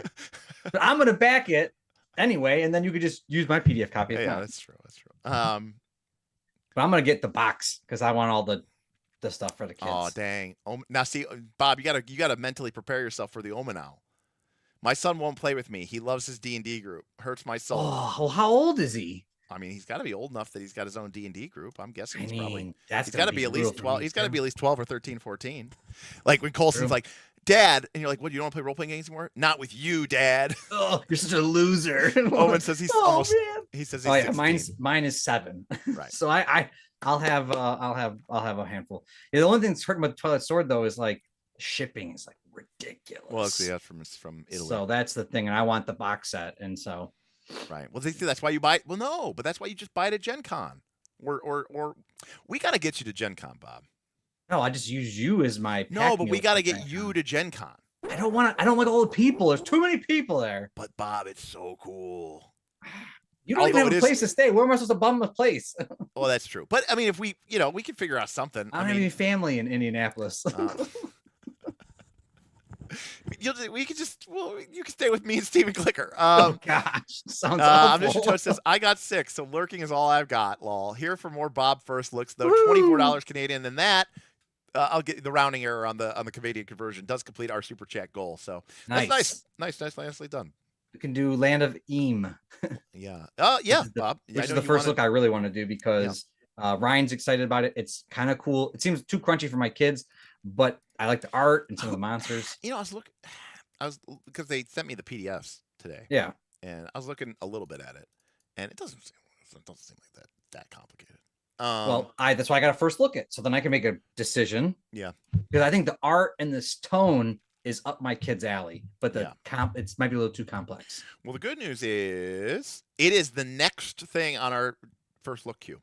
Well, that's the Coriolis, the Great I would Dark, like to be in. then Land of Eam, then Heroic Deeds. Okay, I'm not in for that one. Well, that's an indie RPG that was published and kickstarted by one of our new patrons.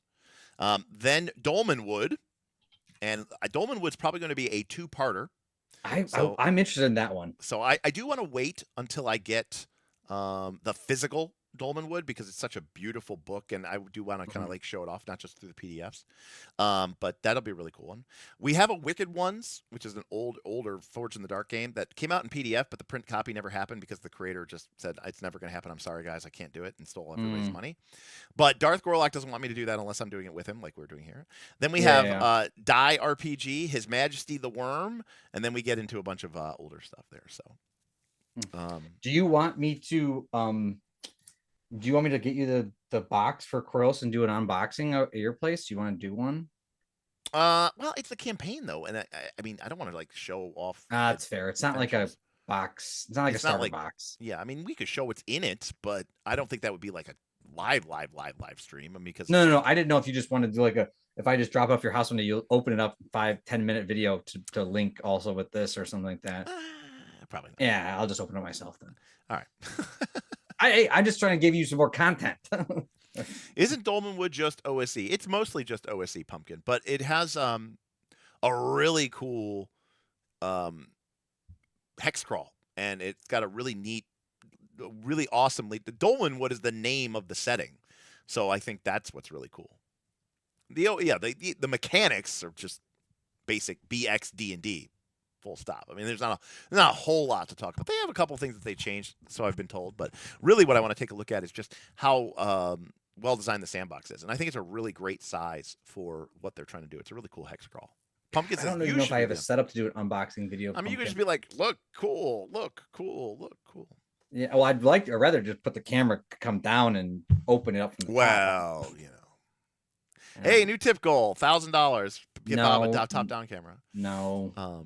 Yeah, see, Mr. Keiko says the maps of the book Dolmenwood were one of the best things I've ever seen in an RPG. Wait, so the maps you think are better than Dragonbane's maps? Because Dragonbane's maps are like top tier. I don't like Dragonbane's maps. Well, I do. What? But they're not useful.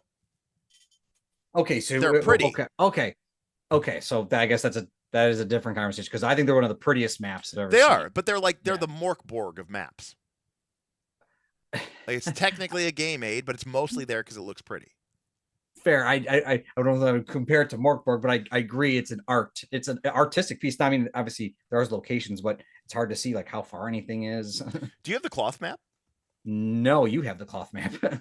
That's correct. I have some cloth maps coming, I think, with the new set. Well, then guess what, Bob? The magic. Did you pick me up one? Yeah, I did. I also put you up the GM screen. I don't remember if I have that coming with the Kickstarter I bought. Oh, okay. But I don't have the GM screen, that's for sure. All right. Well, I got you the GM screen. Edward says, I'm glad Die is in January so I can throw some money. Yeah, that's probably about when it'll come out. Because we do, we got to get through some of these first looks, but we got some time here. So, look, Free League makes beautiful maps, Dr. Metropolis. There's no doubt about it. I'm just saying, like, the maps in Dolmenwood are both really pretty, but they're also, like, really great hex crawl sandbox maps. They are really, really awesome. So. Okay. All right. Well, that's going to do it for us. We're going to dip out. Bob is not gaming with us on Friday because he is going to a different game night with his other better friends. Playing a baseball. So our first session of Fabula Ultima is going to be Friday, and it's going to be the other characters infiltrating an Imperial facility to break Bob out. I didn't get into this, Bob, but I think what I'm going to do, even though you have 3 classes, is I'm going to, and you're not going to be there, but I'm going to, but you get the experience points because that's the way the game works. But I'm going to force you to take a level in pilot, which would technically make you an illegal character because you'll have 4 classes. I was going to say I don't have that. All right, but that way you could have an airship. Does the pilot give me the airship? Yeah, I think so. I thought the pilot just let me have like a personal surfboard. Well, regardless, I think your character should be a pilot. Well, that's I made myself a pilot without making myself a pilot. Oh, okay. Oh, you're Like right. Okay. No, I you don't took need like it. Wayfarer and Treasure Hunter. No, And, no, no, no. You're right. You're right. You're right. It's the personal vehicle. Fuck that. Okay, never mind. That's for like a yeah, mega. Pilot is like All I right. took Sky Pirate as my thing, but like No, no. everything under the Pilot is all it's all like personal stuff. It's not You're like you're 100% right. yeah, that's why I think I started with the Pilot, and then we all were like, this isn't what I want to do. Like I Yeah. want to be an actual like a ship pirate or pilot. Right. No, that makes total sense. Yeah, so that's why I went the Wayfarer, Rogue, Weapon Master route. Like I'm more like an actual Sky Pirate. Yeah. Okay. I mean, if there's something else, yeah, you can throw it at me. I don't care if you force me to take something, but I don't think Pilot is the right one. No, I agree. Okay. You can make me take Mutant. That'd be fun. No. Well, no, you technically can't take a fourth class yet. The problem with these these Fabulous Ultimate books, they have all these freaking free PDFs. They're all just jammed up in these books. I know. I got this piece of paper falling out. I'm like, I need to go. I've got so many free PDFs. So many free. I should just start giving these away or something. I haven't done it. I have the books. I don't need it. This is great. This is great content. You not the C part. There is a heroic skill, I think. Do you think free market could mega game? Oh gosh. Do I think free market could mega game? God, no. No way. You said a heroic skill? I thought so. Or maybe it's a quirk. Riveting entertainment for people watching at home. No, this is what normal D&D, this is what normal role-playing games looks like. A bunch of people flipping through books and being like, what is going on? How does this work? Okay, there's a quirk. You guys don't have quirks. So we can give you a quirk, which also kind of opens us up to people. What page? Getting quirks. It's from Is it in techno? It's in it's in high fantasy. Well, maybe gosh, we're not playing high fantasy. I gotta grab that book. Well, yeah, but the quirk is from there. Okay, what page? 120. Continue. Yeah, old transport. You own an old vehicle that you love dearly. Unfortunately, the cursed thing barely holds together. It's the Millennium Falcon. Okay. You obtain a transport of your choice, such as a land vehicle, a ship, or even an airship. Nice. So then 125 of the core rule book. So there we go. So we can give you that. So I can get a. So we have a flying ship, I guess. Yeah, and something like that. Okay. Flying vehicle. It'll be a space pirate or whatever aether ship, spelled aether jammer. Yeah. Pumpkin says you can make my engine fail. Great, this thing's lasting like one session. Yeah, well, I gotta give you Fabulous points. It works out well for you. They said this is better than watching Derek do this alone on a normal stream. So there you go. No, I don't think free market could mega game. The way that the memory system works is a little weird there. But yeah, no, I'm serious when I say I think the stupid fucking dungeon meshy game is probably the best system I've ever read for mega games. Oh gosh, I didn't get to watch that stream. I'm gonna have to. I'm crazy. hoping if you guys end up playing it, I want to. Well, play. it's because it's dungeon meshy, but it's also there's two things that inspired this. One is dungeon meshy, and the other one is the Monster Hunter video games. And I I haven't played it. I've watched my brother play it. Yeah, and but that is at its core. Monster hunts were always like one of the most popular. Yeah, they're fun. Type of things. It's super low. It's super easy for the GM because there's no like dungeons. There's no really like super complicated plots. It's just you go find a monster who's causing problems. You track him down. Kill the beast. You fight him. And then when you're done fighting him, you cook him and eat him. And that's how you get powers. I love it. That's it. Full stop. So all right, let's wrap this up. Yeah, would it last for 36 months? No, but none of our games do. So that's true. All right, folks. So that's gonna do it for us. I will be, I think, on RFC tomorrow, so you can check me out there. Oh, nice. Wednesday night, I might maybe play some Final Fantasy, so make sure you check out us there as well. Thursday, I'll be back streaming. I don't know what we're gonna do. who knows? Maybe we'll do this heroic deeds first look, or maybe we'll do some discussions of other things. Always an possibility. Friday, I'm gonna be playing Fabulous Ultimate with my boys. Saturday, I'm gonna hang out with my friends and we're gonna play some board games. And then Sunday, theoretically, we are gonna be getting together to play The One Ring. And that's right. It's on the calendar. It is on the calendar. It's been on the calendar for several weeks, and then, we should have been done by now. Yeah, but you got sick. I got sick. Well, I went to PAX, then I got sick, and then and then Tim was out. It's been a whole thing. Yep. So much delayed, but I'm looking forward to it. All right, and that'll be our first from here. I don't know if that's going to be public. That might just be Patreon only. So we'll see. Oh, it should be Patreon only. Yeah, For sure for the patrons at least. Yeah, I think it'll be Patreon. I mean, we might release the VOD later, to public. Yeah. But for live, I think it's just going to be patrons only. So, all right, folks. Well, that's going to do it for me and for Bob. So thanks for joining us, and we'll see you next time on Knights of Last Call. Peace out.